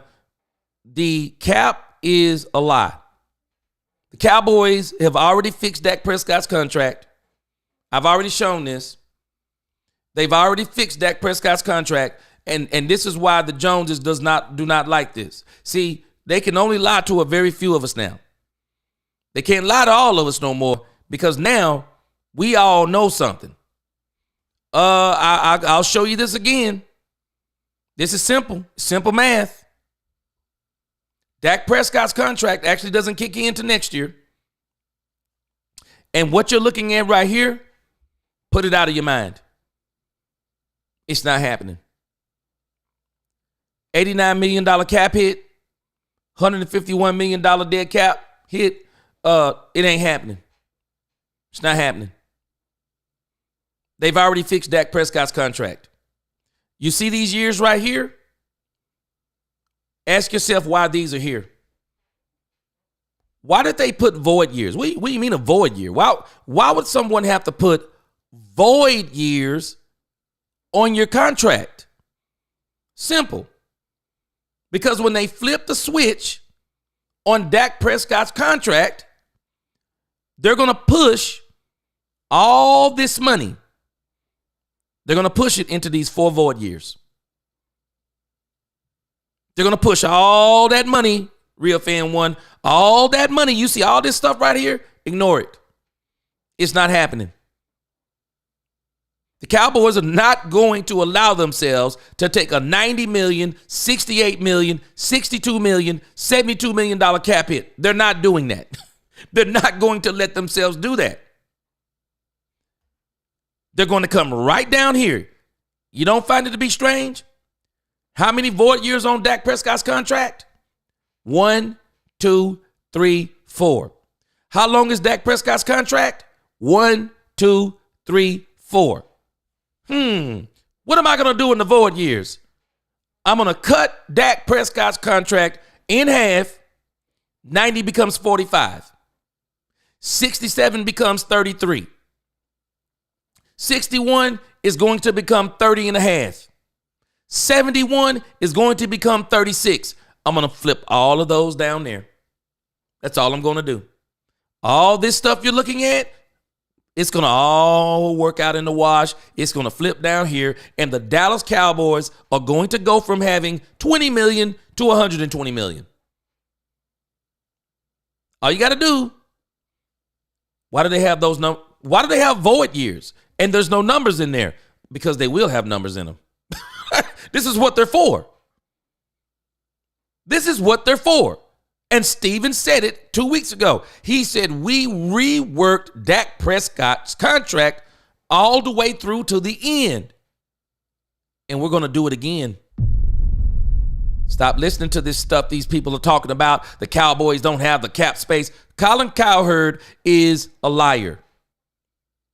Don't y'all let Colin Cowherd fool you. Colin Cowherd knows this stuff too. I'm not smarter than Colin Cowherd. Colin Cowherd, they pay people to be around him smarter than me. They know this too. This void year stuff is the key of how all these people are doing this stuff. This is how the Eagles keep signing all these players. You create void years. You go ahead and you create void years. And then you kick money down into the void years. And yes, you'll be paying a player when he's not on your team.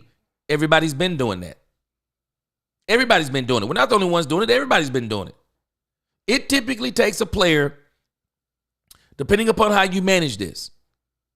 The big star players, it typically takes you about 3 to 4 years to get them off your books. Everybody's doing it. It's just not new. Everybody's doing it. Cowboys are going to have plenty of money. They're going to do the same thing with none other than CD Lamb. They're going to do the same thing with CD Lamb. And some of y'all might not realize, and I'm going to show you another part they're going to save big time money too. Here it is again, Real Fan One. Look at this. Ask yourself the question. I hope you can see this. Have you noticed? Strange, isn't it? CD Lamb has void years in his contract. And lo and behold, look at what you're already seeing. Wait a minute. Watch this. So once they start working these void years on CD Lamb's contract, depending upon when they want to do it, they got notice. 1, 2, 3. And they really got 4. 1, 2, 3, 4. And the Cowboys are saying something in 2029. Same thing they're saying about Dak Prescott. You see this right here? UFA? That's unrestricted free agent. CD Lamb, if they don't like what they see, he out. Him and Dak Prescott, they're out.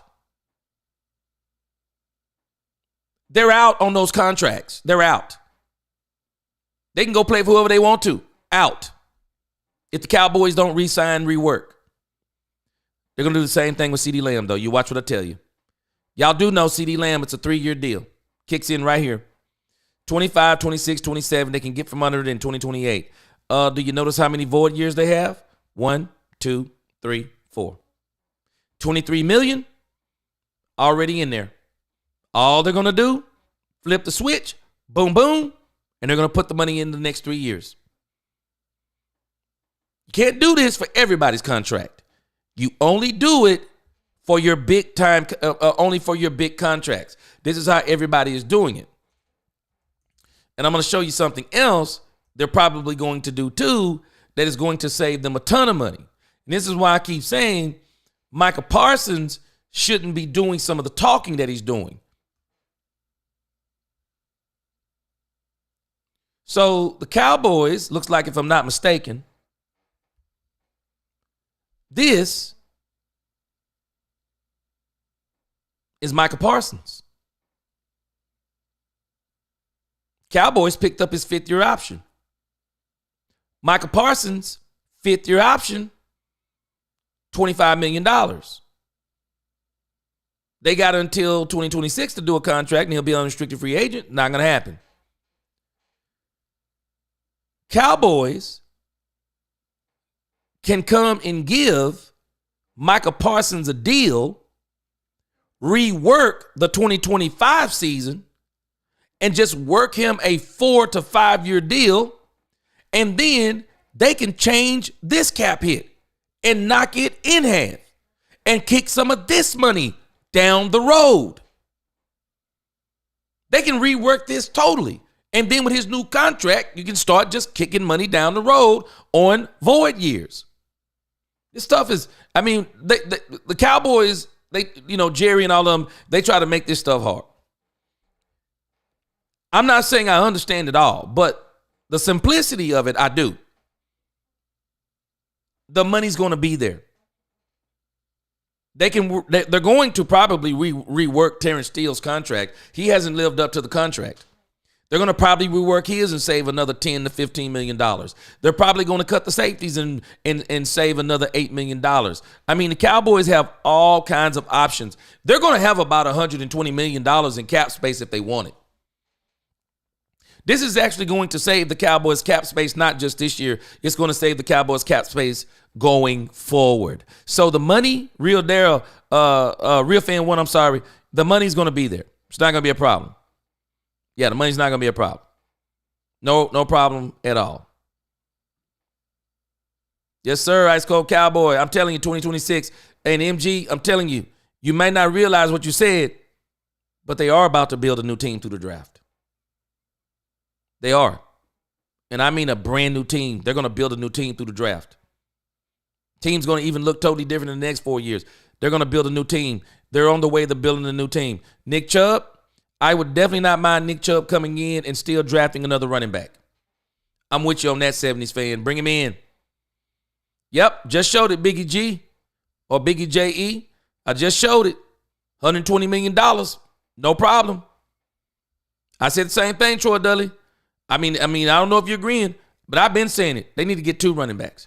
They need to get a home run hitter. And that's the very reason why I don't think the Cowboys can afford not to draft in the first 2 rounds a running back. They got to get him in the first or the second. The Real Darren said, I think most of the fans blame Dak, want to go back to the days of Clint Sterner, Tony Banks, or Wash Drew.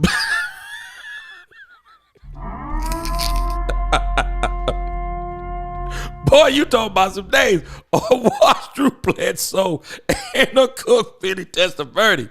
Man, boy, I remember them days. It was bad, boy. It was bad. Michelle, what's going on? Who you picking this week? Who you picking? I told you on them Rams. Hey, I ain't gonna act like it wasn't. Hey, we not gonna act like though that I wasn't nervous. But you tell me who you picking this week. Jimmy knew he had to build a team around Troy because Troy had the skill, but he was an interception magnet. Tell it like it is, Michelle. Somebody got to tell it. We saw what Troy looked like. We saw what Troy looked like before he got the team around him, and we saw what he looked like after the team was no longer around him. You tell me what you want to. You can tell me Troy better than Dak. How much better? You can tell me he's better than Tony Romo. How much better? I think they both win with those teams. I do. MG. Yeah. Like I said, you don't realize that's exactly what they're about to do. Yeah, Mike Pena, what's going on? Ashton Genty, if he's there, I don't think they'll resist. They'll get him. Zartad, exactly. Get another wideout. I said this too. Get another wideout and tight end. I think now Schoonmaker. Okay, let's see what he looked like. He looked like a pretty good runner.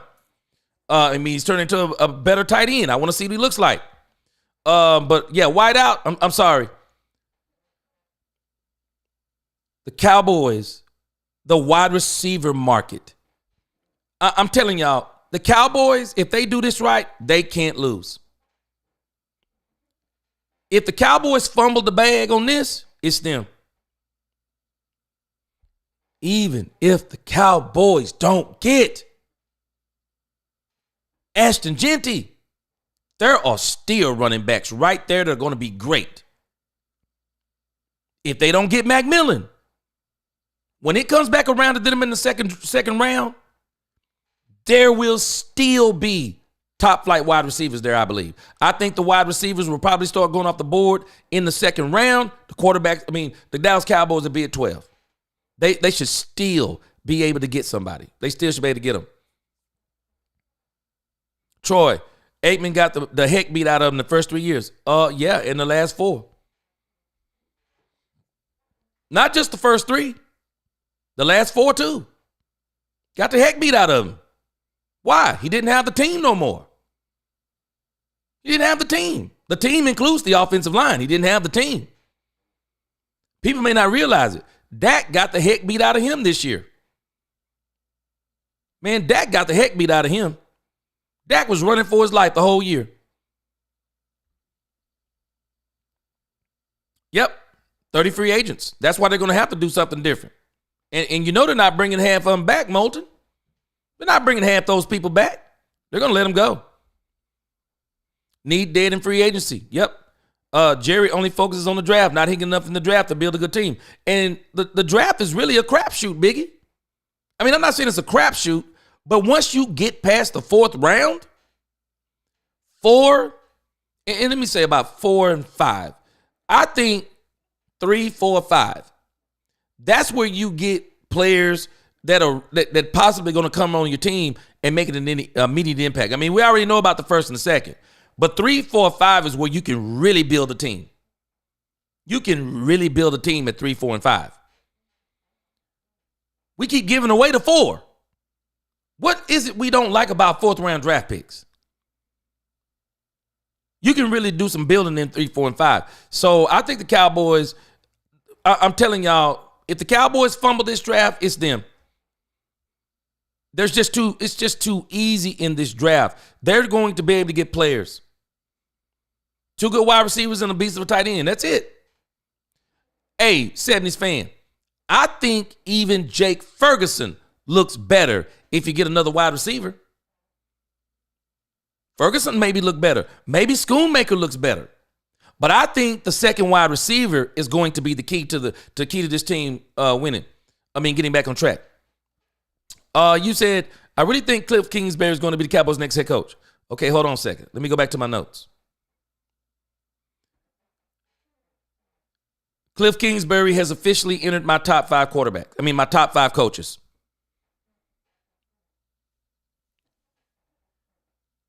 He's entered my top 5 coaches, and I'm gonna get to him as I get ready to close out. I just want to read some of you guys' comments. Real Fan 1. The team is nowhere close to competing for a Super Bowl. Not this year. Next year they will be. Next year they will be. This is going to be a building year again, Real Fan 1. We're going to have to get ready. I think we're going to get 10 wins. We're going to go over the schedule again this week. I've already been looking at the schedule. There's 8 wins automatic. I don't know if they're automatic, but you look at the schedule, we surely can get 8 wins. They should just be 8, this boom. So you got to figure in the margin of error. 8, okay, so we can say 5 to 8. So all they have to figure out is how do they win 5 of those other 9 games, which I think they will be able to figure out. Yeah, the Cowboys should be able to win 10 games next year. I think they'll be able to get back in the playoffs. Let's not expect a whole lot. They might win a playoff game. They're not, unless they overachieve. I don't see Super Bowl next year. 2026, they should be able to they should have been able to build a good enough team of young players to go along with some of the older guys to where they should be very potent. You think about it. If the Cowboys take care of running back in 2025, if the Cowboys take care of wide receiver in 2025, and if the Cowboys take and the offensive line is already shaping up, if they take care of the defensive line in 2025, Sam Williams is coming back, Overshown is coming back, Trayvon Diggs is coming back. If they'll go in the draft also, get another cornerback. If they'll go in and take care of some major positions in the draft, and I'm talking about the draft only, and then go into free agency. And they're going to have to, because they're not going to be able to re-sign all 30 of the players that's leaving. So you go into free agency and you make some improvements. Make some improvements in some of those positions that you're going to let go. So if you replace them, don't try to go lower. Okay, let's make some improvements here. 2025, they will have built the team to where it's going to be competitive. Think about what happens in 2026.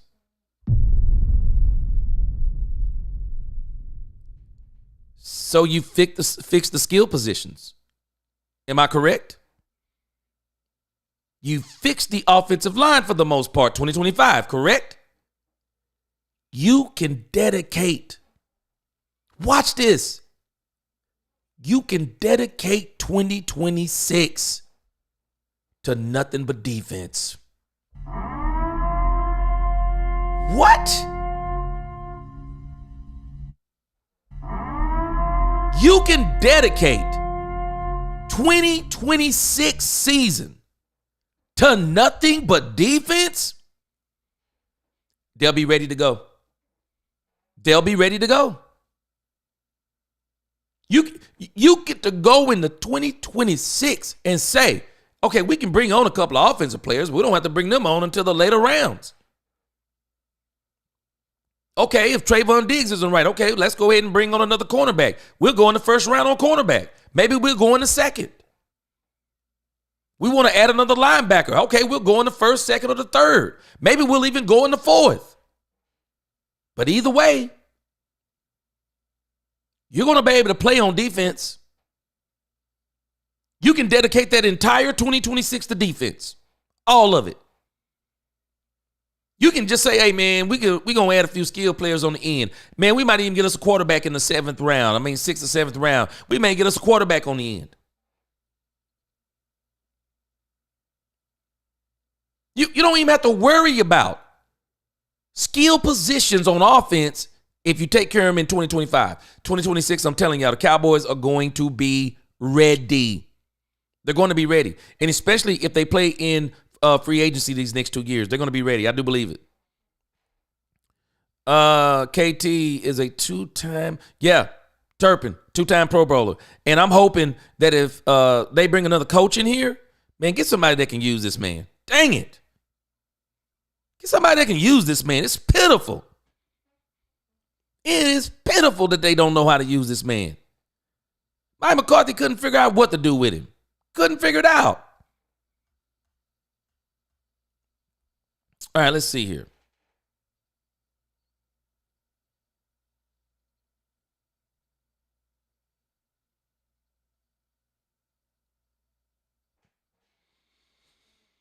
Mike McCain says, pull a Jimmy when Jerry Jones first got in here and get Marcus Freeman and blow it all up and start over next year.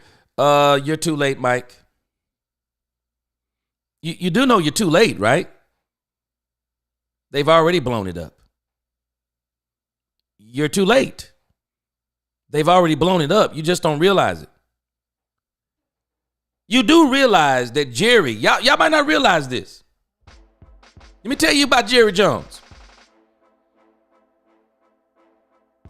Mike, you don't understand the point you just made. They've already done it. They've already done it. Troy is Dak. Not talking about, comparing. Let's get that out of our mind. No, in Jerry's mind, Troy is Dak. C.D. Lamb is Michael Irvin. They've already blown up the rest of the team. They've already blown up the rest of the team. Y'all do realize we have 30 free agents. They've already blown up the team, man.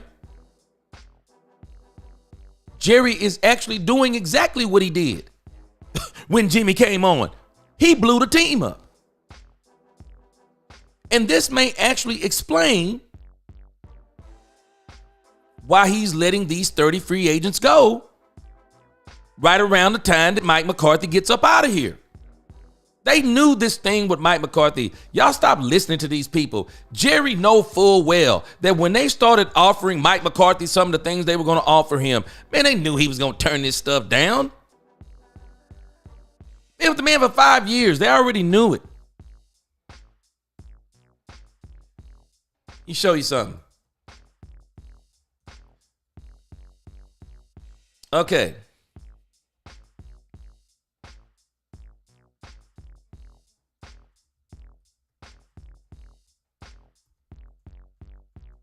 You make sure here I'm where I'm in my mind. Okay, so I want you to think about this.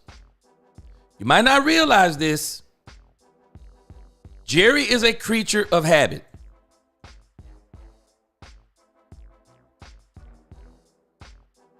Jerry Jones is a creature of habit. Jerry also lives in the 90s. Let me show you something that happened in 1988. Some of y'all might not remember.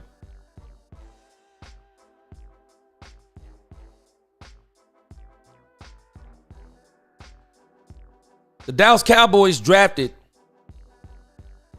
Michael Irvin in 1988. They drafted Michael Irvin in 1988.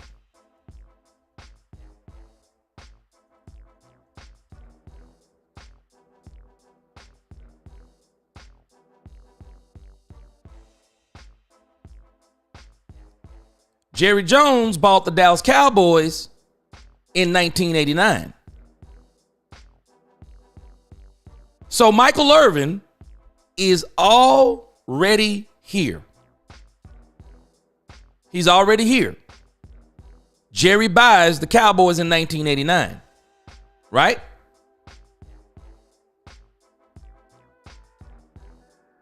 Jimmy Johnson comes to the Dallas Cowboys when? 1989. So you've already got a wide receiver. CeeDee Lamb, in the eyes of Jerry Jones, is Michael Irvin. He's already got Michael Irvin. Now he's trying to hire what he views as the next Jimmy Johnson, which that's probably not going to happen. Look at this. Something else happened in 1989. Jerry and Jimmy draft Troy Aikman. And so what's happening, there is the Herschel Walker trade, also in October of 1989, right?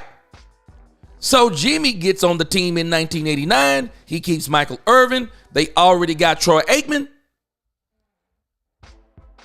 They're starting the team over in 1989. We may not realize what the Joneses are doing. Jerry is following the same blueprint. In his mind, he's got his quarterback, Dak Prescott. Michelle said it. Troy Aikman early on, turnover machine. Didn't quite have the players around him. Herschel Walker changed life. Got him a line. Got him a defensive line. Got him a run game. They already had Troy. They already had Mike.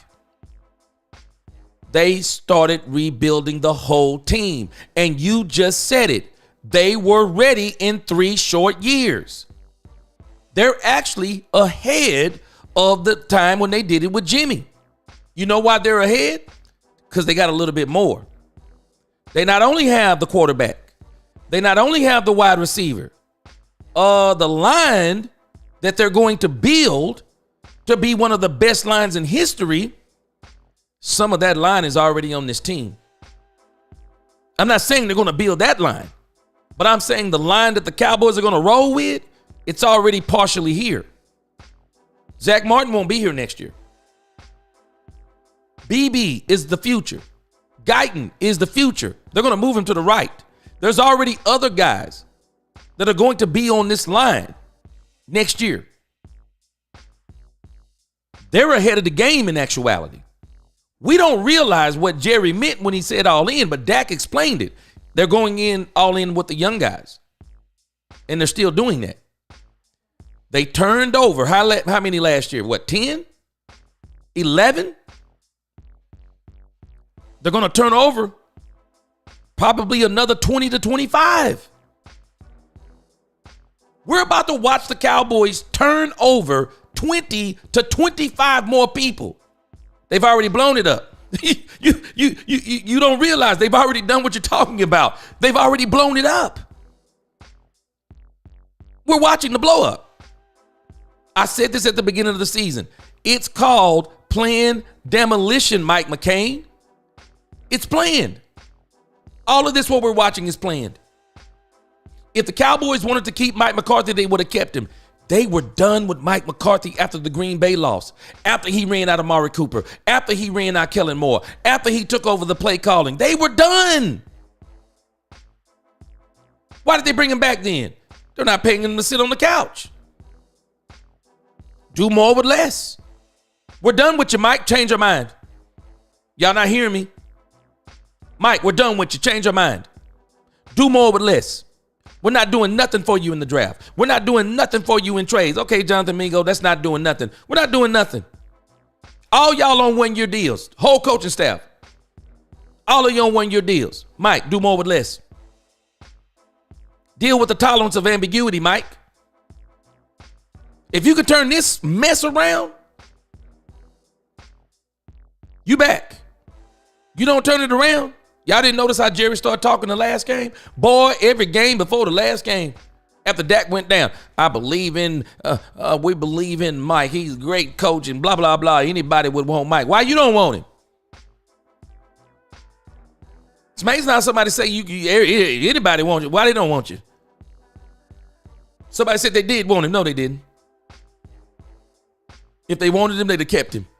If they wanted him, they wouldn't have hit him with, hey, we're going to put Jason Witten on the staff. Hey, we're going to give you a shorter contract. No, they're not putting no stipulations in. Mike, we want you.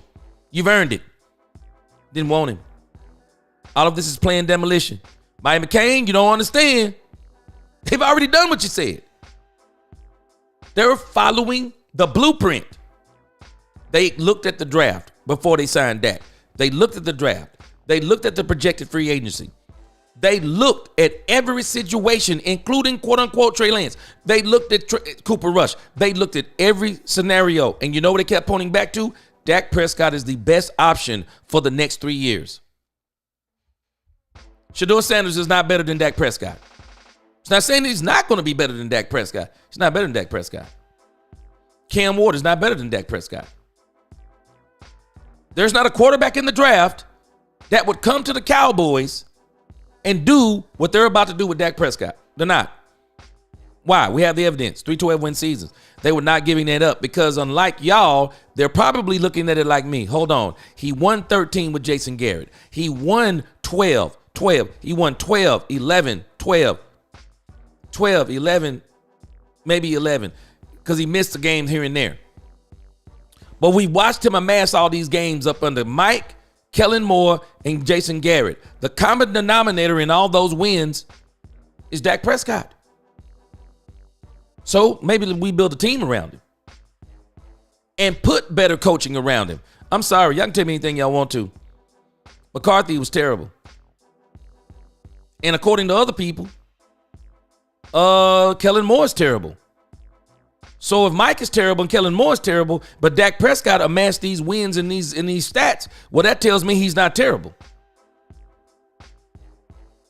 Why the MFS, I'm telling you, they took the ball out of Allen's hands. Same thing you do with Dak. Take the ball out of his hands. That's all you have to do. Dak, 25 throws. Dak would love it. That's all you need to make today, Dak. 25 throws. Gotcha. No pressure now. Because by the time we hit the end of the game, we probably won't need you to bring us back from behind, Dak. Y'all better listen to me when I tell you. There is no better feeling as a quarterback. And I'm not going to say no better feeling, but I bet you this, it feels good. You know how good it feels to win a game on the bench?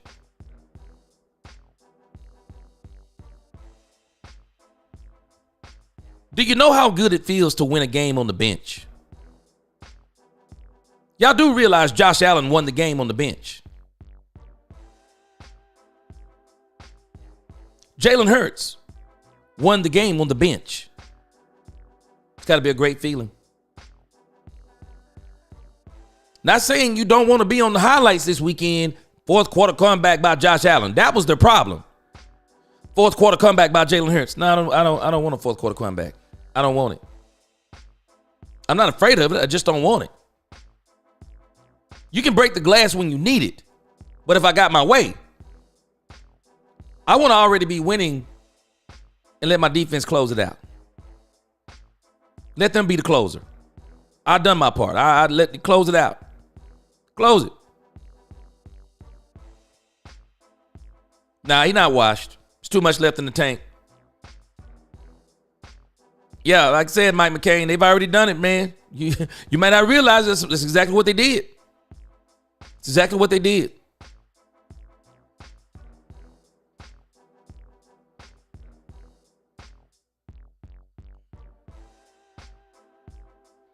Yeah, go look at Purdy's team. There's a reason why they're talking about they're not paying him $60 million. Go look at his team. Struggling quarterback and running game in the playoff because of the offensive line. Yep. They're going to be, I think the line is on its way. What happened to Jimmy Johnson being in the ear? Man, real Daryl. I done told y'all about Jimmy. I told people about Jimmy. You're not watching the same Jimmy. Man, they paying Jimmy so good. Man, Jimmy loved being on his boat, fishing, being with his wife, chilling in Miami. Man, Jimmy ain't got time for this stuff no more. Shoot. They ain't got time, man. Alan Beckham says, paint a star on your trophy wife's Range Rover. Dion guarantees Super Bowl every season. Man, I tell you what. Dion would bring some changes up in this thing. He would. Dak is better than anyone in Cleveland. You better believe it. London Wills needs to come back. Okay, help me know who that is. Chanel said the Rangers hockey team doctor consulted with Dak and the Cowboys about the surgery. I know, Chanel. It's so crazy. Somebody's talking about, yeah, man, Dak ain't gonna be able to do that. Man, stop listening to these people. Willie T, that is the question. That's why I think that is the question. And if he does it again, it's only going to be as a favor for Jerry, and I don't think it'll be multiple years. I think they're going to replace Zimmer. I just don't think Zimmer wants to do it anymore. I don't think Zimmer wants to do it, man.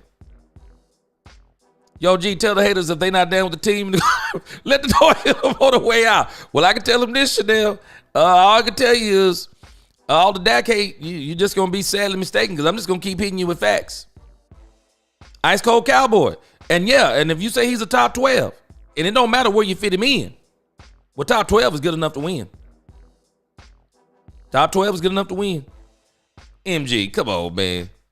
Man, if I had a license, if there was a pass, MG, you cannot tell me you didn't type this into them comments laughing. I know you typed this in them comments. Stop it. I know you typed this laughing. I bet you laughing right now. Stop it. Yep, I keep telling them, 70s fan, it's a team thing. And I think people do not understand. Jerry's a creature of habit. Jerry is now going to try to recapture the 90s. And he's doing it. He's looking at Dak being Troy. That's not saying Dak is Troy. He's saying, okay, I got my quarterback.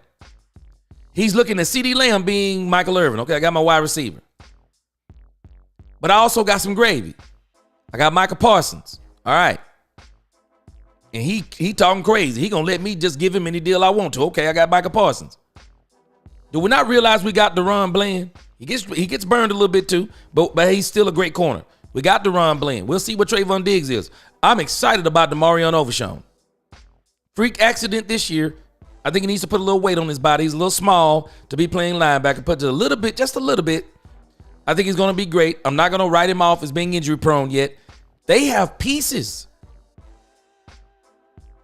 They can fix this team in one draft in free agency. They've already blown it all up. You don't have to draft the quarterback now. You got him. You don't have to draft the wide receiver. You got him. Man, now you got the easy part of the draft. Running back, man, you can't even lose in this draft. You can't lose. Nisi said Zimmer may stay to let his soon-to-be wife experience being an NFL coach's wife. Not just that, Nisi. Being an NFL coach's wife of the Dallas Cowboys. Could you imagine, Nisi, the privileges you get being, especially in the Dallas area? Man, let me tell y'all something. Y'all might be hating on these players and coaches. Man, these people in the DFW area love these coaches and players. Man, I bet you they rarely pay for anything. Czar said after seeing Saleh, head coach of New York Jets, I wouldn't want him as head coach. No, he's not going to be head coach.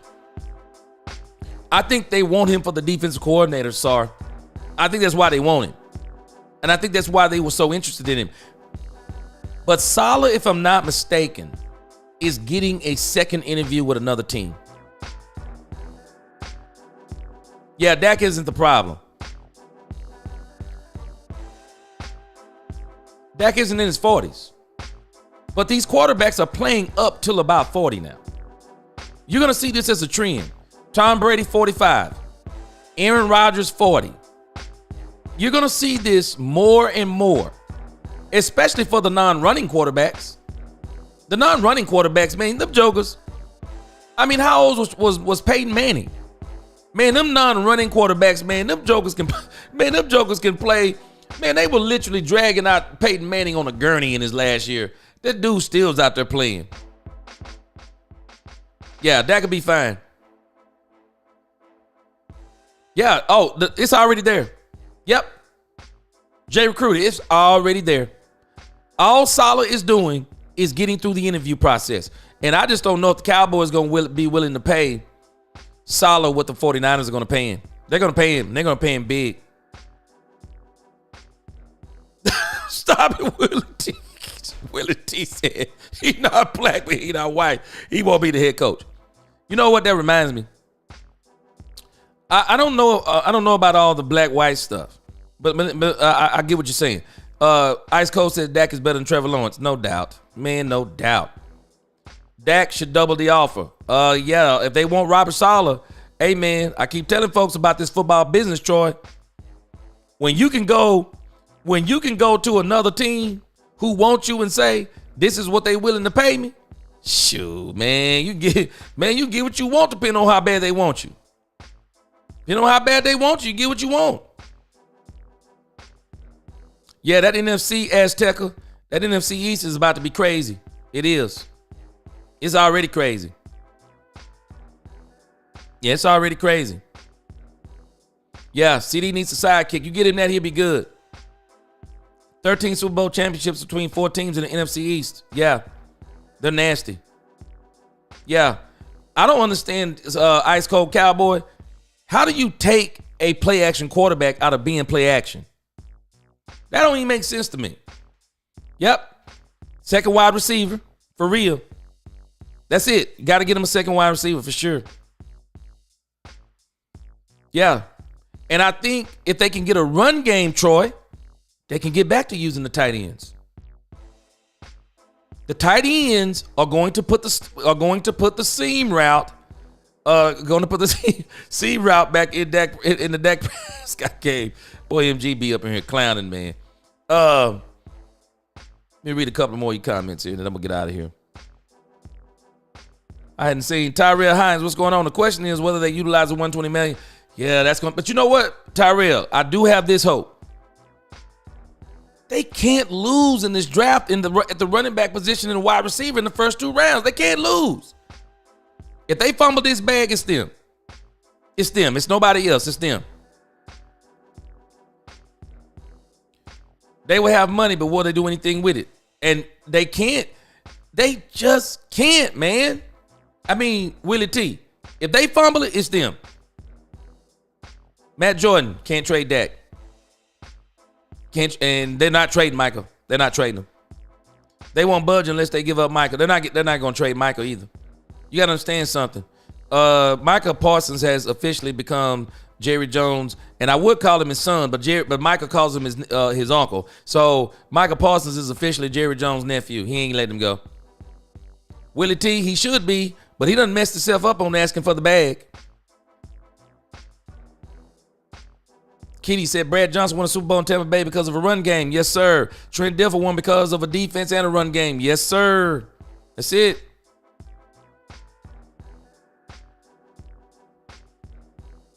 Terrell said we'll be looking for another quarterback, a franchise quarterback in those void years.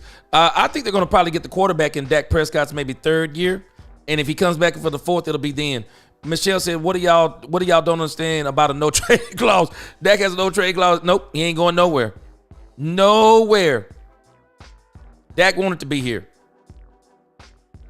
Still would be the swing tackle. Yeah, the line looks pretty good. I mean, for the most part. Michael said he doesn't prioritize being the highest paid. Yep, he's already set that in stone. So it is what it is now, Tyrell. Blue Star said Dak didn't rob anybody. Jerry likes to pay his players late. He does. And I think he likes his players being the highest paid. I think he does. Yeah, Dak earned it. If he didn't play good, he wouldn't be even in the running for it. If you don't like Dak, go root for another team. Hey, he here to stay, Blue Star. Ain't no other way of getting around it. Genty in the first. Okay, I didn't get to it tonight. We're going to open up tomorrow's show with the draft. Y'all get ready. Yeah, y'all, we'll be ready. Gee, I knew you would. Michelle, you'd have thought I was rooting for my own team. My wife was rolling. You thought I was rooting for my own team. Because I said, boy, if I come back on here, man, and those Rams done beat the Eagles, man, it was going to be over. Between you and Ice Cold Cowboy, it was going to be over. It was literally going to be over. All right, guys. So tomorrow we're going to be back and we're going to be talking about the draft and whatever other news we hear from the Cowboys. I'm pretty sure there'll be some more stuff. Wicked, what's going on? Wicked said deport him. Gee. Yeah, Wicked on here just clowning. Yeah, we may have to deport him. I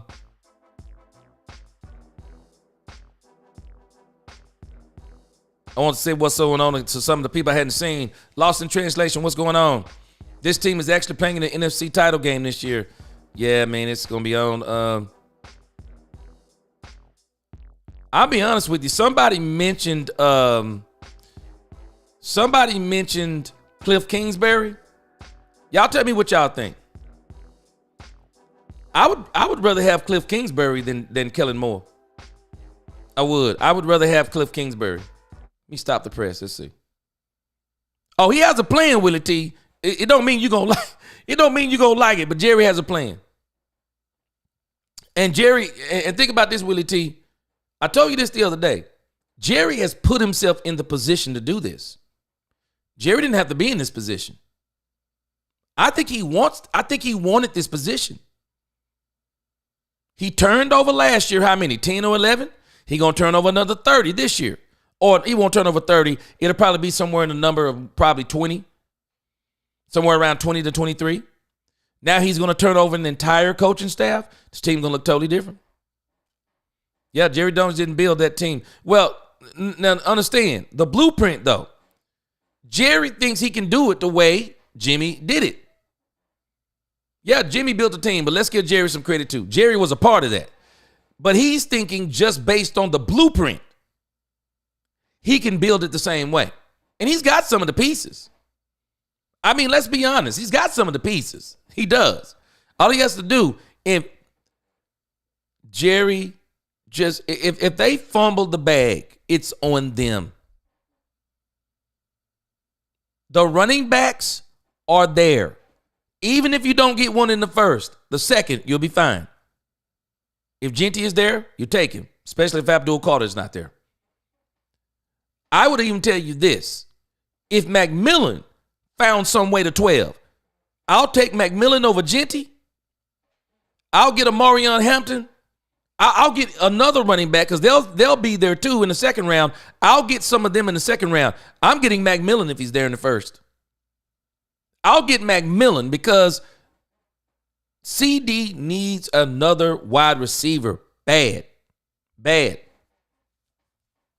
Tony says, see now Jerry thinks times are the same. Yesterday price isn't the same. No. Jerry and Steven, wake up. I think Jerry is on a mission. They keep saying that they keep saying that Jerry is doing some stuff on his own now. They wasted 2 foot man. Willie, I don't understand them in these 4th round draft picks. They do not like 4th round draft picks. Playing demolition. We can say like 9/11. He said, why did the government silence? Oh, yeah. Yeah, I know what you're talking about. I don't want to read that. They may flag them words. People will look back at Dak's career and realize when he's gone, he was actually one of the best quarterbacks of the generation. No doubt. Absolutely no doubt. But all Dak got to do is get one Super Bowl. And there'll be nothing else to say. Just get one. That's it. Mike McCarthy is supposed to be the head person for the Bears job. Looks like, no, he's out. I don't think he was never in. Ben Johnson was always their choice. Oh, yeah. Yeah. Jason Witten is going to be on the staff. I don't know who the coach is going to be. But I would rather it be Cliff Kingsbury. If it was up to me, I would like for it to be Cliff Kingsbury. But I think that Jerry, and I've been saying this for 2 weeks now. Jerry has visions of sugar plums dancing in his head. He's looking at Dan Campbell, and he's thinking that Jason Witten can be the next Dan Campbell. He's got visions of sugar plums in his head. But the thing about Jason Witten, now that I think Mike McCarthy speed tracks. I think Mike McCarthy would have speed tracked Jason Witten to the head coach job. And I think that's one of the reasons. I think the short contract and Jason Witten were tied together. But now Jason Witten has a problem, Willie T. And this is just based on Cowboy history and facts. Yeah, they're serious about Jason Witten, but he's not going to be the head coach. He's not going to be the head coach. They want him on the staff as an heir apparent, but they're also in a predicament. What coach is going to sign a 2-year deal with the Cowboys? You're not going to find a coach that's going to sign a 4-year deal with the Cowboys. I mean, a 2-year deal with the Cowboys. You're not going to find a coach that's going to sign a 3-year deal with the Cowboys. Any of these good coaches, Willie T, they're not signing for less than 5 years. Now, they're going to sign for 5 years for a reason. Watch their logic. So if you want to switch to Jason Witten after year 3, okay, fine with me. But you're going to pay me for 2 years. That's how these coaches' contracts work. Their contracts don't get revoked unless there's something crazy happening in their life, something immoral, and that is typically not going to happen. Even Kellen Moore, I promise y'all, Kellen Moore is not coming here giving the Cowboys no 2-year deal. Kellen Moore not coming here giving the Cowboys no 3-year deal. Kellen Moore will come here, and he's not going to mind if Jason Witten is on the staff Because even if they say in year 4, Jason Witten takes the team, Kellen Moore gets paid for 2 years. That's why you're not going to get a coach to come in here. And that's why they wanted, okay, Mike McCarthy, can we talk him into a 2-3 year extension?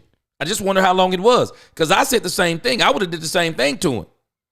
But I would have did it with Ben Johnson.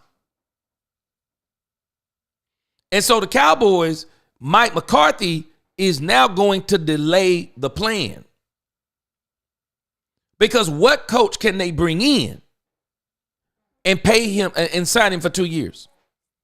It's not going to happen. And Jason Witten, he's young anyway. Sit your butt down somewhere. Learn something. Jason Witten will have to come to Dallas, and he's going to have to sit a minimum 3 years. Because they're not going to get a coach that's going to sign for less than probably 4. And I would be hard-pressed to believe that the Cowboys sign a coach for 5 years, and they're going to want Jason Witten so bad. Not saying they wouldn't. They're going to want Jason Witten so bad that they're going to let that coach get paid for 2 years and let Jason Witten take over. Now, understand this other part, Willie T. Understand it. So you sign a coach for 5 years.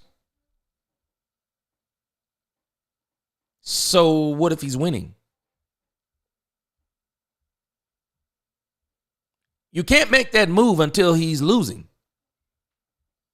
Well, what if he wins? No one is going to move out a winning coach to put in another coach. If they do, they're crazy. They're not going to let Jason Witten just take somebody's position unless they're not doing good. When Jason Garrett took over for Wade Phillips, he wasn't doing well. When you take over for any coach, it's pretty much a cardinal rule. You don't run that coach out unless he's losing. See, if Mike McCarthy would have won 12 games again, especially with this squad, no, there's no way Jerry and them could have even justified not signing him. No, they probably would have signed him. They wouldn't have had no choice because they would have looked foolish not doing so. But they're serious about Jason Witten. Yeah, you're right, but he's not going to be the head coach. They're not signing him to. They're not going to make him the head coach. That's probably 3 to 4 years out minimum. And if the coach who comes here is winning, even that's going to be out the window. You know how I know? Because I believe, and I haven't heard anybody say it as much or talk about it, but I believe Jerry was thinking about teeing up Dan Quinn. And why he kept wanting Dan Quinn to come back, because I believe that if Dan Quinn would have still been on the staff this year and all of this disaster would have happened, I think Dan Quinn would have got the head coaching job. I do. I just think Dan Quinn would have got the head coaching job. I think Jerry liked Dan that much. Yeah, Mike got rid of Amari. That's what they're saying. All this time, we thought it was Jerry. Mike McCarthy. And I heard Fish doing it again today. Fish was talking some of this Bobby Belt talk. He's now giving even more extended stories. See, y'all don't realize some of these people were not talking about this stuff because they're still in the building. Mike McCarthy's still the coach. This stuff would do no good to take it to the media. There's just some things you don't talk about. Dallas acquired the rights to Herschel Walker by selecting him in the 5th round in the 85 draft, setting this all up. Boy, yeah. Man, that Herschel Walker trade was crazy. Why are you having to talk about this? There are people in this chat talking about Shador better than that. Please stop it. There is no conversation where Shador is better than Dak Prescott. Not a one. Not a one. That's crazy, Chanel. Mike said that I thought that it was convenient that Jimmy was Michael Irvin's coach in college. Yep. Ended up being his coach in the pros. No doubt. Yep. Irvin did play for Jimmy and won a national championship. Yep. But he definitely wasn't responsible for drafting him. Mike said everything is full circle. Jimmy, Michael Irvin, national championship and Super Bowls. Fire Jimmy and get Barry Switzer, who Jimmy Johnson beat in the national championship. Man, you can't make it up. And Jerry, no way he does what he, and he didn't fire Jimmy. Jimmy's contract was up. It's a 5-year deal. See, Jason Witten, it would be different. If you get a coach in and he's on a 5-year deal, you bring in Jason Witten, he sits in waiting for 5 years, well, you just don't bring him back. I mean, you still looked at as stupid if he's winning, just like people looked at Jerry stupid because Jimmy was winning. But then he came back and won another Super Bowl with Barry Switzer with Jimmy Johnson's team. And that kind of quieted people. Because why? Well, they still wound up winning a Super Bowl. Problem is, they didn't win no more after that. And had they kept Jimmy, I think they would have kept winning after that. And that was the problem. The run game saved Philly. Lack of run game hurt Ravens. Yep. And you know what else, Tony Simmons? Baltimore gave up on the run way too quick. They gave up on the run. They should have kept pounding. But they didn't. They gave up on it. No. Keep running. Philly leaned on Saquon, for sure. They did. Why not? Lean on your strength. Especially in the snow. Rely on your strength. The Ravens relied on Lamar again. Big mistake. Big mistake. Man, I'm telling you, I wish the Baltimore Ravens would cut Derrick Henry. And Jerry Jones Jerry Jones sees the error of his ways. Jerry Jones, okay, I got you. Tight end coach, okay. Jerry sees the error of his ways and then go back and get Derrick Henry. Just do it. I mean, I don't know if they're going to let him go or not. Well, I tell you this, he might not believe in him, but hey, he done paid him now. So he's not going to have a choice. And I've said this before, I do believe that to a degree. But one thing that I've heard Jerry do this year, and he's done it twice, and I've never heard him be this definitive. 105.3 The Fan asked him, hey, with the success of Cooper Rush, do you regret signing Dak Prescott? He said, no. Didn't even, there was nothing else behind it. No. No, Dak Prescott is a great quarterback. He is the quarterback of this team going forward.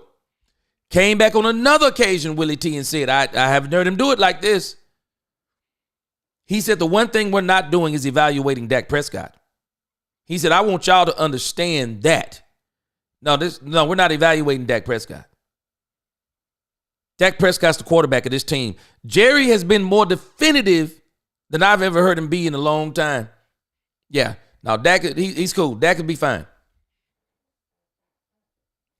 Robert said, Ben isn't stupid enough to work for Jerry. I'm telling you.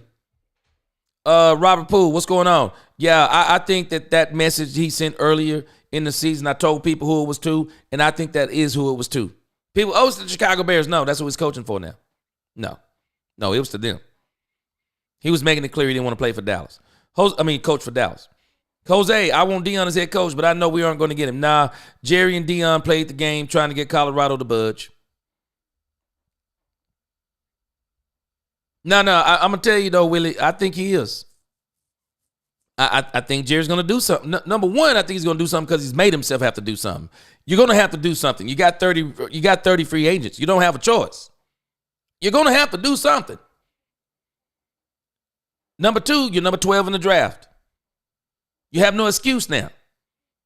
You've been drafted in the late. 12 is a big deal. You made it to the top 12. I think Jerry put himself in this position. And who they pick for coach, and a lot of people are leaning towards Kellen Moore. I'll just be honest with you. I don't really know what the heck he's going to do. Jerry may surprise all of us and get Cliff Kingsbury. I'd rather see Cliff Kingsbury. I think he's a very clever play caller. He's been doing a great job for the Commanders. Saleh deserves a chance because named the last coach that won in New York Jets. Wow, yeah. And the problem is, but the Cowboys aren't. And let me go to something else here. Let me read the super chat from Byron Joe David. What's going on? Appreciate you here. Here we go. He said, do like Brady and take a pay cut. I don't think he'll do it this go around, but if Dak Prescott wants to stay with the Cowboys, I think he's going to do it on the next go around. I think he's going to do it on the next go around, and that'll be it. And while you're saying that, and let me end on this. I was going to end with my song, but let me end on this because I want to come back on the draft. I'm going to end on this right here.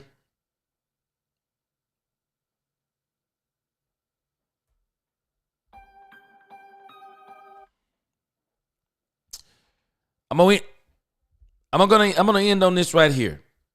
Appreciate all of your comments. If I keep reading them, I'm gonna be on here all night. I'll be back tomorrow around 6:30. But let me end on this.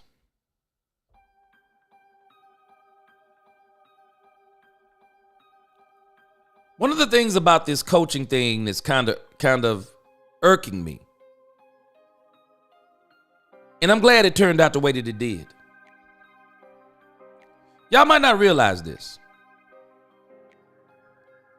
but you better understand that with Dak Prescott, there was some method to his madness, and I'm glad that they went ahead and just destroyed this.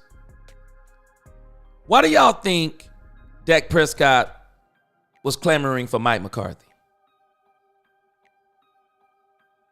When Dak Prescott from the very beginning of the season was basically saying something, I like Mike McCarthy. I don't like his coaching. Y'all might not realize this, but I don't think Dak Prescott actually liked Mike McCarthy's system because that was the system that he got in this year. The team was very undisciplined. Dak was talking about it. Remember, people not practicing hard and all of these things. Dak is talking about all this stuff. And so now Jimmy Johnson is talking about this. The coaching decision is dependent upon Dak Prescott in a sense. And they're trying to look for somebody who is kind of familiar and so they don't have to make a lot of change. This is the problem that I have with this whole thing. And this is why people keep saying that Kellen Moore makes the most sense. I actually think one of the best things the Cowboys could do is don't bring in Kellen Moore. I think the issue with Dak, the reason why he was clamoring for Mike, he didn't want change. He didn't want to change into a new system. Relearn a whole new language, all new plays. Because sometimes with change, people get afraid that the change isn't going to be good for them. Not realizing, not changing is what's hurting them. And what's hurting Dak Prescott, I believe, no change. No change. He was between Kellen Moore, Mike McCarthy. No change. No change in philosophy. No looking at what does Dak Prescott actually do the best, but not only what does he do the best, and what gives us the best opportunity to win. I don't think none of them were really looking at that in the grand scheme of things. But Dak Prescott, as far as this whole coaching thing goes, I think the best thing that happened to Dak Prescott is Mike McCarthy is gone. And as much as I said, I don't want people hating on one Kellen Moore. Don't hate on the man. He's in the NFC Championship game. He hasn't just been handing the ball off to Saquon Barkley. It's not that simple. They're not the Dallas Cowboys of the 90s. And even Troy wasn't just handing it off per se. That stuff requires designs. It requires play design, where people line up, how people block. It's so many things. Kellen Moore's doing a great job with the Philadelphia Eagles. But I think the best thing that could happen for Dak Prescott again Don't bring back Kellen Moore. It'll just be more the same. Dak doesn't realize it. He needs to be challenged again. You do not move to next steps in your life unless you challenge yourself. Man, you have to do some things sometimes that you don't want to do. I learned this early on. Sometimes you have to do what you don't want to do to do what you absolutely love doing. You want to win, Dak Prescott? Stop clamoring for no change. Stop clamoring for familiarity. Stop clamoring for comfortability. Stop advocating for who you like and what you like, Dak Prescott. You advocate not for what you want. You advocate for what you need. What will get me what I want? What we want don't always get us what we need.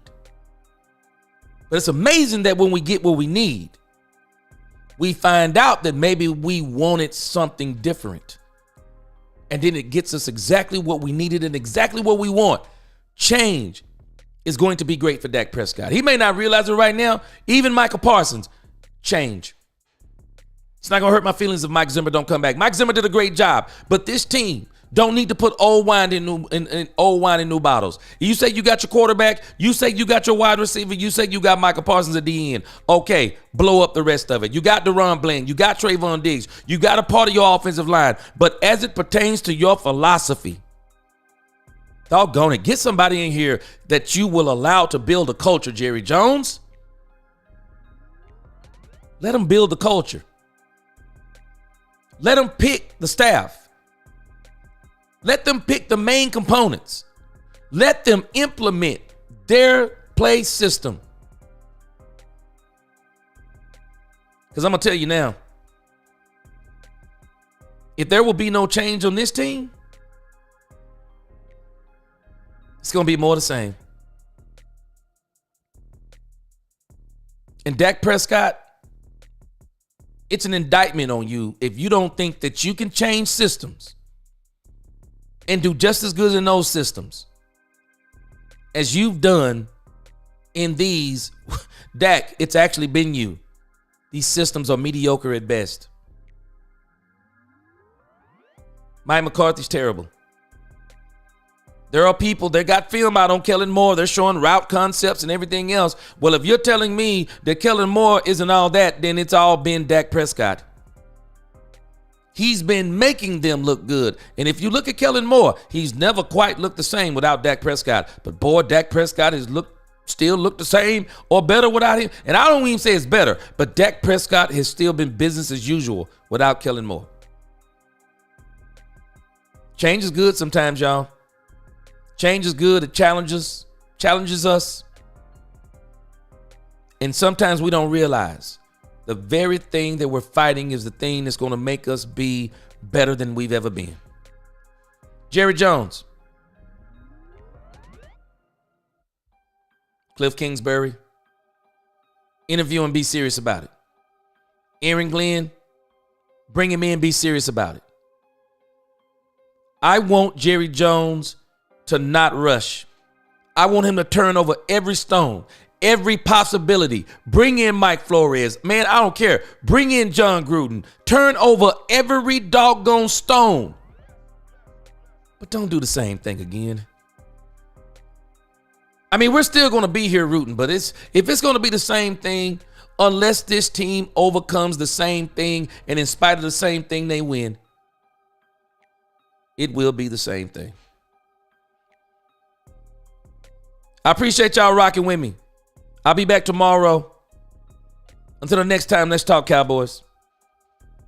We talk facts. Peace.